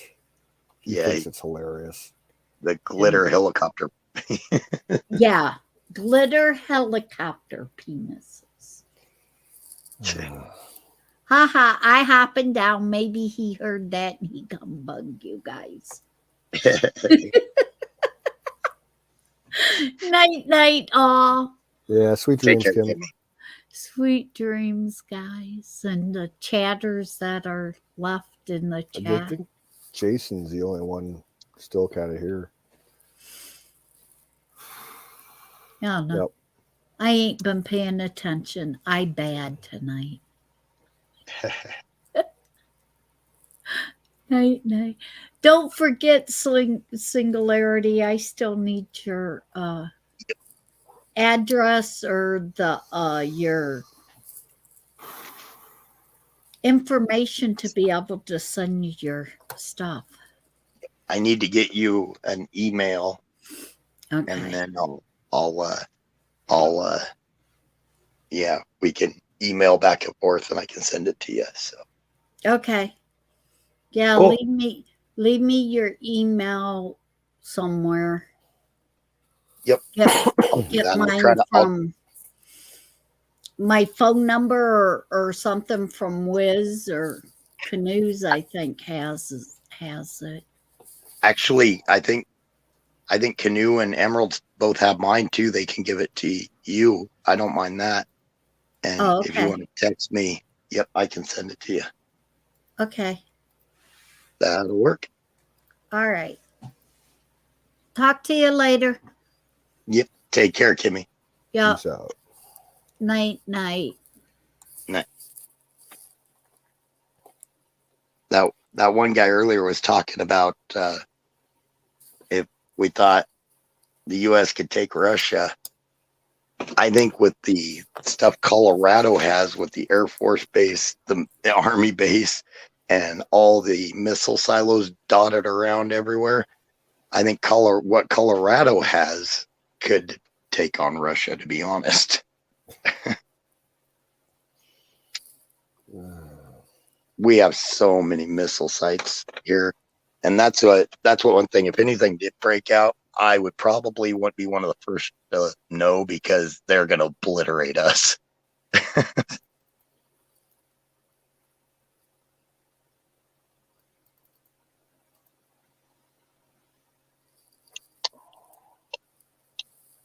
And I'd get it for both sides because I'm surrounded by them.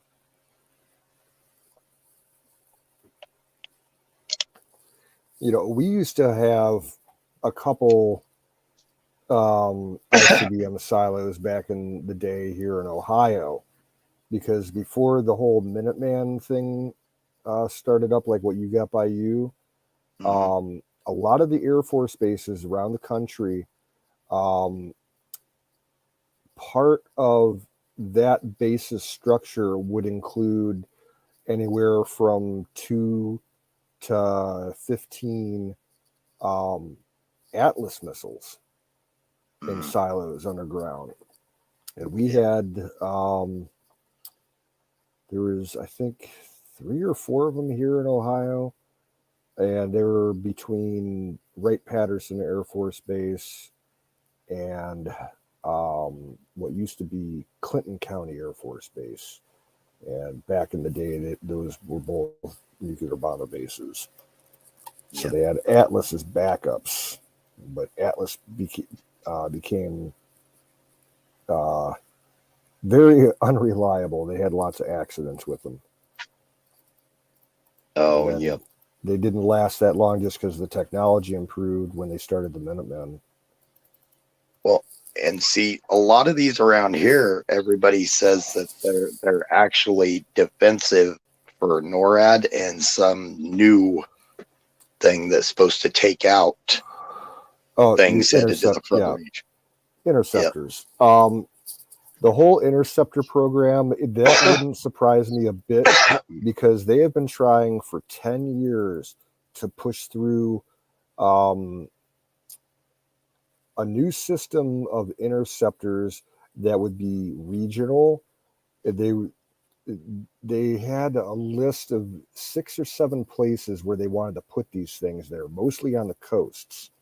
And one of the inland ones was here in Ohio. It was an old arsenal where they used to make explosives and ammunition and shit. It was, it's been sitting as kind of vacant federal property since like probably the 70s. But I heard that they decided to go with a different option to save money. So yeah, it would make sense that they would do it at the silos out by you, and then West Coast would be like Vandenberg, and probably on Hawaii. I know they got them up in Alaska. There's a couple places in Alaska that have them. In East Coast, one of the places that they wanted to do it was in Vermont, of all places. Up toward that little bit north, trying to get it up there. Well, I know these run all the way up into Wyoming, Nebraska, all the way through Colorado. There's even some in Kansas. There's There used to be a lot down in Missouri. Nice. So defensive, I mean, and that'd be awesome because that means there'd be a lot of stuff that would be keeping them from getting here. So that would work.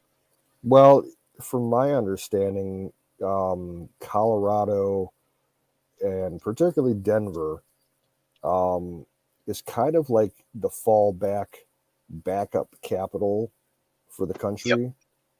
Yep. If you look, Denver has the most amount of federal agencies of any city in the country, even more than New York and DC. Yep. It's like their backup headquarters, and then all the bases, and then tie in, if you believe in all that stuff about what's underneath the airport and all that. Yeah, I was just going to mention that's one of the rumors, that it's a fallback point for government. Yeah, who knows? They did the thing at the Greenbrier, just do that on a massive scale. Well, DIA was supposed to be like a $2.5 billion project, and it ended up being a $7 billion project.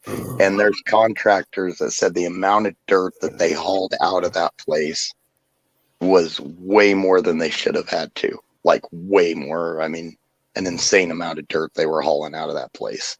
So, yep, it could be deep.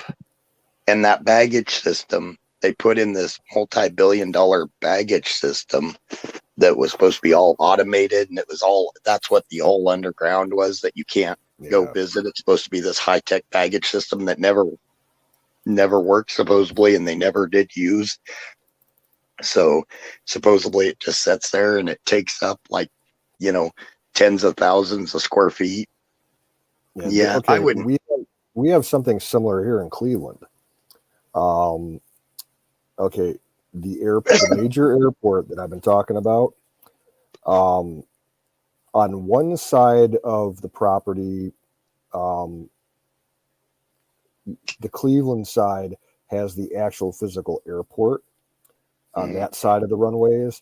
On the opposite side of the property is the big NASA facility. We have a NASA, field center out here, and underneath there are tunnels that connect NASA to the airport, and right next to the airport on that side is what they call now, it's the IX Center, and it's Cleveland's biggest convention center. It's fucking huge. They used to make tanks there. It's the old Cleveland tank plant. Yep. And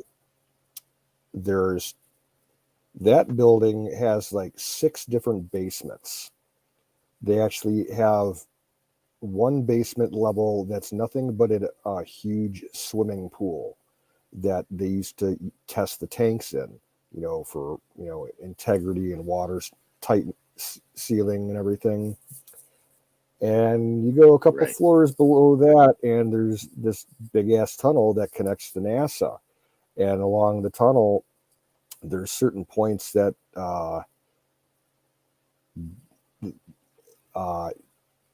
you can't go into. They have the whole area. They make it look like it's under construction. They'll have like tarps up against the wall, but it's basically subtunnels that lead off in the whole area that's underneath the runways. It's huge, a couple square miles.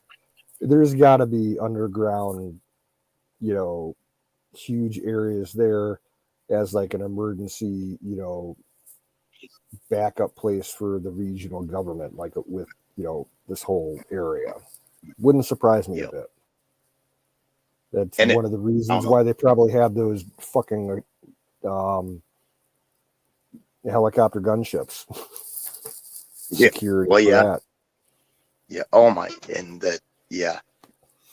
And yeah, there's so much crazy activity around here that sometimes it's like, well, crap, maybe they are sending stuff overseas. It's like, what the heck's going on? But It's like, I know it's just training, but God, there's a lot of it sometimes. It's funny. The NASA facility is on the extreme edge of the property, and abutting the property, they're basically part of the NASA base is on the edge of a ravine for a big river that drains into Lake Erie.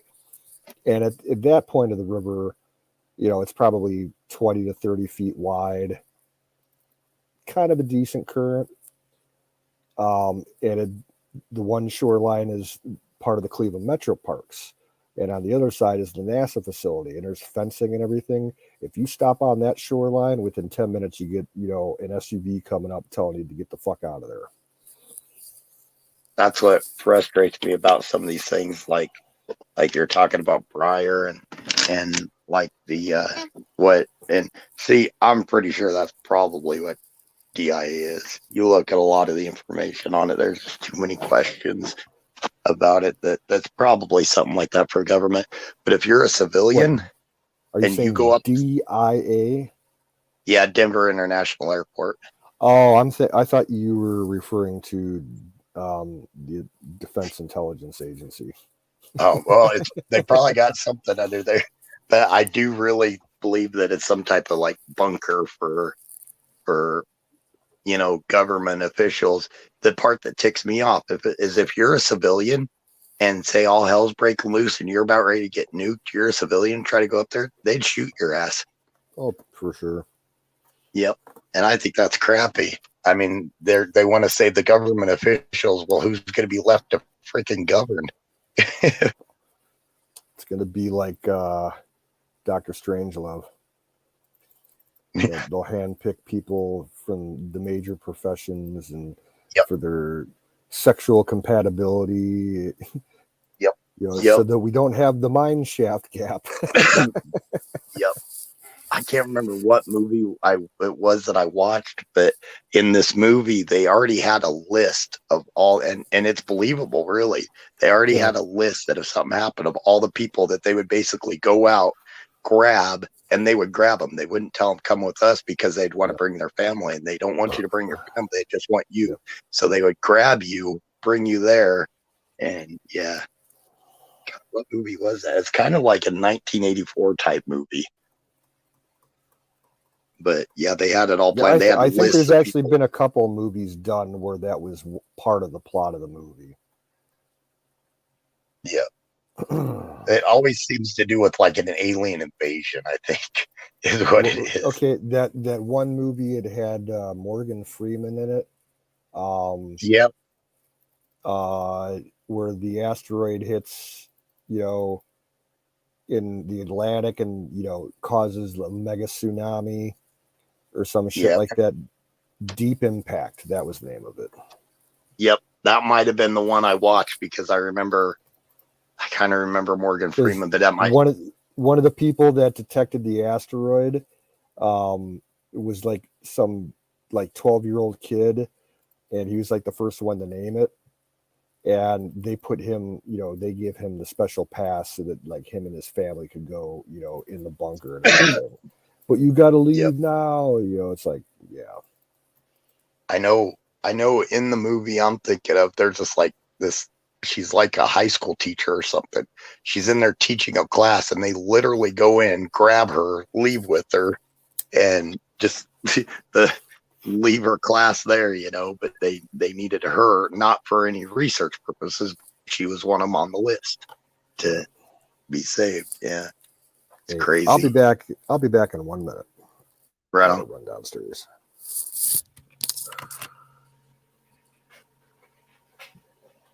Well, it's showing 8 of you are in chat. Anybody going to say hello? Jason, I know you're here.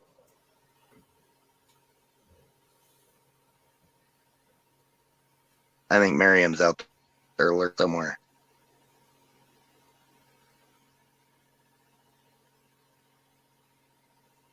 I know Badger went to bed. See if I click on that, it should show me. Nope. Oh, crap. Uh-oh. Oops. Okay.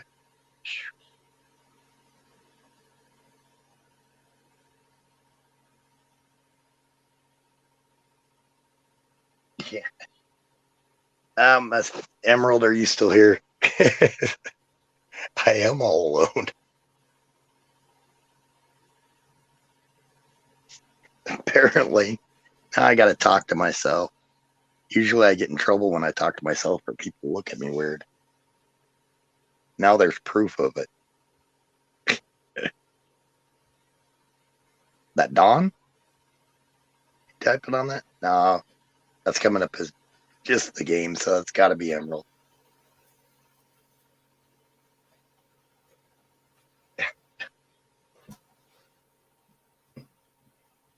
Hi, Kim. Evidence. That's Dawn.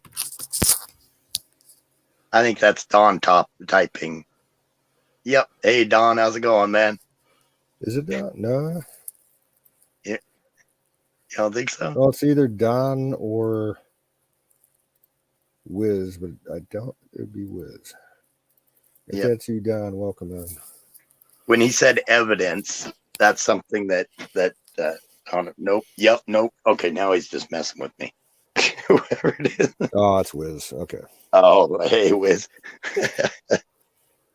Evidence. I figured that was something Don would say.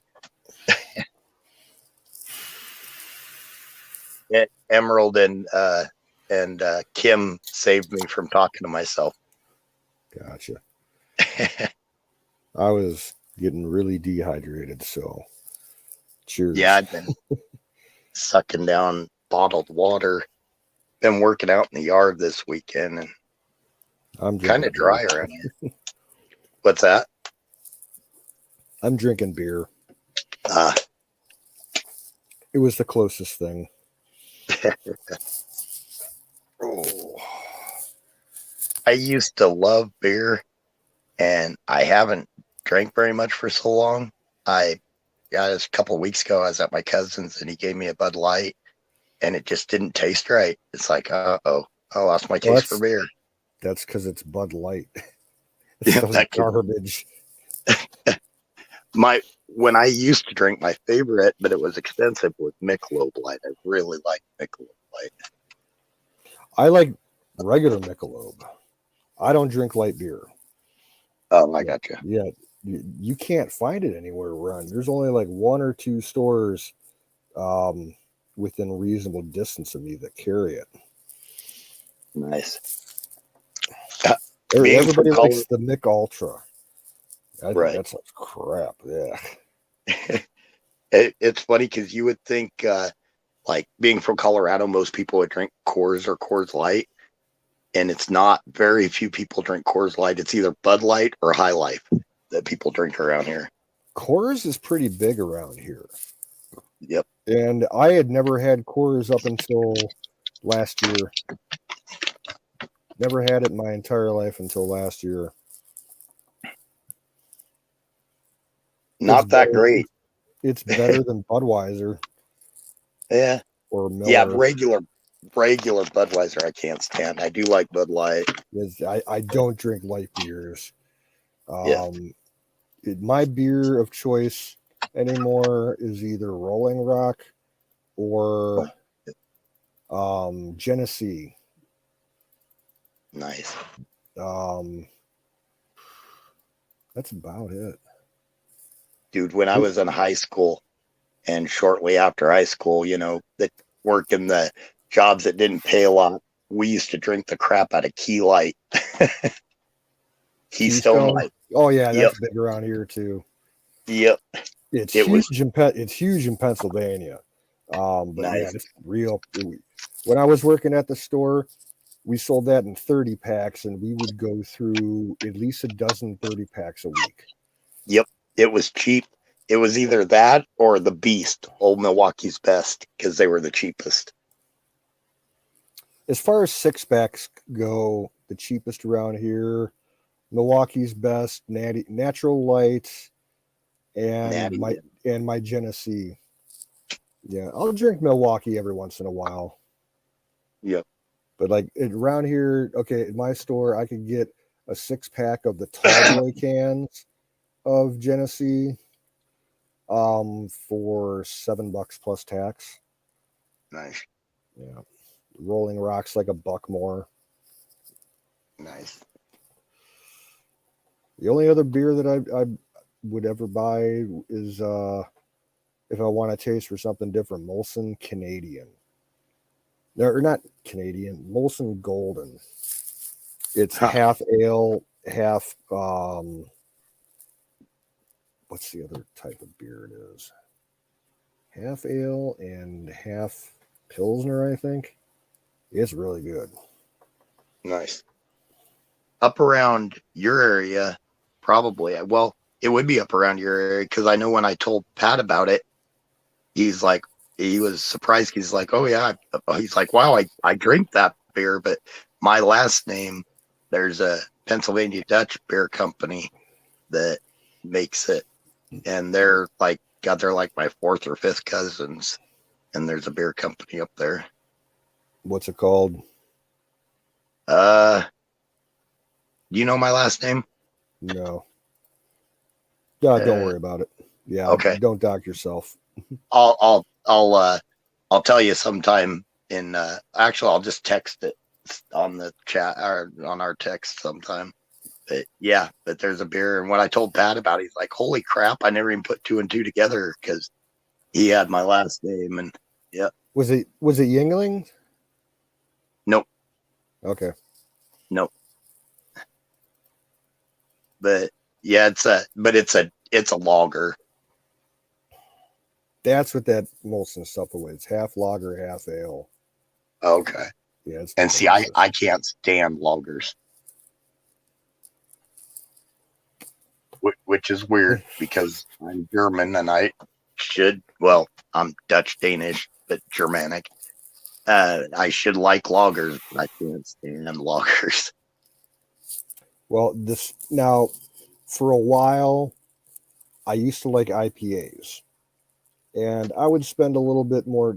I was making quite a bit of money at the time, so I could buy some fancier beer.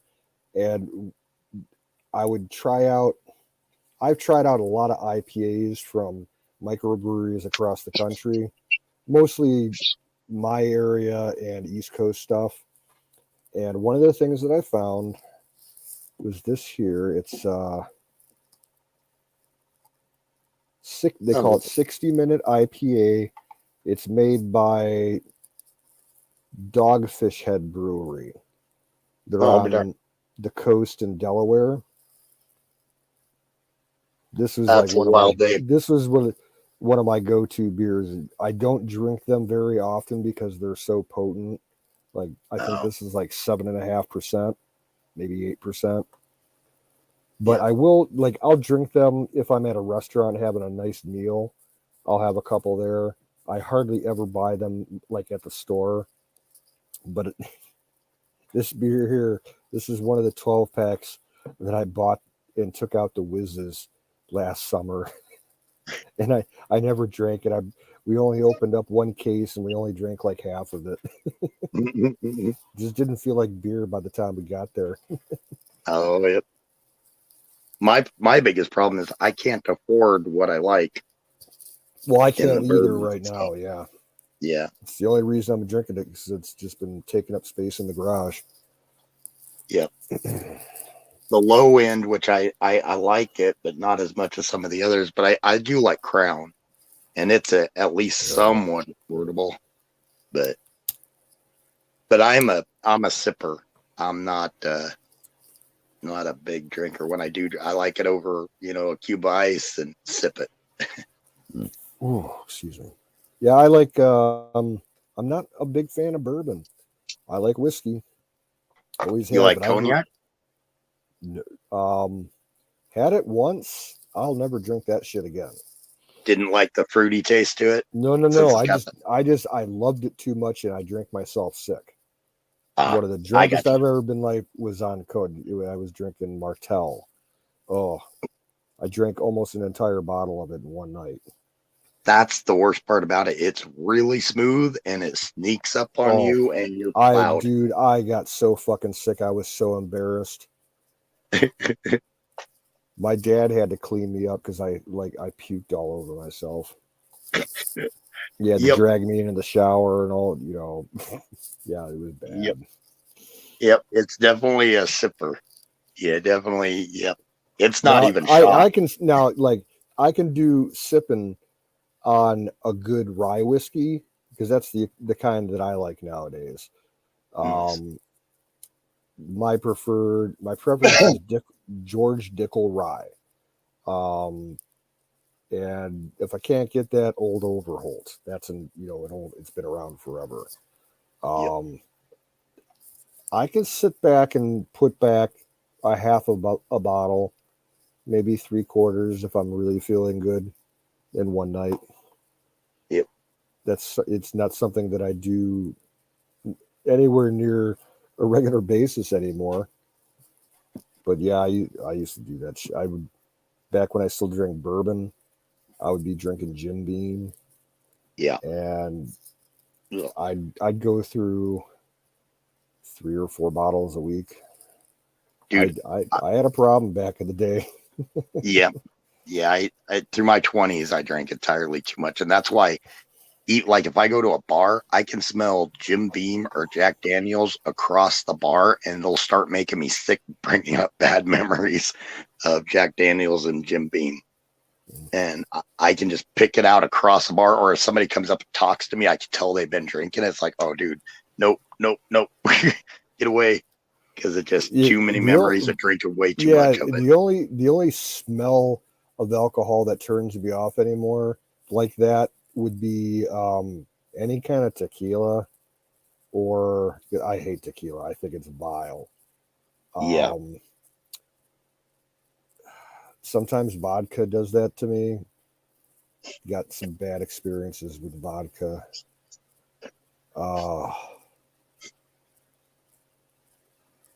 Yeah. I don't mind tequila if it's like the real tequila. But vodka, I stay away from. My personality changes on vodka. That stuff's not good for me. Well, yeah, my dad, he was a vodka drinker, but he drank the cheap shit. It's the worst. Yeah. The only thing I could do with it, like if I was really hard up and the only thing in the house with vodka, I'd do a screwdriver. It was the only way I could handle it.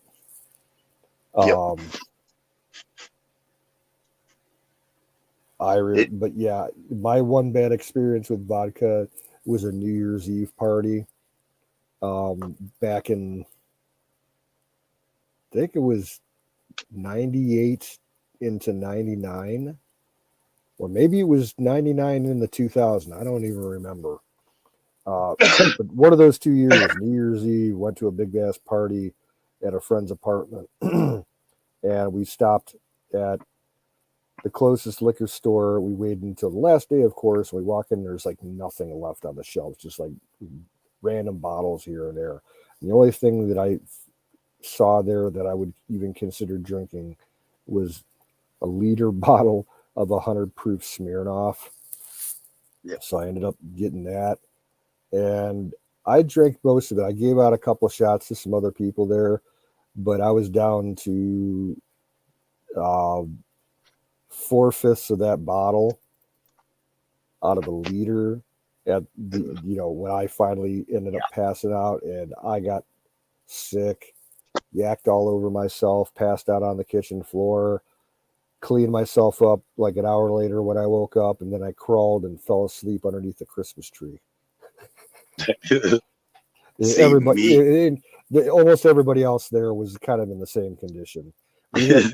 We had a lightweight kid who thought he could keep up with us, and he ended up passing out early in the bathroom, but he was like blocking the door so no one could get into the bathroom for the whole fucking night. We were pissed. Oh man, I've got some stories. I get sometime we'll have to do a Discord chat. I don't want to say I'm online that'll stay on here. We'll have to do a Discord chat. I've got some interesting stories of some fun parties. Oh yeah, that's right. Discord does have audio, like teleconferencing type shit. Yep. Like those. Yeah, it's a bot that you can put in your channel. Yep. That I hardly use Discord.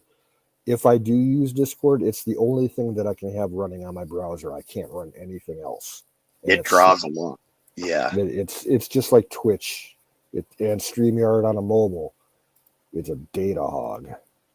I went through all my apps, and I completely agree with about Twitch. That's why I've been coming in on YouTube. I got rid of Twitch because when I would close it down, everything, there was no delay on looking things up and my internet. Yeah. But even if I didn't have it open, just having that app on my phone, it was doing something to my phone to where everything was lagging on it. Yeah. If I'm not using it, like whenever I'm done using it for a day, I'll shut it down and then I'll actually do a force stop on it. Because maybe that's what I should have done. I just finally uninstalled it, and then my phone's working fine now. But like if you're doing it on your phone with Twitch, I found that if you go audio only, it improves your connection speed significantly because it's the video that's killing your data. A good majority of the bandwidth that Twitch uses is the video because of all the compression that they do. Like if I'm listening, if I'm on errands, on my phone, I almost never have the video on because it's just a camera pointed at Aaron like it is every night. It's like you don't need to keep the video on. Exactly. You just have the audio in the chat. Works a lot better. Yeah, I noticed if you pushed pause on it, I didn't have to restart it near as much. Yeah. Going back to vodka, it got to the point, and I used to I'd prefer to talk my way out of trouble than to fight. I hated fighting. I did kickboxing and I did stuff like that to where like in the gym, I didn't mind it, but I really hated fighting. But vodka, it got to the point where my friends wouldn't even let me drink it because by the end of the night, I was even trying to fight them. That's what vodka would do. It would just completely change my personality. I think it's probably the most evil drink out there, to be honest. My dad was definitely a different person when he was loaded on vodka. Yep. I don't know what it is about it. Trying to reason with him. Ugh. Yeah. And with him, it was, if he was in a party mood, he'd be drinking and he'd be smoking. And if I happened to be with him, I stopped kind of hanging out with him the last couple of years because he was getting too old and he wanted to party like he was 20 again. And he would just overdo it.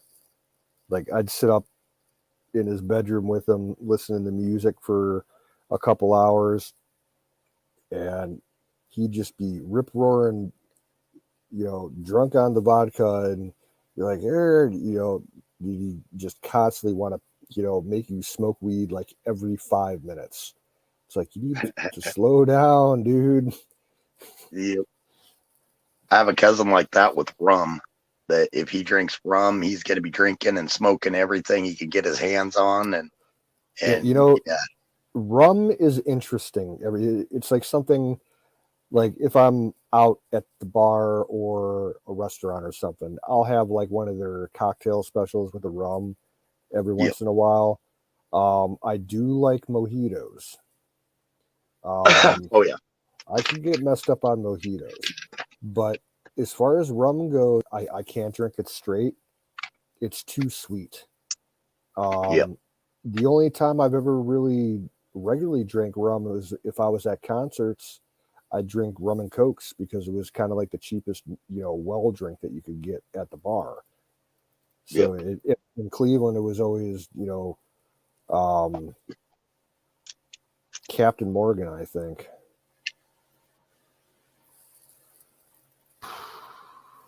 Is it Captain Morgan that makes the spiced rum?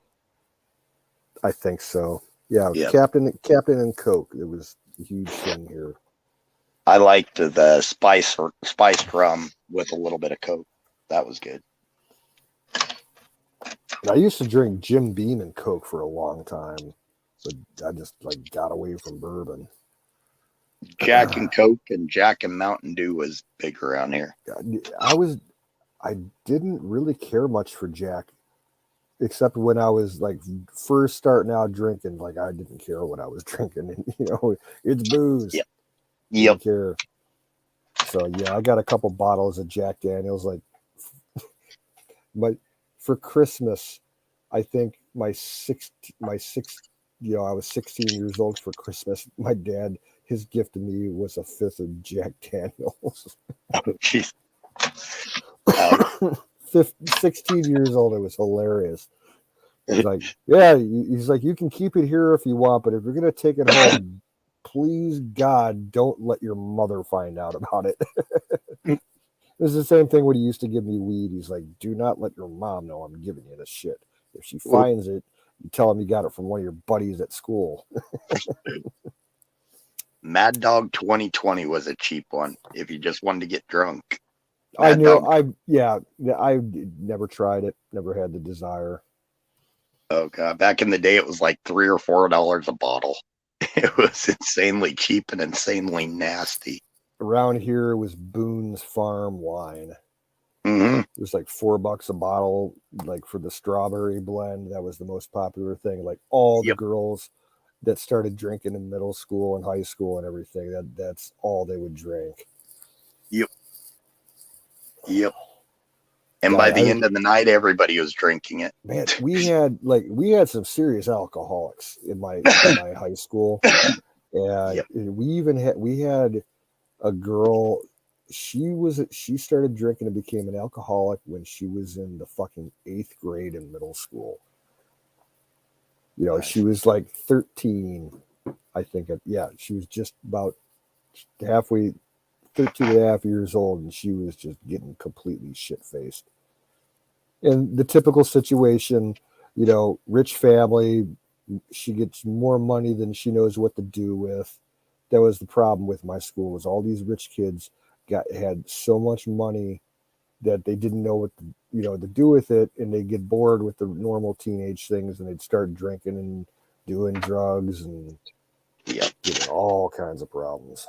Doing weed was one thing, but we had kids that were like, I think I told you guys about the one kid that I knew I was friends with in Scouts in school, and he fucking killed his buddy in a car wreck because he was on doing heroin back before heroin was a big deal. We had out of a class of, it was a smaller school, so out of a class of 30, we had 5 of them throughout high school. By the time we graduated, 5 of the kids in our class didn't make it through because of drinking and driving. Country, everybody. We did what was called booze cruising, but most of us were smart about it. Went slow. It's when they decided to go to the next town over and went down the highway that they get in trouble. Now we had a kid who, his drinking problem got so bad. He was in my class, and it was our senior year. Like half the school, the school had, whatever the teen, anti-drinking, teens against drink driving or whatever, SAD and TAD and all that. Yep. And they had the school chapter, and it got so bad that the chapter got involved with it, as an intervention type thing. And they completely covered, like one night they, like, I don't know, like 500 kids came into school, and they plastered his locker with all kinds of like drawings and notes and messages saying, it's like, you don't have, it doesn't have to be this way. Like, stop drinking, we'll be friends with you and all this shit. They made a big poster that stretched half of the hallway, with well wishes, because this kid was like, he was hiding booze around the school so that he could walk to class and get drunk on the way to class and shit. That kid had problems. Our ag lockers in ag class is where we kept like a little bottle of Jack Daniels or something like that. Ugh. Yeah, our No, he little was like school had issues. he'd hide them like in a utility closet or in a bathroom, like in one of the bathrooms. Like he had a bottle hidden above one of the ceiling panels. Like he'd climb on top of the toilet and lift up, the ceiling panel, and there'd be a bottle up there. He had one stuffed inside a wall receptacle that would had a fire extinguisher in it. This kid had booze all over the school. It's like, Jesus Christ. They and this is, I don't know how it worked out, but Brandon, one of my friends from school, he had gone to my locker and they were just the little bottles, the little tiny bottles of Jack and stuff like that you get like on an airplane. But they pulled out, they pulled out like 10 different bottles when they checked the lockers in ag class. And Brandon had grabbed the little Jack out of my locker and he put it in his locker to mess with me, to where I couldn't find it, to where I'd panic thinking the teacher got it. So he got nailed for it and I didn't. I was one of them that got let off scot-free. We had a kid in my class who we weren't allowed to bring soda or anything into most classes. It was up to the teachers, and most teachers wouldn't let you have it. They let you have a bottle of water. And this one kid would keep a fucking 2-liter bottle of vodka in, a 2-liter plastic bottle that was labeled for tonic water. And, it had fizz, like when water's being poured, nothing crazy. It was fucking vodka. Before he'd be, sipping out of it or using a cup, just get trashed during class. It's like, oh my. Oh. Now, with me, I never drank at school, but I did smoke at school. Mostly after school. I had access to my art department for the photo lab. I had an arrangement with the head art teacher, like the head of the art department, who was the photography teacher, and he'd let me stay after school and use the dark room as long as I paid for the chemicals and the paper that I was using for making prints and developing film and developing prints. And, basically I'd throw them $50 for the year, to cover the cost of everything. And I'd stay after school in the dark room, completely isolated. No one knew I was fucking in there. And I'd bring a radio or a boom box with me and listen to music, develop film, and make prints and smoke joints. It had a great ventilation system, so the smell never leaked out. And school would be over at 3:00, and I'd go in there probably about 3:15 to 3:30, and just stay there probably until 9:00, 10:00 at night sometimes.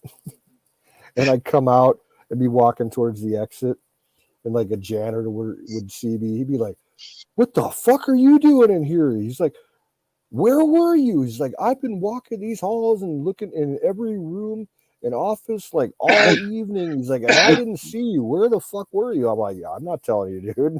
I'm like, I got permission to be here, so whatever." And the art department guy, he found out about it. He's like, "You didn't tell him? Why?" I'm like, "Because, it's none of his fucking business." I'm not doing anything wrong. And yeah, it didn't hurt that the photography teacher was a complete hippie. Oh, yeah. He was good friends with the other hippie on staff, who was my ecology teacher, and we do joint field trips together for the class. And me and 3 other kids that were cool with the teachers would wander off on the trips and get high with both of those teachers. Be walking around the woods in the metro parks, smoking joints with 2 teachers. It was great. I had a friend that his parents wanted to be the cool parents. So, and he was one of those rich as could be. Yeah. And so they bought a second house and let him move in. By the time he was 16, he had his own house.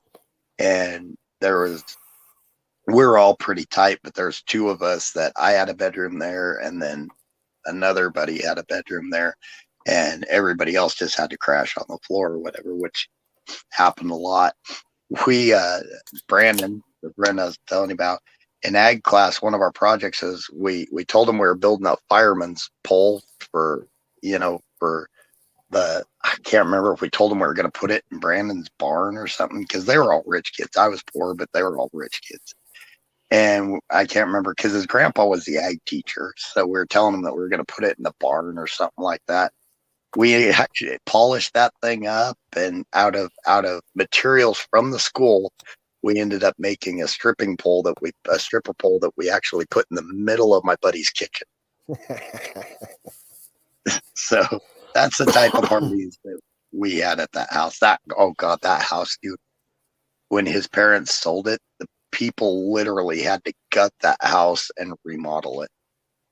Now, I went to a couple parties in high school. This was a rich town that I lived in. Like, we had multi-million-dollar homes, and a lot of those families had kids in the schools. I went to this one party one time. There was probably 200 kids there. And the house, I mean, there was like 200 kids there, but the house still was not full. That's how big this fucking house was. And it was so huge. Like, the parents of this girl, like, they were in Europe or something on vacation.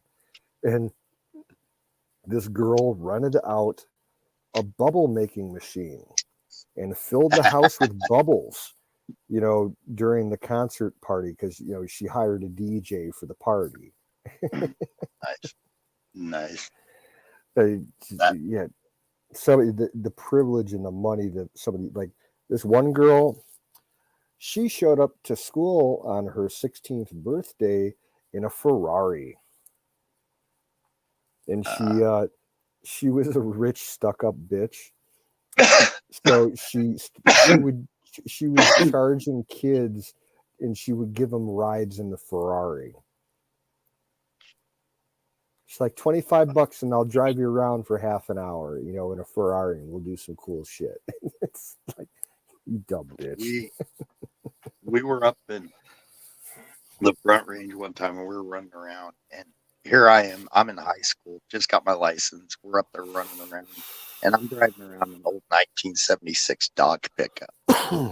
And we went to a party at Cherry Creek, and it similar to what you're saying. These kids are pulling up in Corvettes and stuff like that. Yep. Same age as me, maybe a year or two older, pulling up in Corvettes and stuff like that. And here's my old Dodge pickup parked out there. Yep. But the funny thing is, they could care less. They were just, enjoying an out of towner being there. Some of the cliques in the school, the rich kids, they'd kind of snob down on you. Like, I showed up at that big ass fucking party on my bike. Yep. And at one point, this girl's asked me, she's like, well, do you want to go get some food and come back? And I'm like, why don't you drive? And she's like, well, where's your car? I'm like, I don't have a car. She's like, well, how'd you get here? I'm like, I rode my bike. Yep. And she blew me off after that. I'm like, bitch. That actually surprises me, because most of the time, even the rich kids from the school I was at, there's some of them that were kind of snobby and everything. Luckily, I grew up with a couple of them, was really good friends with them, but some of them were pretty snobby in school. But when it came to Friday, Saturday night parties, everybody became equal real quick. So I was not like that. Oh, it wasn't? Yeah. The rich kids in my school, they kind of kept to themselves. Like, I wasn't invited to this party. I just crashed it. Oh, yeah. But there was big cliques. I mean, okay, I don't even know what the breakdown was how many kids were in my graduating class. If I had to take a guess, I'd say about maybe 400, 450. At the time, the school had like 1,200 students, so about a quarter of them, were seniors, and yeah, it's like you had the rich kids, and then you had the freaks, and then you had like the band people, and then just the smart people, the nerds. That was the four major cliques. And mostly my graduating class had 30. I know.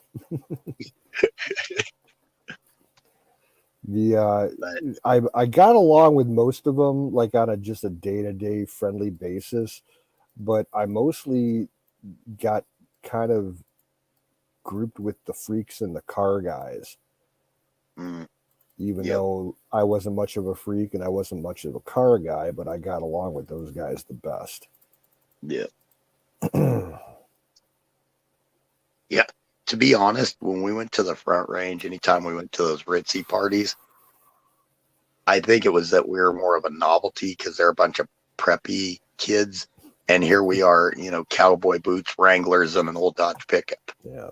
And we quickly became a novelty, I think. So I think that's the only reason we fit in there. Well, we didn't really fit in, but we got along, I should say.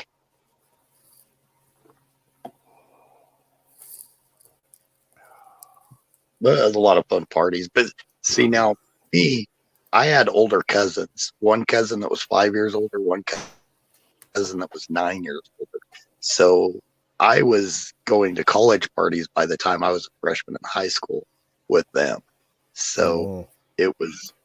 Yeah, that was kind of the same thing with me. By the time I was a sophomore, I was hanging out with like juniors in college.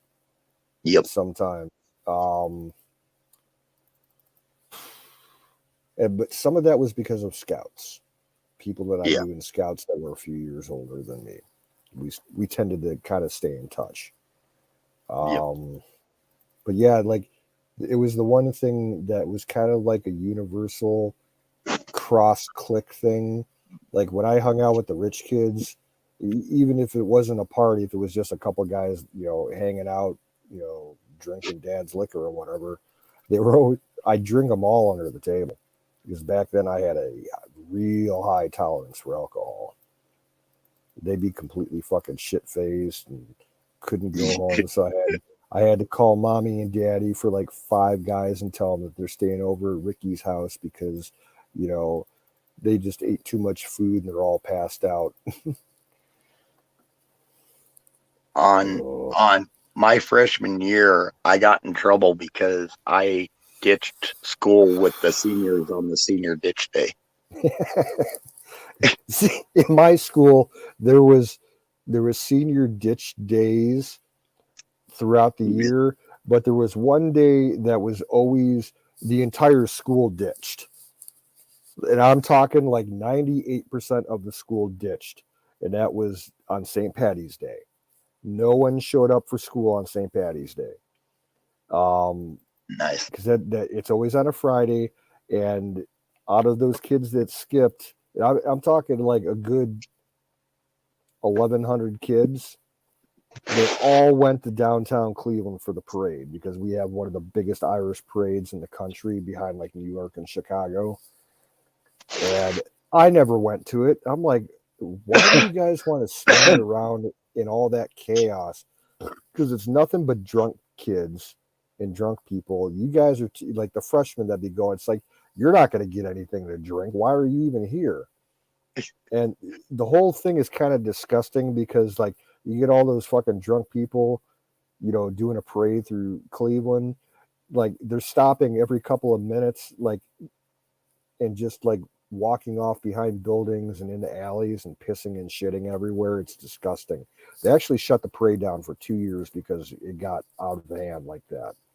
Like the cops were saying that the entire area that the parade went through, you drove through it afterwards for like 2 days and all you smelled was piss and shit. To this day, my sisters still still upset about. I grew up with 3 older sisters, and the closest one to me was 2 years older than me. On her senior kegger, my parents wouldn't let her go. And I told my parents I was staying the night at a friend's house, and I went to her senior kegger. And it was my sophomore year. To this day, she's still ticked off that she wasn't allowed to go to her senior kegger, and I went to her senior kegger. So yeah, my high school days are a bit of a blur, like my 20s. Part of the reason why I don't drink much now, I think I definitely got it out of my system at a young age. Yeah, same here. And it's kind of like I partied really hard for, like, before I was even legal. Like, I started drinking, like I said, my dad got me whiskey for my 16th birthday, but I was just like toying around with it. By the time I was a senior, that's when I started drinking pretty heavy. And then up until after I graduated, for like the next 5 years, I was hardcore alcoholic. But I gave it up mostly because I couldn't take the hangovers anymore. I was like, I don't want to feel like this every fucking day, you know. And then I dried up for, oh God, I think it was like 8 years before I had a drink. I've had multiple dry outs. Yep. Yep.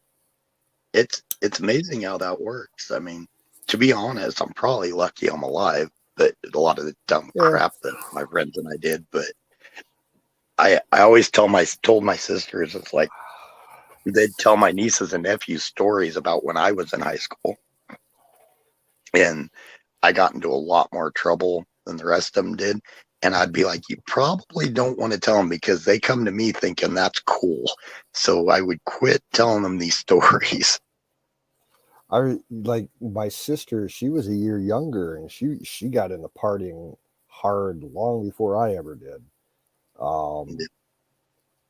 Geez, when she was in middle school, she was doing ecstasy and LSD and shit like that.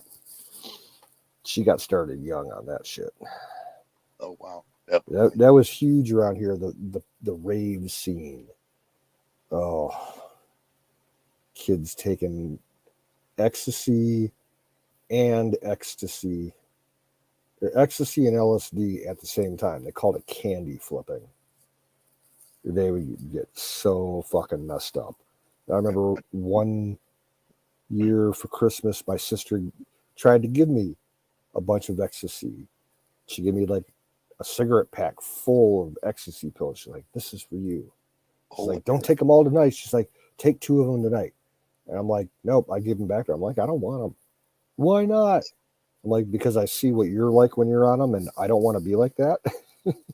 Yep. She'd take that shit and she'd act like a fucking fool. She did so much stupid shit, made fool out of herself every 5 minutes. I'm like, no, I'm not doing that. Yep. I like LSD. You know, I enjoyed tripping on acid, but I would never do that chemical fucking shit. No, thank you. I tried one time. I tried ketamine, that animal tranquilizer. Oh, yep. I'll never ever do that again.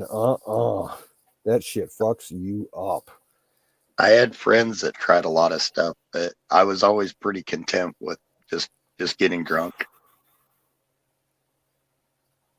And yeah, I had friends that tried a lot of stuff. They used to have this, I don't know, some liquid they drink. They called it like G or something like that. And they would put it in like a little bottle cap and they'd drink it. GBH. Yeah. Yep. And it's God, they would like acid. Yeah. It's a date rape drug is actually what it is. Yeah. It's I know they would hallucinate. Yeah, it's kind of like that Rohypnol shit. It's like if you took Rohypnol and and mix some acid into it. That's what that basically is. Around here, yeah, that's a huge problem with date rape. at the bars and the clubs. It's some of that stuff is insane. And I know, to be honest, just watching my friends when they do it was enough for me to be like, no, I'm good. Yep. And plus, my older cousins, they were okay with me drinking. But if I would have done stuff like that, they would have kicked the crap out of me. And that's why I tell everybody I grew up with older cousins that taught me how to fight, but I grew up with older sisters that taught me how to fight dirt and win. So, hey, Jack. What's up, Jack? It's just kind of a standard conversation. Yeah, of old times. Yeah. Not our usual fare. Yeah. It's been more of a reminiscing chat. It's kind of funny, though. A lot of us had wild youth, and we kind of came together in this group. You know what I mean? It's, I guess, everybody had kind of the same upbringing or same childhood type of thing.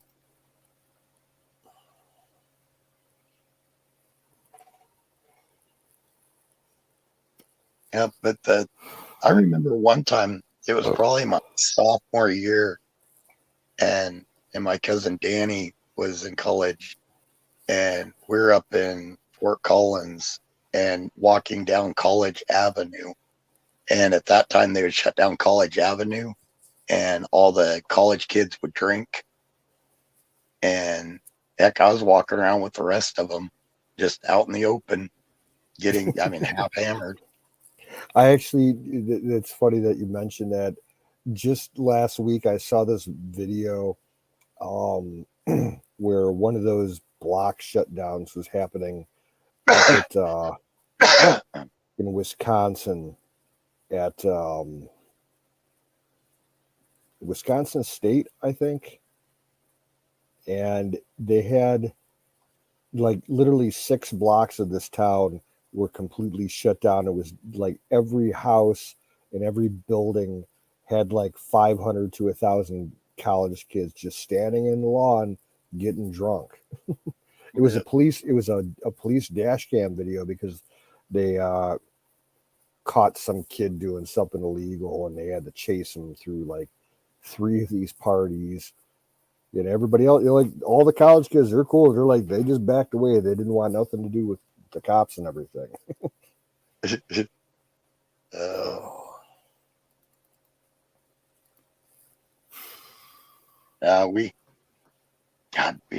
We wouldn't have hundreds, but for our small town, we probably have 50, 60 people.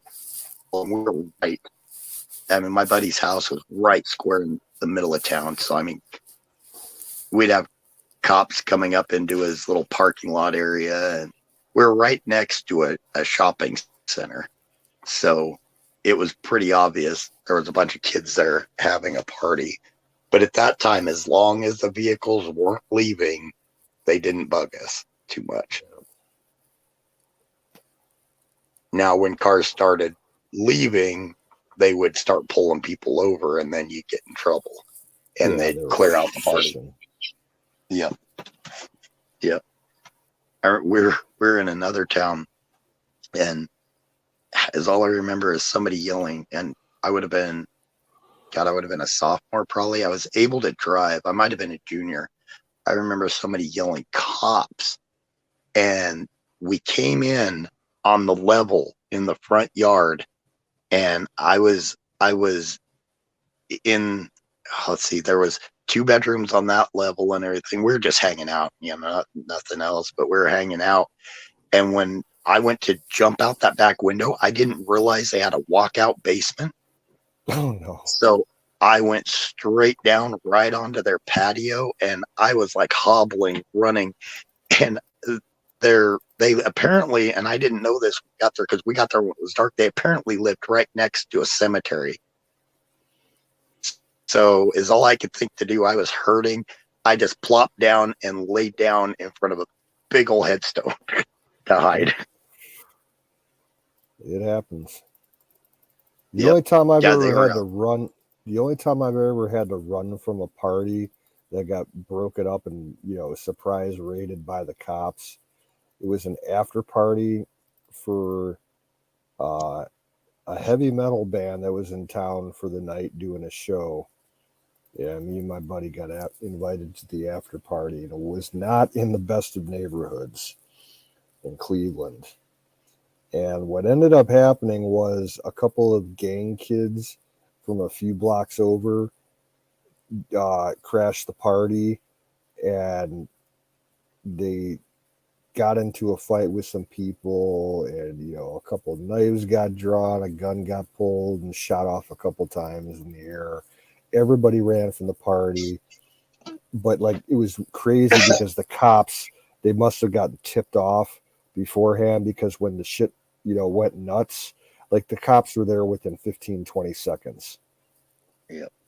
And I hopped a couple fences and made it a couple of blocks the opposite direction and called a cab.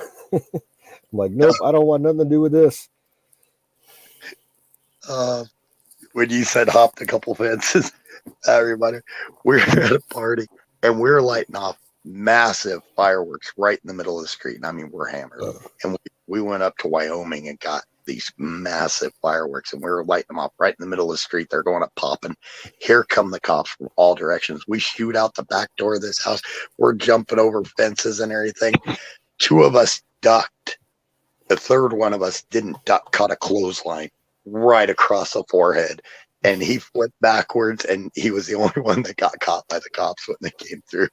I mean, we didn't turn around to go back for him. We didn't even, we kind of knew what happened, but we didn't know that he was half knocked out. And yeah, he just got literally clotheslined by that.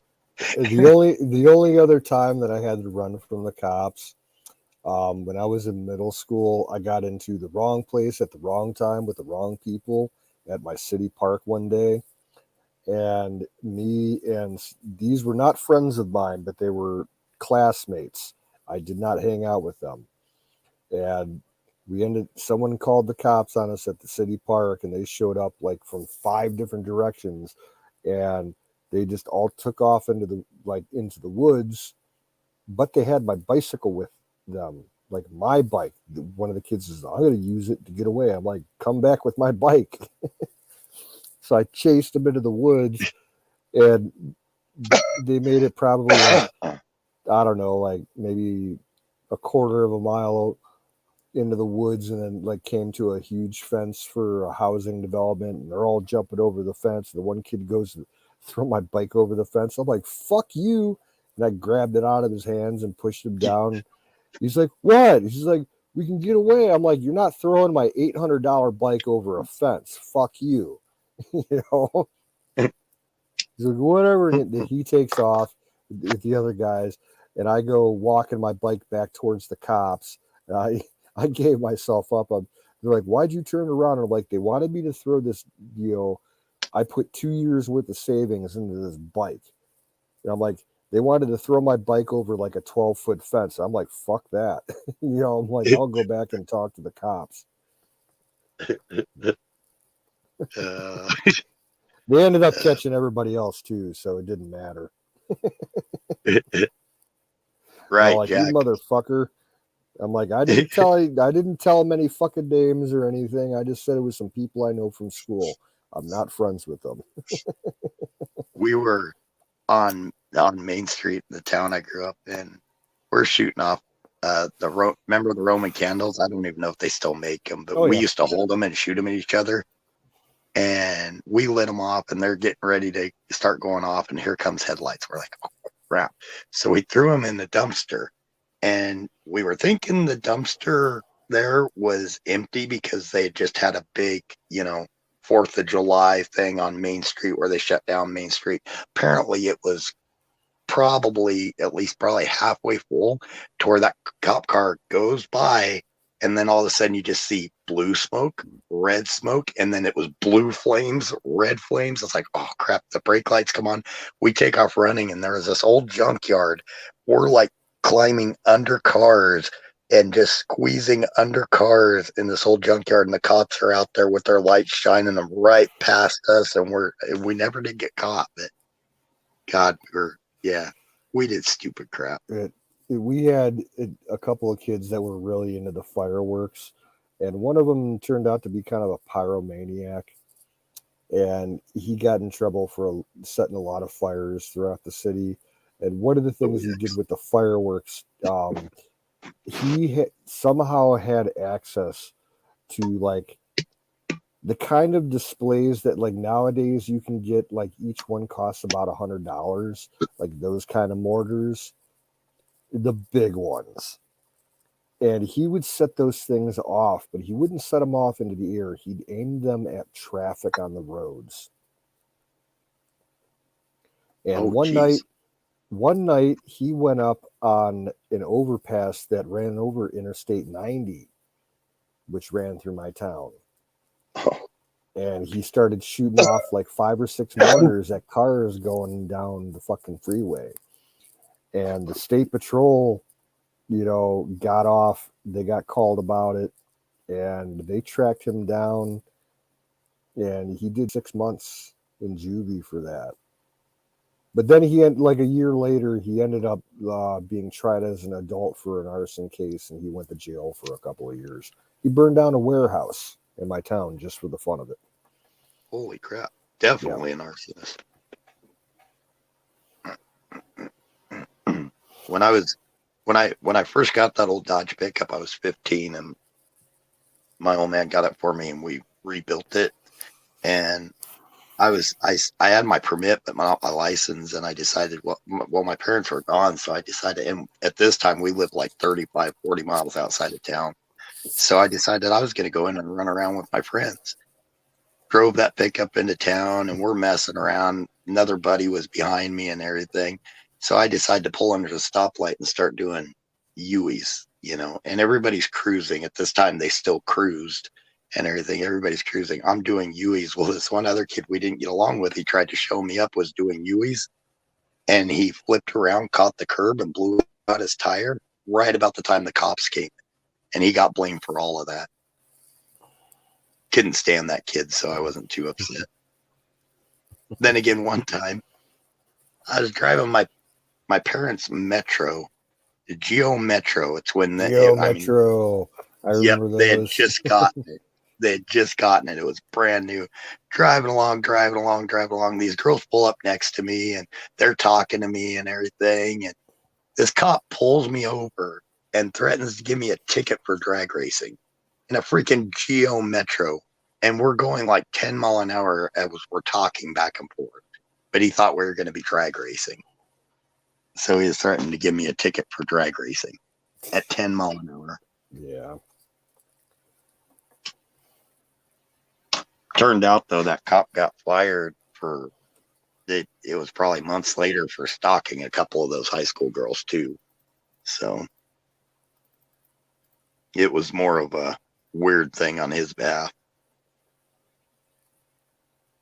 We just had a couple of weeks ago, they announced one of the cops from my birth town, the next town over,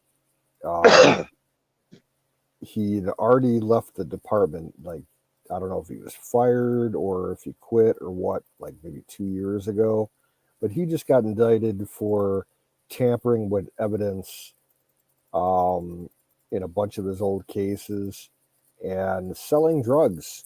He was stealing drugs from, the police, the storage for evidence, and he was selling them. Yep. Yeah. And he's claiming town I grew up in. He's claiming that it's all because he has a gambling problem. Jeez. The town I grew up in, the chief of police got in trouble for the same thing. And 2 of his subordinates were in it with him. And everybody used to say that he used to take everybody's pot so he could resell it. And I'll be darned if it didn't turn out to be the truth. Yes, some cops. That's why I say it. You know, most of them are good guys, but some of them they are not very good. I mean, I've been.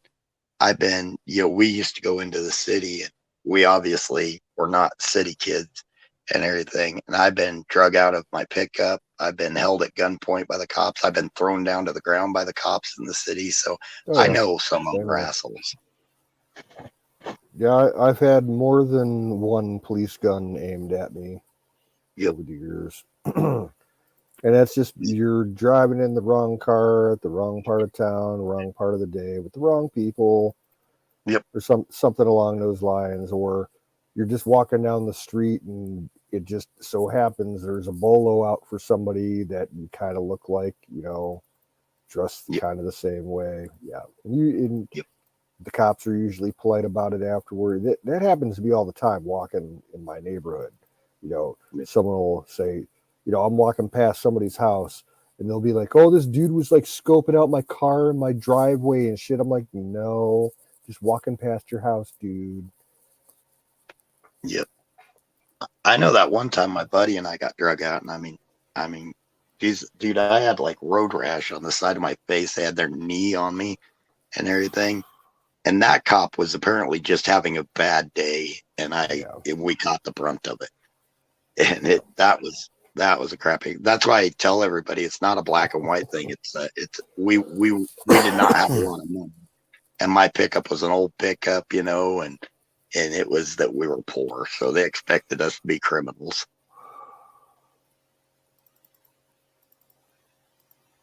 But yeah, those cops were pricks, and yeah, when you got a gun pulled on you, it don't matter who it is pulling it on you. It ain't a good feeling. Now, on the opposite side, I've actually shot cops with paintball guns.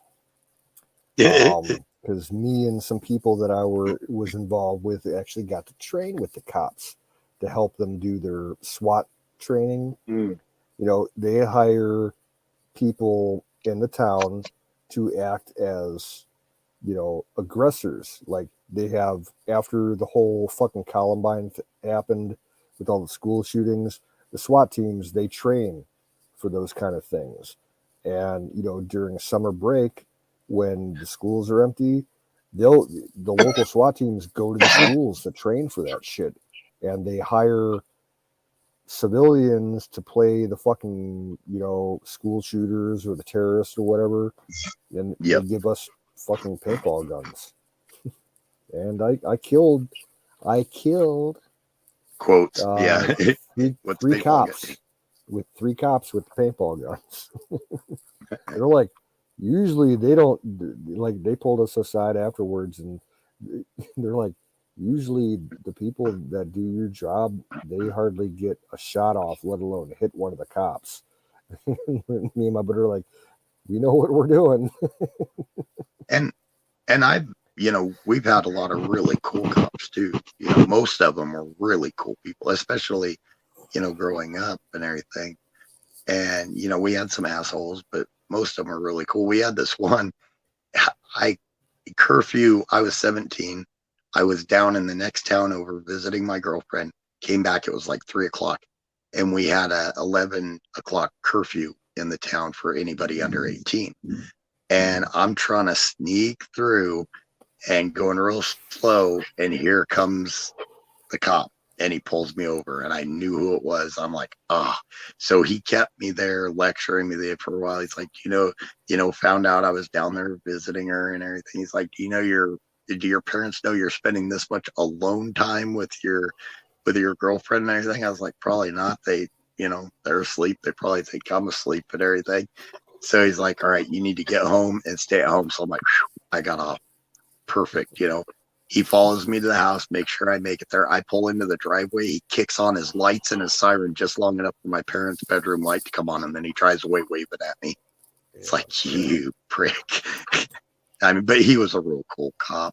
There was another time, just to make a point, where it's 10:59 and I was speeding through town, and he pulls me over, and he was watching his watch, and he made sure I was there past and everything. He's like, next time argue about past curfew. It's like, dude, I was gonna make it, but yeah.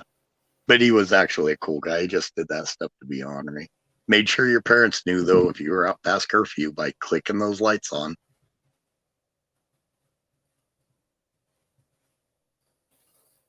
Yeah, I've actually had occasion once to back up cops.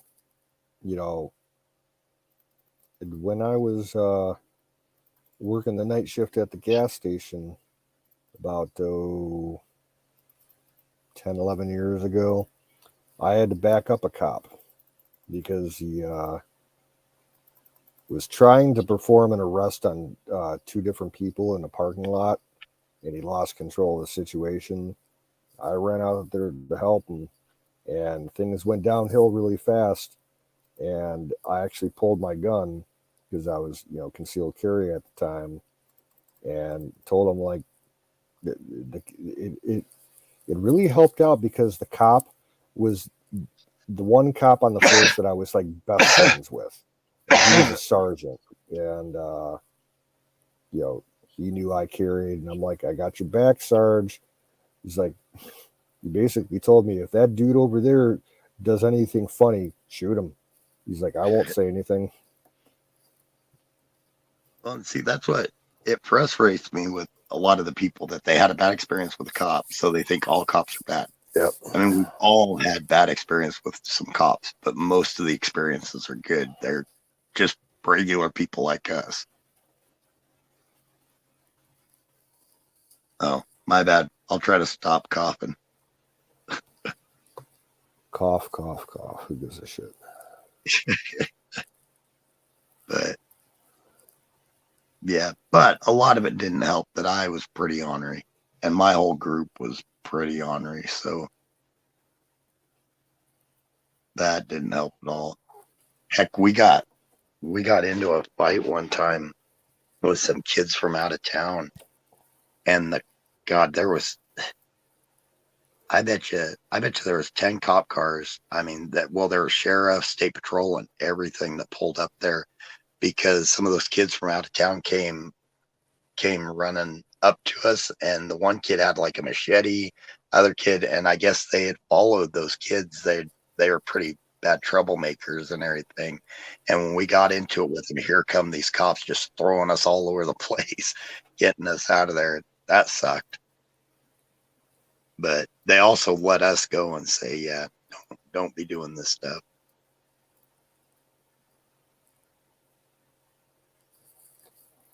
I'll be back in 1 minute. I gotta grab another beer. Right on. Iggy, if it's the COVID cop, then I've had the COVID for years. It's more of a Marlboro cough.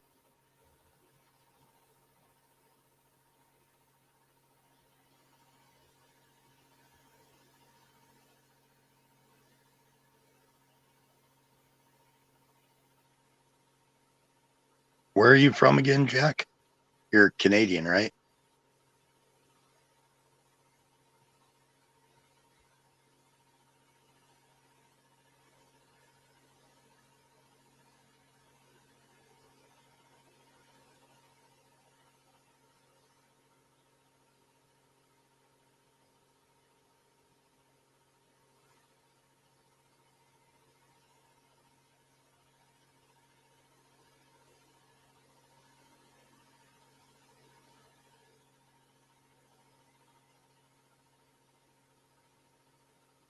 Oh, right on. Oh, you're Canadian.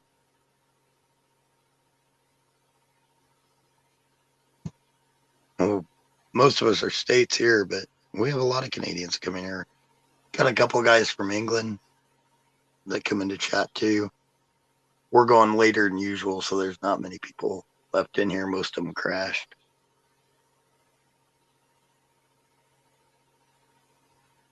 I do construction and the weather's turning bad though, so I get to sleep in the morning.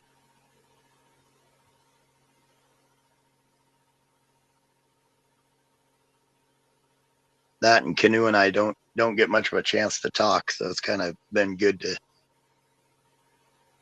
chat.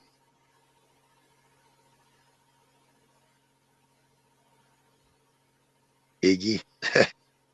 I'm not a fan of the Canadian government, but Canadians are, right? Just like everywhere else. It's the governments that are the issues. Same here within the States. Our government is kind of an issue. Just like wars. Governments start wars and then stick us all hating each other.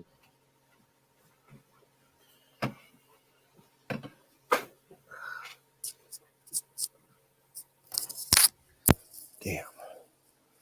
It's cold outside. Jesus Christ. Yeah. They keep changing the darn weather. It's like 24 degrees. Shit. Hey, Moggy. Apparently, Moggy's been hanging out listening. Cool. Yeah, I guess mugs. everybody enjoys our chat. Probably bringing up a lot of memories for people listening, too, when we talk about this stuff. Because I guarantee you, our group, as all of us, have some pretty interesting stories to tell. That's why it'd be fun to get into detail on some of them. I don't want to go too far on here, but get into detail on like a Discord some night. You know, Kimmy. Hey, Kimmy. You don't have to work today, do you? Me? Yeah. No. Weather turned you're crappy. up awfully late. Yeah. No. Yep. That's why I was just telling these guys that weather turned crappy. I'm off tomorrow, so I get to sleep in.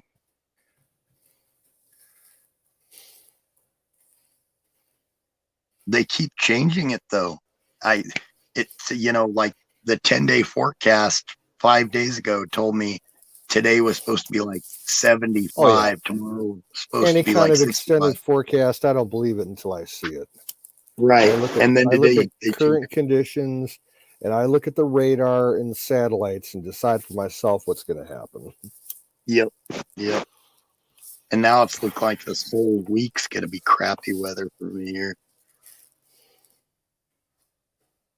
Which, I won't be putting much metal on in crappy weather, and nobody's going to be pouring cement in crappy weather. So I might have some free time this week. Yeah, I got free time with shit to do, but I don't have the money to do it. Isn't that how it goes? If you got the time, you don't got the money. It really sucks because of this weather. Yeah, because it had started warming up here for the last like 3-4 weeks. Like we were getting in, constant 50s, 60s, 70s. We almost hit 80 one day the other day. Nice. But now we got this cold snap, and I had turned off my furnace for the year. Oh. And it's not working right now. It's got an issue, so I can't start it up. Oh, crap. Yeah, so I got the house all locked up, the window. I put the storms back down in the windows, and I got an electric heater running in my bedroom, and I turn the oven on a couple times a day for the front of the house where the cats are, just enough so the pipes don't freeze. But I think even down, it's not that bad. I ain't got to worry about that yet. I think it's probably about 45, 50 degrees downstairs.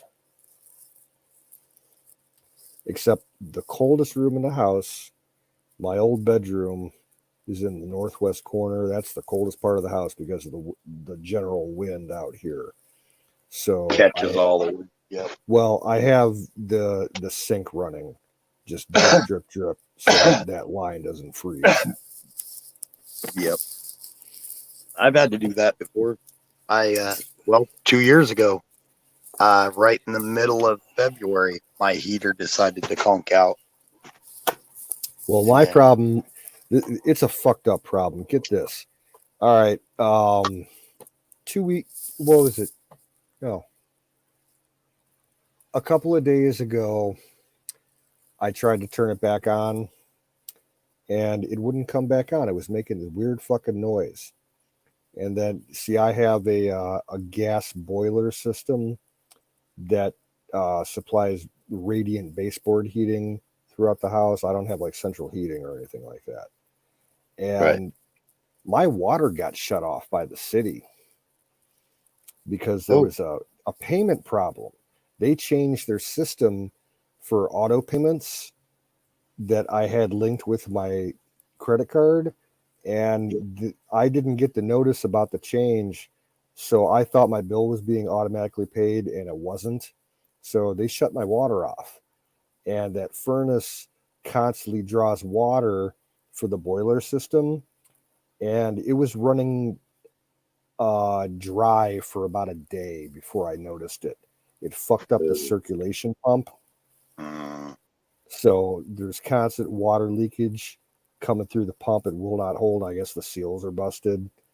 I don't know how much that's going to cost to get fixed, but it's so late in the year, I'm not even worried about it because I wasn't really planning on running it anyway. But yeah, so right now I ain't got no heat and I ain't getting any hot water because I don't have enough money to get that fucking new hot water tank. I had a similar problem in January when I was so ticked off about the natural gas price.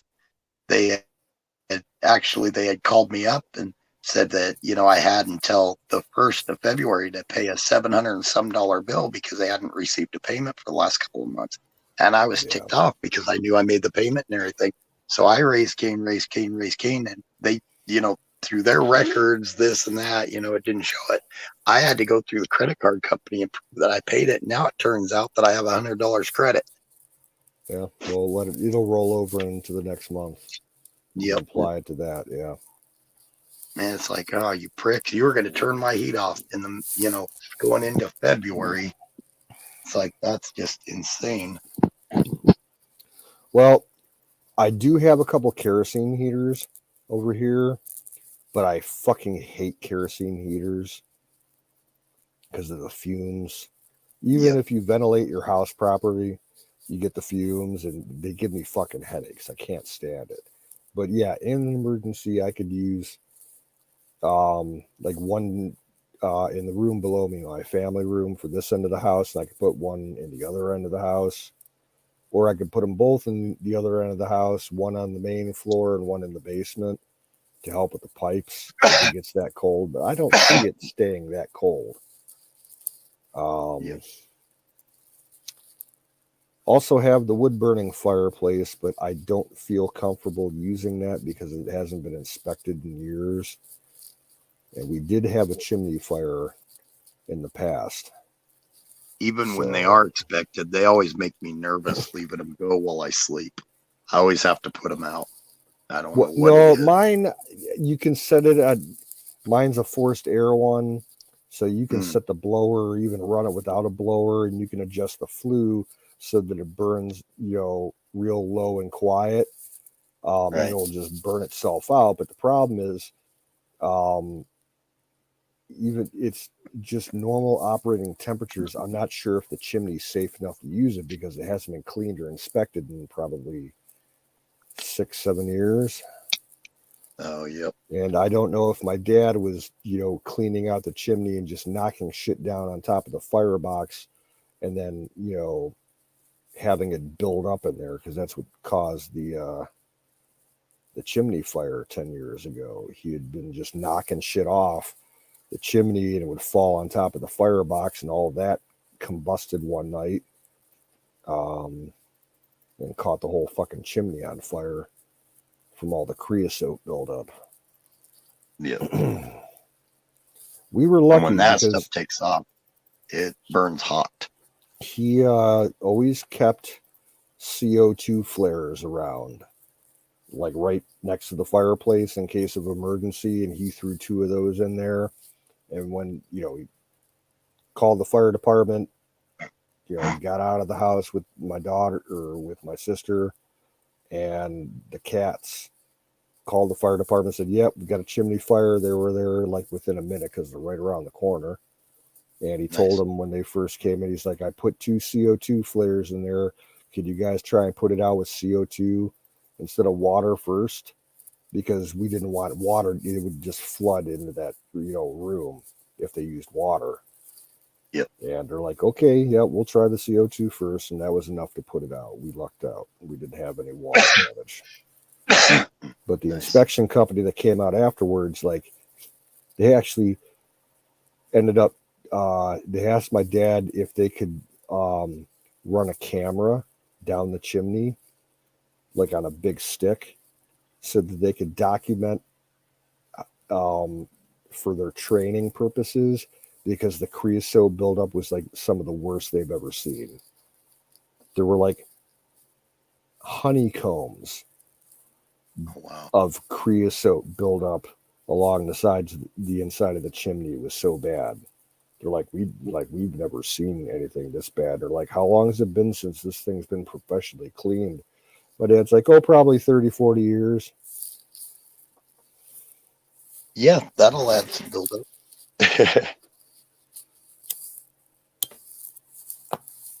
We had in my old house, we had to have a line, the chimney, and we had a fireplace going into it, plus natural gas they added in there because it had central air, but plus the fireplace dumped the chimney in there.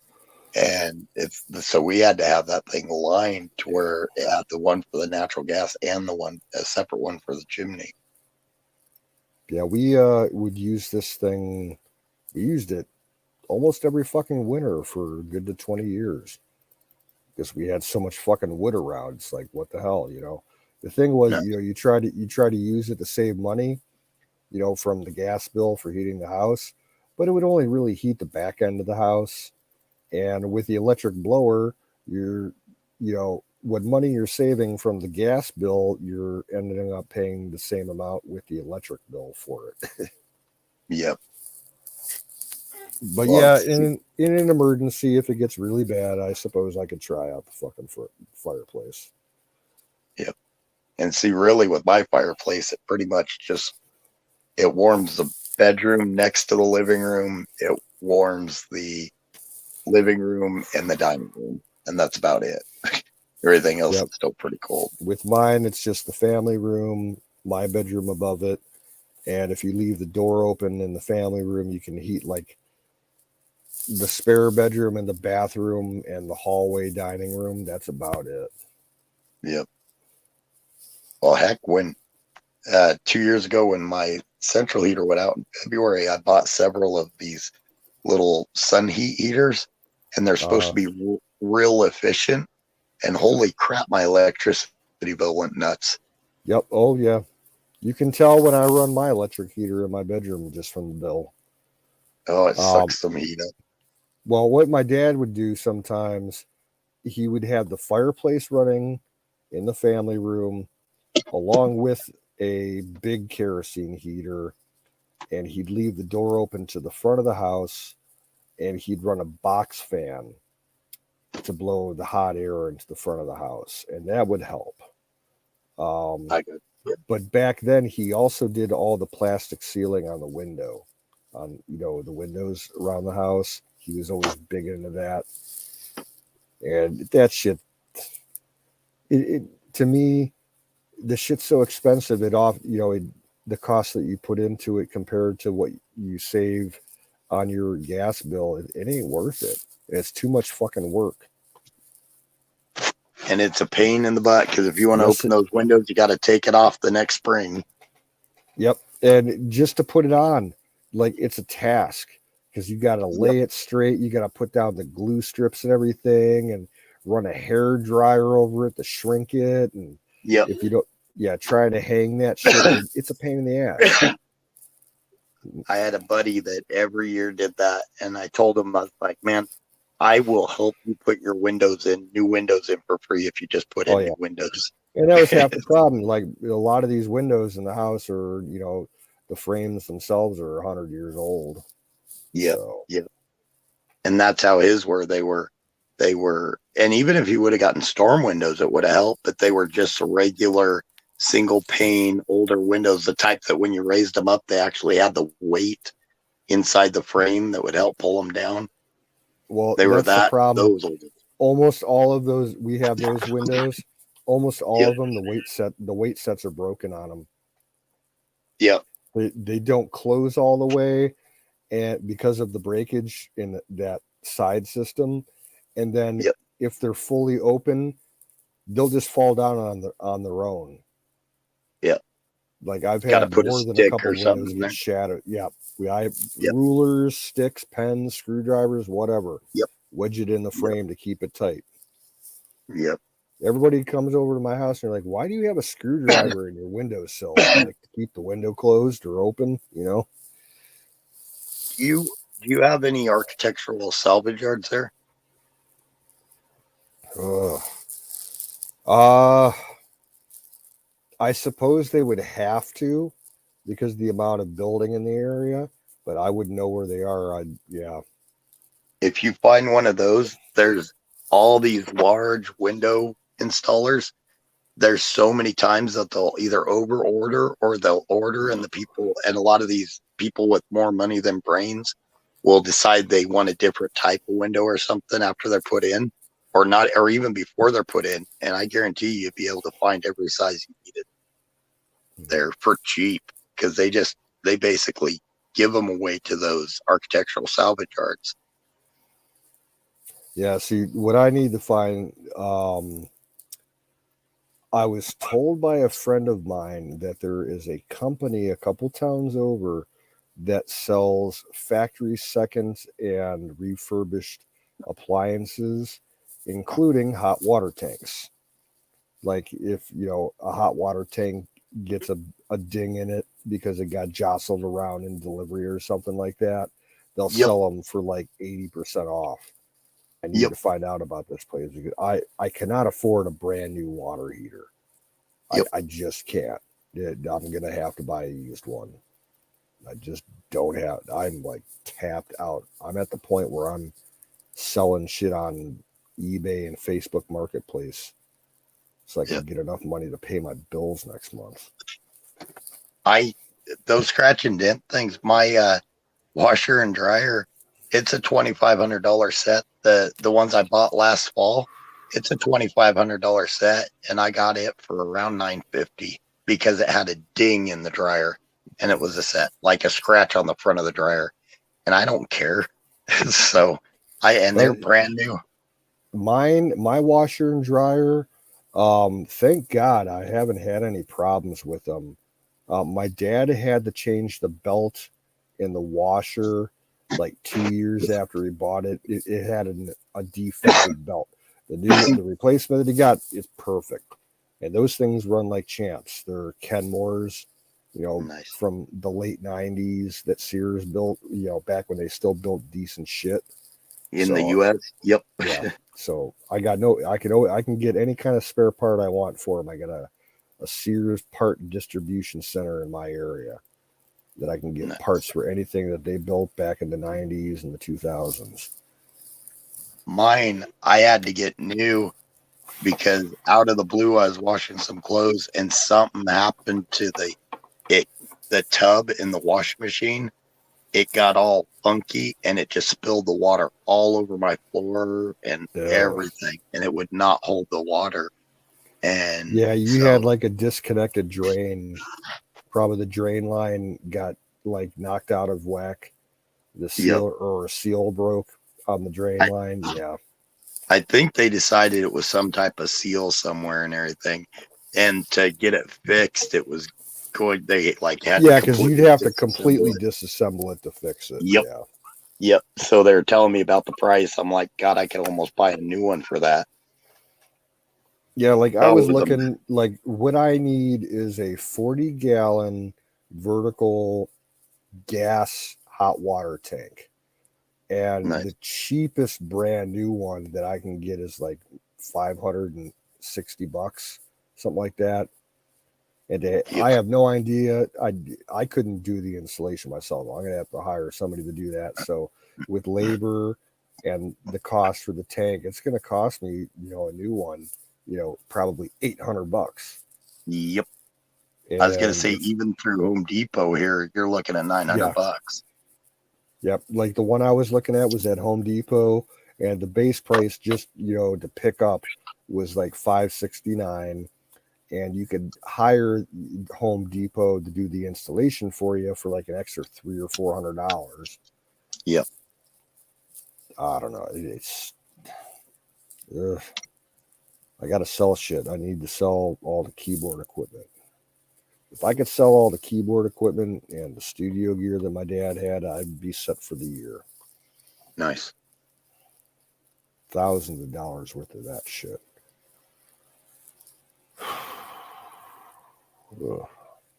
You've been putting that on eBay? No, not yet, because you can get better for music gear. It's best to try. There's a website called musiciansfriend.com. Oh, yep.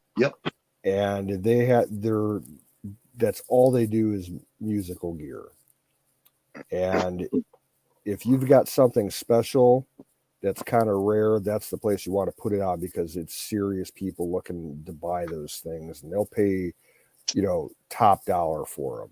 Like I got this one keyboard I can probably get $3,000 for. Nice. Well, that's what everybody's giving me guff about working all the hours, and I'm reminding them, it's like, I'm used to going maybe a month without working very much. This year we got so much moisture on and off. I went almost 4.5 months without working very much. Yeah, I'm playing catch up right now. I stopped working at the end of January, and like I said, man, I'm almost tapped out cash wise. Yep. I had to bite into my savings and transfer money from my savings to my checking just to pay my bills and everything last month. I got a little behind. Like I said, the water got shut off. I was on final notice with the gas company. Yeah, I got to go get some kind of part-time job, at least, that they'll hire me with, the problem with my arm, because I can't do a lot of the shit that I used to be able to do. Yep. That and sell shit. It doesn't take long for it to catch up to you. I was getting darn nervous, and I'm used to winters being slow, but this winter was awful. And the economy sucked so bad, everything got more expensive. Yeah. So any hours come my way, I've been putting them in. Even not working tomorrow now has got me nervous, because I was starting to climb back up out of that hole. And then, but it's at that point to where right now, even a few days will kind of nail me. Yeah. It doesn't help that I've got spending issues too. I get paid and I buy crap I don't need. Well, one of the issues that I have, all right, I got a pension plan from a previous employer. The gas station that I used to work for, they enrolled me in their pension plan. I had no idea about it. I knew that I had a 401k with them, and I ended up cashing that out 2 years ago, I think. It was like $5,000. But I got this pension plan that supposedly I got like $15,000 in or something. And I looked into trying to get that, early, and take, the penalty for getting it before you're 65. Yep. And you lose what? I think it's like 10%. But the problem is the waiting period to have that clear. If you just do a general early buyout, that could take like 6 to 8 months to process. Now they have a hardship withdrawal process that would require paperwork, documenting that I have like a catastrophic injury. I got to look into that, but they would need official doctor paperwork, which I don't have, because I never did the follow-up on it. So I've been just trying to heal up on my own. Yep. So who knows? Maybe I can get it. Just tell them, that I got injured at work and basically got fired for it. They could go that route, because the Ohio Bureau of Workers' Comp has fucked my case up, and I'm not getting anything from them. So maybe, like, if I could get significant paperwork for that and go through that investment company that has the pension plan, I might be able to get the money in a couple of weeks. I'm gonna have to look into that tomorrow. Yeah, hopefully. I mean, if I keep the account going until I'm 65, yeah, I'll make a lot more money. I'll probably cash out at like, I don't know, 40, 50K, but yep, I could really use 15K right now. Yep. That would get me through 2 years here, probably. Yep.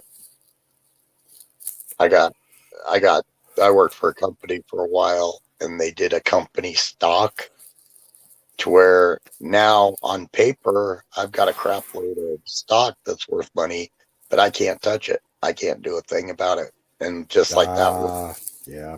Yep. I sold out all my stock and all my my Bitcoin 2 years ago. I didn't like the way the market was going, and I cashed out. I made a decent profit. Actually, I did really good. I wish I could invested more back when I did, but yeah, I made a positive overall between my stocks and my Bitcoin. I made a positive 223%. Nice. So I walked away with a little bit of profit. See, in this company, it's a company that produces stuff for Walmart. And they've got this cheesy little thing in there that basically you've got to do a buyback to where they have first right on the buyback, and they get it for penny on the dollar. So basically I got to let it set in there and do whatever for the next 20 years before I can touch it. Yeah, I took when I cashed out the 401k, they took 5%. Yep. I'm like, but I needed it at the time. Yep. And they all have that. They all have that fine print somewhere. That's the only way that I was able to make it out the Wizards last year for 4th of July was because I had cashed that out. Nice. Yeah. I spent a lot of money for that trip, to be honest with you. That wasn't cheap for me. Between all the gas money that I was paying, Apex and Wiz, because I wasn't going to have them come pick me up and everything for free. I paid both of them a lot of gas money, and just all the food and the gear that we ended up bringing out and buying while we were there. that cost me a buck. Yep. Fuck, Apex still owes me money for fixing his fucking truck so he can get home. It owes me like $500. Oh, ouch. Yeah, that would help too. Yeah, tell me about it. I got a guy owes me, one of my neighbors over here, he owes me $200. I got to get on his ass. Yeah.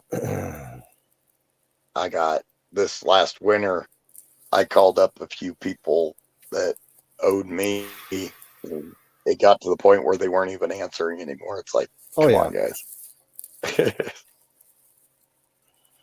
It's like I helped you out of a bind, and I know you're not in a bind, and now I'm getting pretty skimpy, on everything. So it's getting to the point where I may actually sell a couple of my guns. Stuff that I don't use. Yep, I have no need I had for. To do that. I got a shotgun I got 2 shotguns that I want to sell. Don was going to buy one, and I was going to see if Carpenter wanted to buy one of them. But got a couple pistols I don't need. Yep. I just want to keep my one shotgun and a couple of the pistols and all my rifles. I'll never get rid of one of my rifles I might consider getting rid of because it's too much for me. When the rig shut down years ago, when Obama got into presidency and did all that permit pulling and shut down the oil field pretty much, I had to sell off every gun I had, everything I had. That's when I sold off my guitars. I sold off everything to try to make it, because I was unfortunately one of the last ones to be laid off. but there was only a month difference. But within that month, everybody that got laid off earlier took all the jobs. So when I got laid off, there was nothing. And and I had so many bills at that time because, well, heck, we've been drilling for 8 years solid. Everything was going really good. So I got too cocky and financed too much stuff. So I had 3 vehicles to make payments on, a big house, and everything went quick. Got a hell of a severance package, but that lasted 2 months.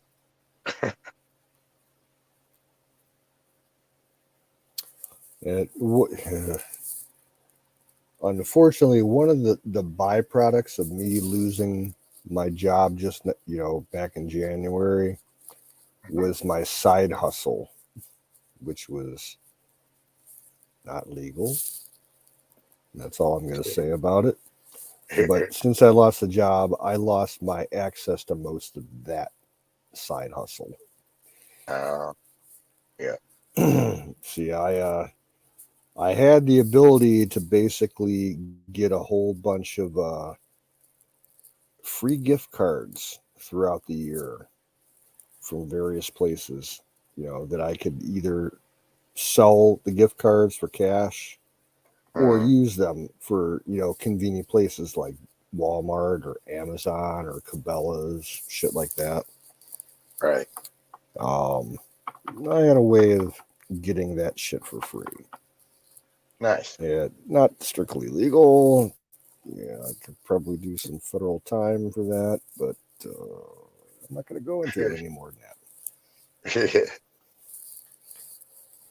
But I get, I'm sitting right now, I got probably $900 worth of Cabela's and Bass Pro Shop cards. Nice. That I generated basically for free over the last 2 years. So I guess, I could use those gift cards to buy some top grade shit from those 2 stores and turn it right around and sell it on eBay to make a little bit of money. So that's an option. I had a brother-in-law where that was their bonuses. They got gift cards to different places, like you were talking about, like Bass Pro and stuff. Yeah. And most of them he hadn't even opened up. They went through all of them, and he had like $5,000 worth of. Well, he worked at the place for like 15 years. Yeah. And they're apparently all still good. And he had like $5,000 worth of gift cards. That was his bonuses. Yeah, the last 3 guns that I bought. Gimme. The last 3 new guns that I bought, I really didn't pay anything for it because I had free gift cards from Cabela's and Bass Pro Shops. Nice. And about almost half of the ammo that I bought in the last couple of years was free.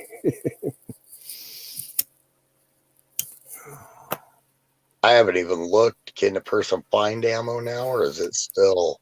Oh yeah, it's out there. They're coming back production wise. Nice. It's been available for the last year for the most part, but you had to pay premium prices for it. The prices have been coming down steadily, slowly but surely. But if you have a need for ammo, I can find it for you.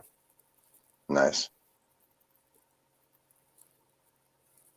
But it's definitely not like it was a few years ago. Yeah, a few years ago, you could buy even name brand rounds for a decent price. Not anymore. Oh, it was scary about a year and a half ago. Before the election happened and everything, and then right after the election, it was scary in the markets. Oh, you went into Cabela's?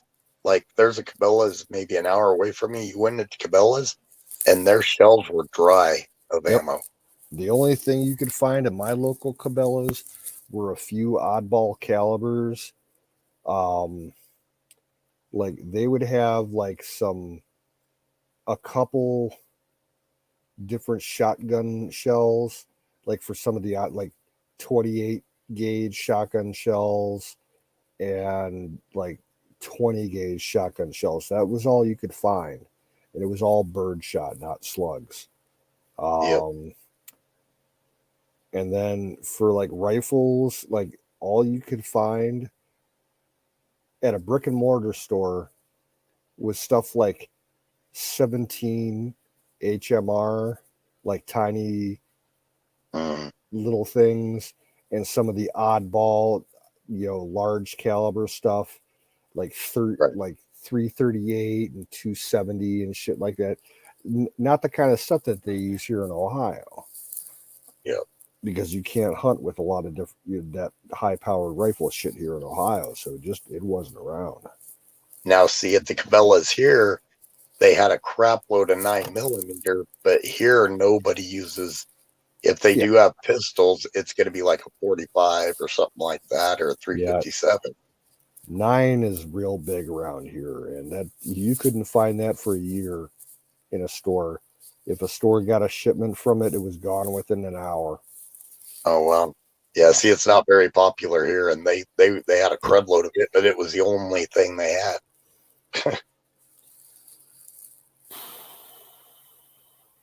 I know, like because I went up to try to get some 22 250s, and there was nothing. They didn't even have reloads. Yeah, I want one of those so bad. Hey. You can't use them for hunting here in Ohio except for coyotes. You can't use them for deer. Yeah.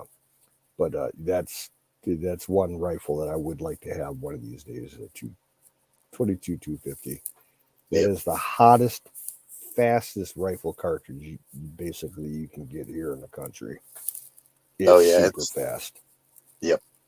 And I really don't hunt that much. I just enjoy doing target practice, going to the range, and the carry, even in a a little bit of a crosswind, a 22 250 will cut right through it. You don't have to sidestep much at all.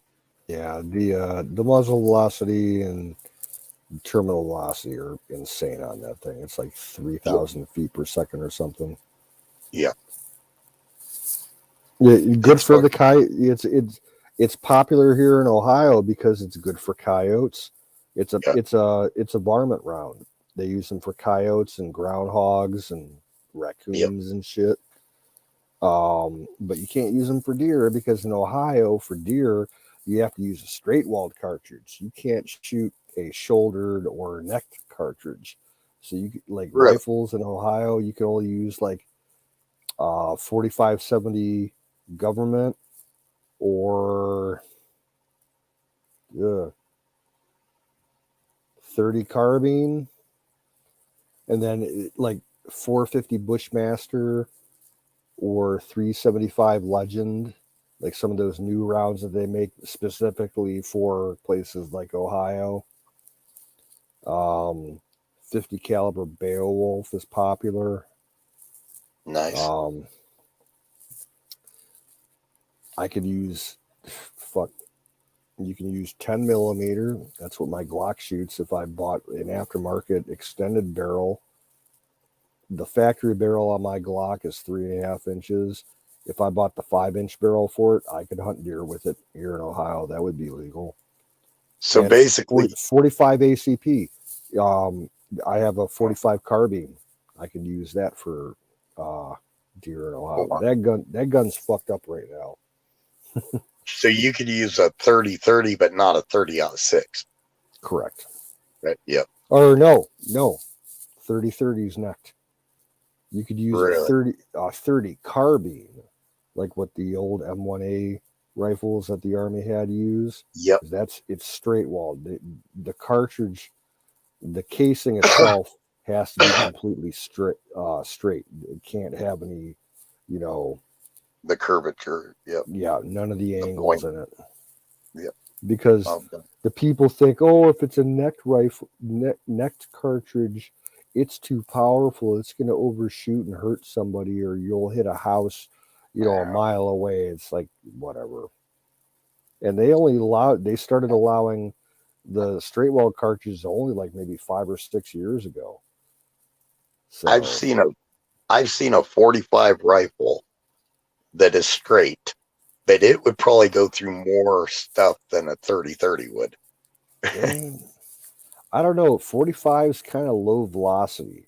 Like the 40, even I'm talking pistols too, but even like a 45 carbine, like what I have, I wouldn't want to try a deer on it more than 100 yards, preferably 50 yards at the most, because it's just it's such a slow round.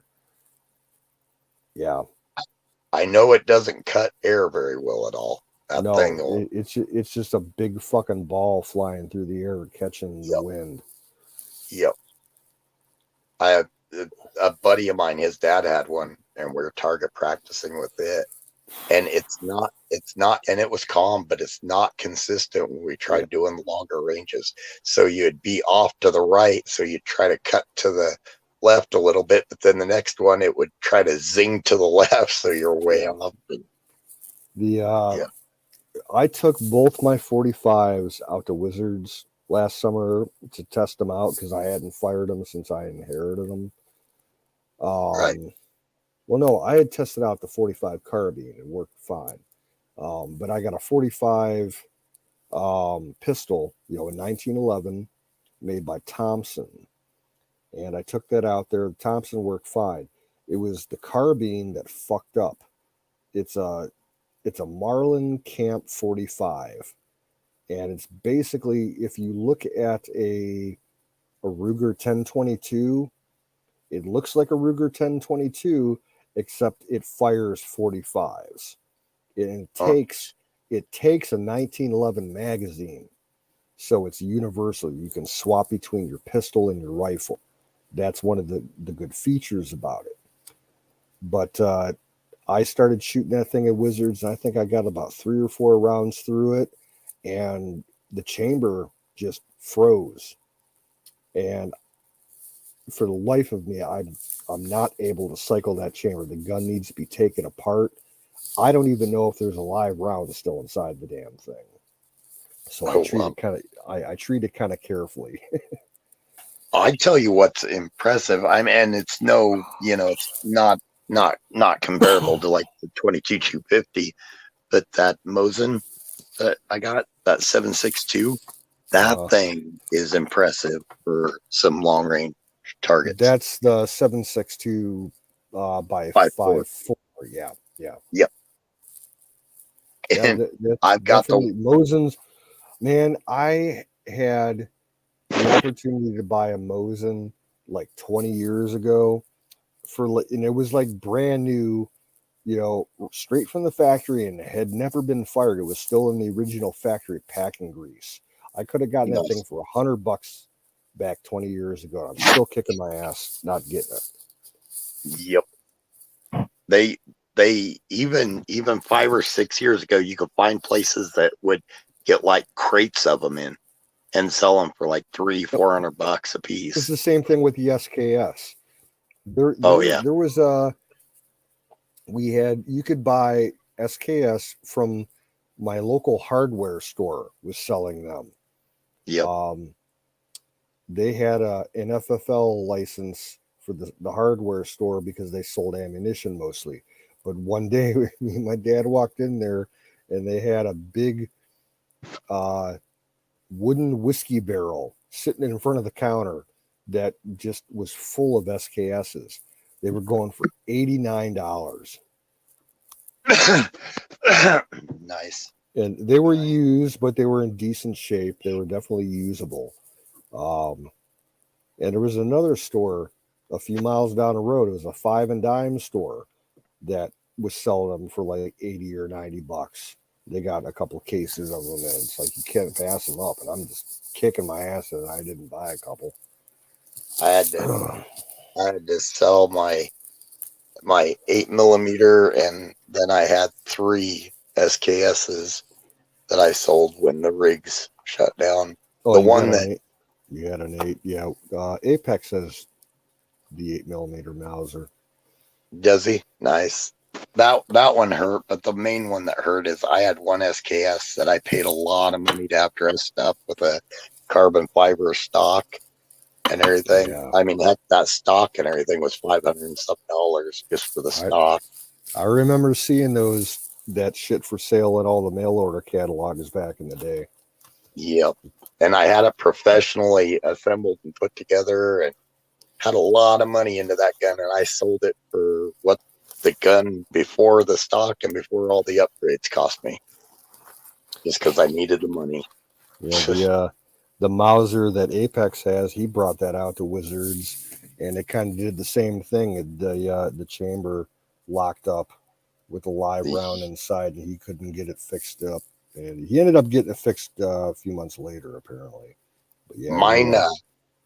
We're on the firing line, and we're like, "What the fuck just happened with this thing?" It made a weird noise and a weird click, and we couldn't pull the action back or nothing. And it had a live round chambered, and we're like, ugh. We were kind of worried driving home. Mine fired on me. I put a round in, tried to shut the chamber. I didn't realize that the 8mm Mauser, because I went in and bought 8mm, and he sold me some 8mm, some modern 8mm. Didn't realize there's a little bit of a difference. So when I went to close the bolt on that, it fired it. It's number 2 rule of firearm safety: only fire ammunition that's correct for your gun. Yep. And I didn't explain to the guy, and the guy felt bad, and I was like, "No, it's my fault, man. I said 8mm." And he's like, "Yeah." He's like, "You can't get fast fire in those Mausers." It scared the crap out of me. And luckily, anytime I load or do anything, it's pointed down and away, so nobody was in danger. But it still scared the crap out of me. Yeah. Now, one of the very few rare exceptions for using a different caliber in a gun, the gun that I have, my Glock 10mm, it's actually safe to use 40 caliber Smith & Wesson in it. Nice. They are identical cartridge diameter, but a different length. But the Glocks can accept them. It'll wear down your barrel and your throat a little bit faster, but it's 100% safe to use 40 caliber ammunition in a 10mm Glock. And nice. The 40 is a lot cheaper than the 10mm. That's the only downside of the 10mm. The ammo is so fucking expensive for it. I got a cousin that has a 50 one of the 50 caliber pistols.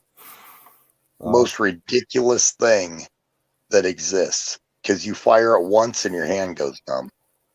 And I've never fired any big bore pistol. I've never fired a 44 Magnum. I've never fired, the 500 Smith & Wesson. I don't have any desire to. It'd probably break my wrist. With that 50 cal, the 44 was nothing compared to that 50 cal. My hand literally went numb after shooting it.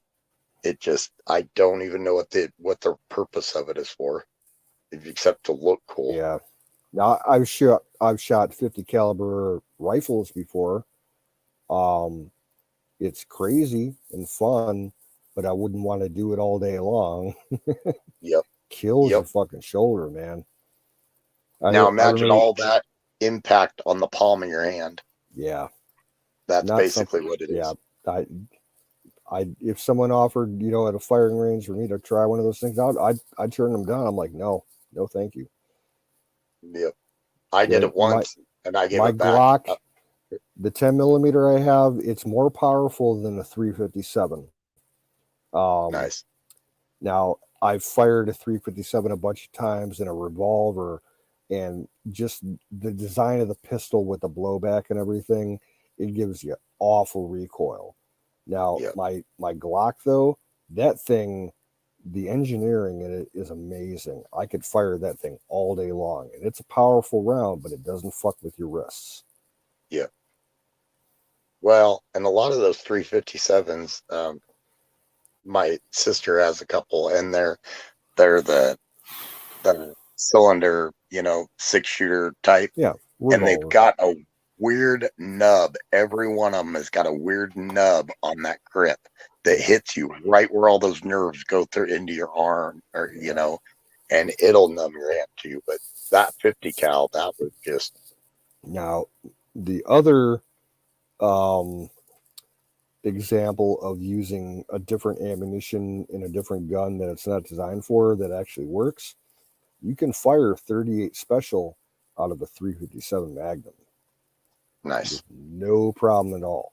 And the ammo is a lot cheaper if you're just training. Nice. Oh. Yeah, because those 357 Magnum, that's another ammo that's not cheap. Heck, the 45 isn't even cheap right now. Yeah.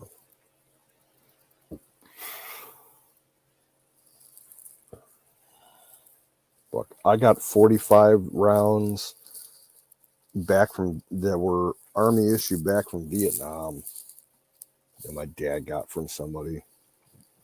Nice. I'll be back in a minute. Right on.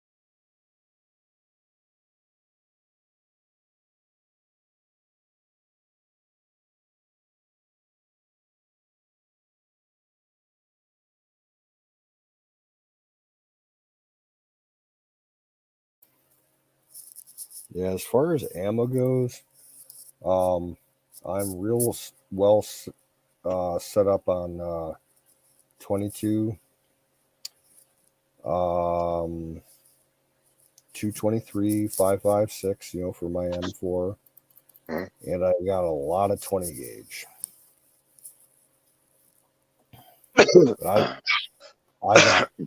I have so much fucking 22 ammo. It's sick. I may sell some of it, to be honest with you, just get a little bit of spending money, grocery money. 22 is a fun gun to just go out and target practice with, though, and it's cheap.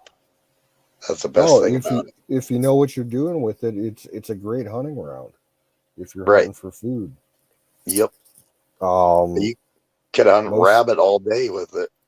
Rabbit, squirrel, anything small game. You can take out coyotes with it if you need to. It'll take down a deer if you shoot it right. Yep. If you ain't worried about the head and everything, you can use 22s on the head. Yep. Or the neck. Not legal, but if in a survival situation, for sure. Right. Oh, in fact, I'm still in the process of building my 22 precision rifle. I need to get the actual rifle assembly itself, the barrel with the bolt assembly and everything, and the action. I got an old Savage 22 bolt action that I had bought a modern, aluminum CNC machine stock for. But it's the rifle that I have. It's so old that it won't fit it perfectly. I'd either have to have the stock like reconfigured at a machinist shop, or I'd have to buy a new rifle to put into it, take the stock off the new rifle and put it into the stock that I have. And I think that's the route that I'm going to go, because like a new complete rifle of that series, that model, is only like $250. And I want to have a precision rifle. I want a precision 22 that I've got a scope for it already, a kick-ass scope. 5 to 20 power by 56 diameter lens. It's a huge fucking scope. I want to be able to shoot fucking woodchuck in the head at 100 yards. That's my goal for this thing. Or shoot some Antifa fucker in the eye at 100 yards.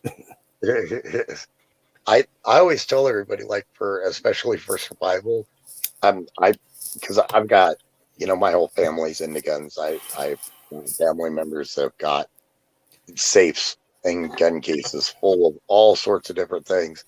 I just want one long range, like the scoped with like the 22 250, a shotty, a handgun, and a 22 for everyday use. And then that way I've only got that ammo to buy.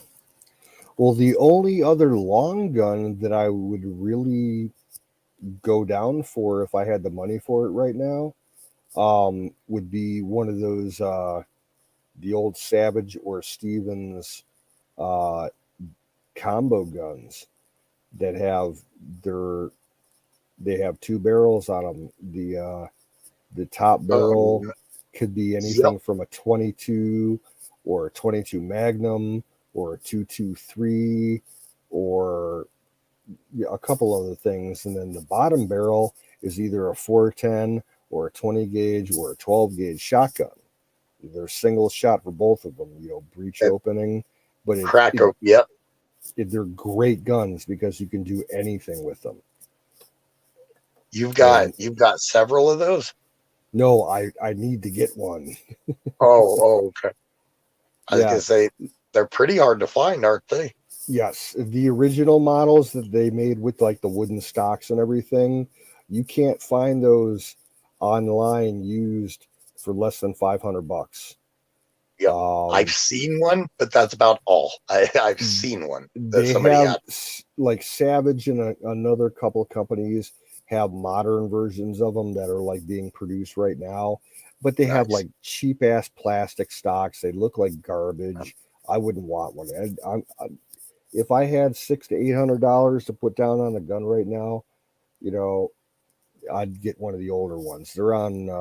You can find them on that gunbroker.com. The auction site for guns. Yeah, there's always a few of them on there. Yeah. But they had like eight different rifle barrels for them and the 3 different shotgun barrels for them. You could get them in any kind of combination back in the day. It was great. Yeah. Well, it's just like the M1s. They'll pop up on there, but good luck touching them unless you got some deep pockets. Oh, a grand? Yep. Oh, yeah. You to get the lowest grade possible right now, you're looking at $1,300. Yep.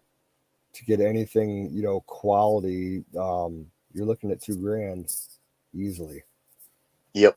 And when I was paying, that's even at the civilian marksmanship program that the government runs, because you can buy surplus M1s from them, and a match grade is going to cost you $3,000. Oh yeah. And if you get era, it jumps up even more. Yeah, and dude, and I've fired them before. I don't really care for them. I give those guys in World War II a lot of credit for carrying those things and using them. They were a pain in the ass. They weren't fun to shoot, and to take them, field strip them and clean them, pain in the ass. Yep. They were heavy. Ugh. I mean, they were a battle rifle, but Jesus Christ. I want to get one of those, and then I want to get another Mauser, so I have the trifecta of the European theater, because I've got that M44 or the Mosin, and the Mosin is a 1944, so it's era. I want to get an era Mauser and an era Garand, and just like put them in a case, stack them, and hang them on the wall. You know what I'd like to have if I had the money and the license for it? I'd like a German MG42. Nice. The cyclic rate on that thing, oh man, that was like the fastest firing fucking machine gun in the world. It still is, I think. Nothing touches it. There's a guy around here that does gun. Yep. There's a guy that does that's around here that has one of those, the German machine guns, the big heavy ones with the tripod or the bipod that comes down. Mm-hmm. And the only way he could buy it, it shoots blanks. They welded in a piece that they cut it out, welded it so it could never be rebuilt into something. And they welded in a piece and it just shoots things that go, it not even really blanks, it just pops. We got a guy probably 2 miles down the road from me on my street, and there's another guy about a mile away from him on a parallel road, and they both have class 3 licenses, and they're shooting at least once a week. They're shooting stuff off full auto, and you can hear it. Well, it's funny because like you'll hear like the guy on my street start shooting for like 10 minutes, and then like 10 minutes after that, like you hear the guy on the other side of the other road shooting. It's like they go back and forth just with the sound. It's funny. People call the cops all the time on these people, but they live in a different township where it's completely legal. You can shoot day or night, whenever you want, how you want. They don't care. Yep. And I'm sure it costs a lot more now, but back in the day, I went to a gun show in Denver and it was like $150 and you could run through a belt of them. And it was just a little short belt that you got to run through. I got a guy, a friend of mine from the deli who lives down that way. He's pretty close to the guy on my street. And I was talking to him one day about it. He's like, you hear him firing off, and then like 10 minutes later, you hear the other guy a mile start firing off. It's like a competition between the two of them. And we're like looking at each other and like, what a waste of money. You know, I can understand it if you're training or something, but just to like blow off, in your backyard, having fun and shit, that shit's expensive nowadays. It's like, you don't waste it. Yep. And this was 15 years ago that it was $150, probably $600 if you wanted to do it now. Yep. That's just, I mean, that's what they charged, to do it, and they made money off of it. But still, it was the percussion around it was weird. It was almost like it was just everything was still right behind it. But those guys firing those guns in World War II had to be deaf. Yep. Because even with the earmuffs on, or it was the same. My grandfather, as long as I was alive, when my grandfather was around, he always had hearing aids. Because he was an anti-aircraft gunner on Navy and Merchant Marine ships. All that. He was running either 20 millimeter or 40 millimeter anti-aircraft guns. They didn't have hearing protection back then. Yep. Oh yeah, they had nothing. If anything, I remember reading a thing that sometimes they would like take cotton out of their first aid kits, and some of the guys would like try to stuff that in there, but it really didn't do much because it would cause physical pain after shooting for a while. Mm-hmm. That's pretty intense. The crazy thing with my grandfather and that, like, he did a lot of work on Liberty ships. You know what those were? Are those the coastal support? Well, no, they were cross, transoceanic. They were like the armed cargo ships that went across. Like they were actually, they were semi-civilian, and they had the armed guard, which got absorbed by the Navy back in the day. And it was basically, he started out in the Merchant Marines and got, transferred into the Navy when the Navy started with the Liberty ships because they had their own gun crews. And I remember there's only one surviving fully functioning Liberty ship left in the world. Like some organization bought it and they refurbished it to complete like brand new condition, and they sail across the country and do port visits and shit. And probably about 4 years before my grandpa died, this would have been early 2000s, like 99 2000, this ship came to Cleveland, and my dad heard about it. And he's like, hey, you want to go see like one of your old ships that you used to serve on? It wasn't the ship, but it was the same kind of ship.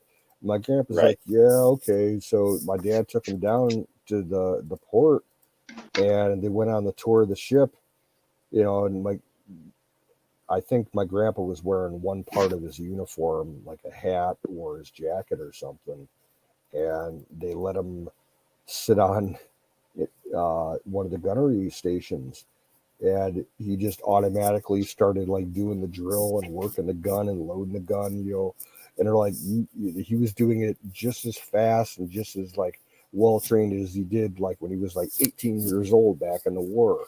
And they're like, they were amazed. They gave him a hat for the. They gave they gave him a hat.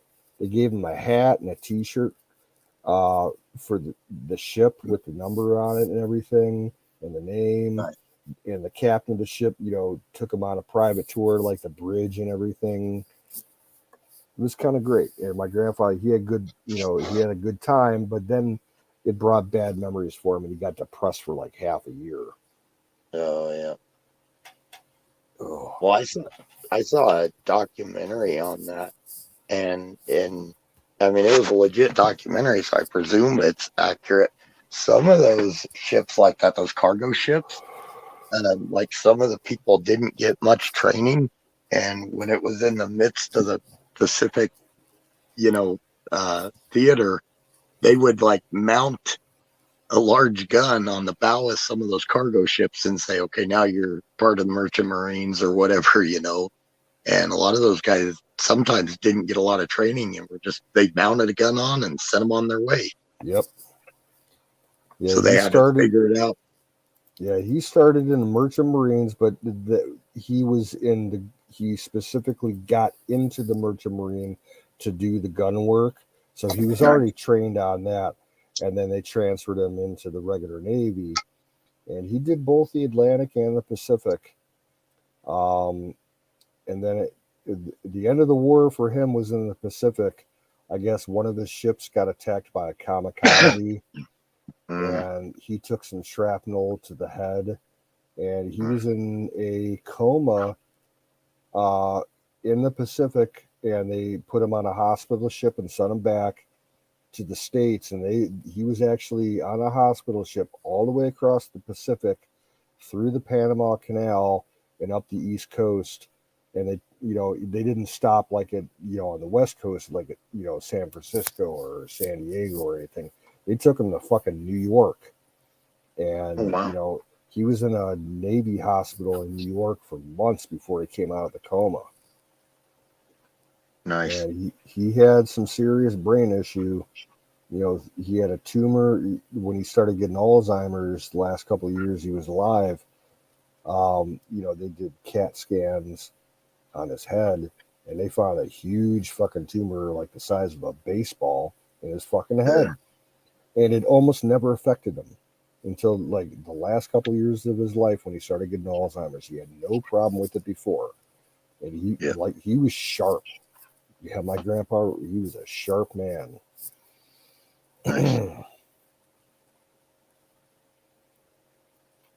God, the crap that those guys went through.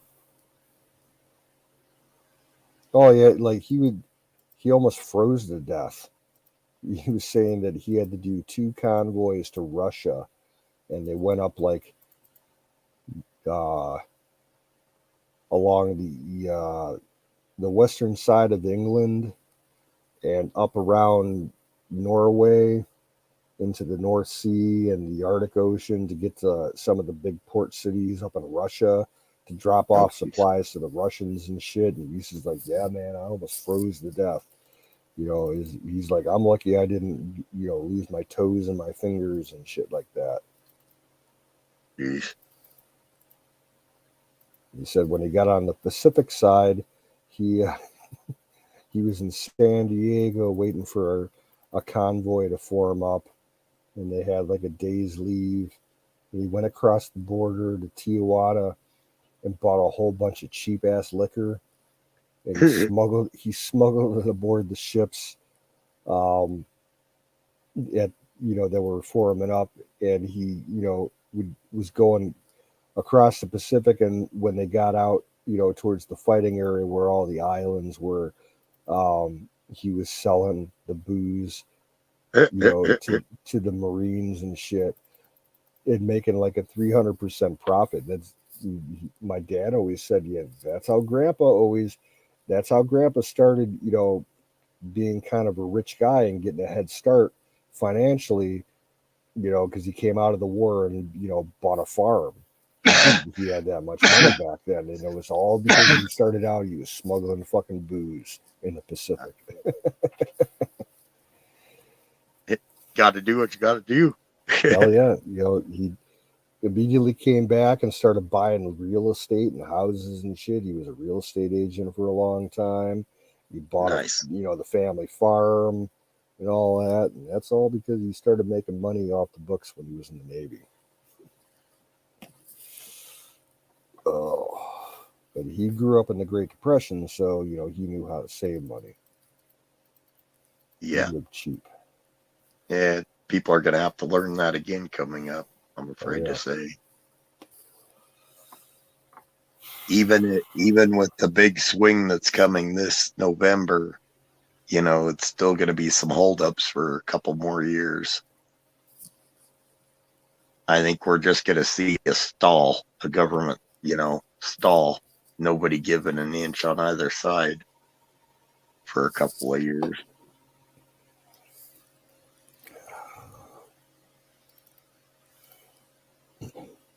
Holy crap.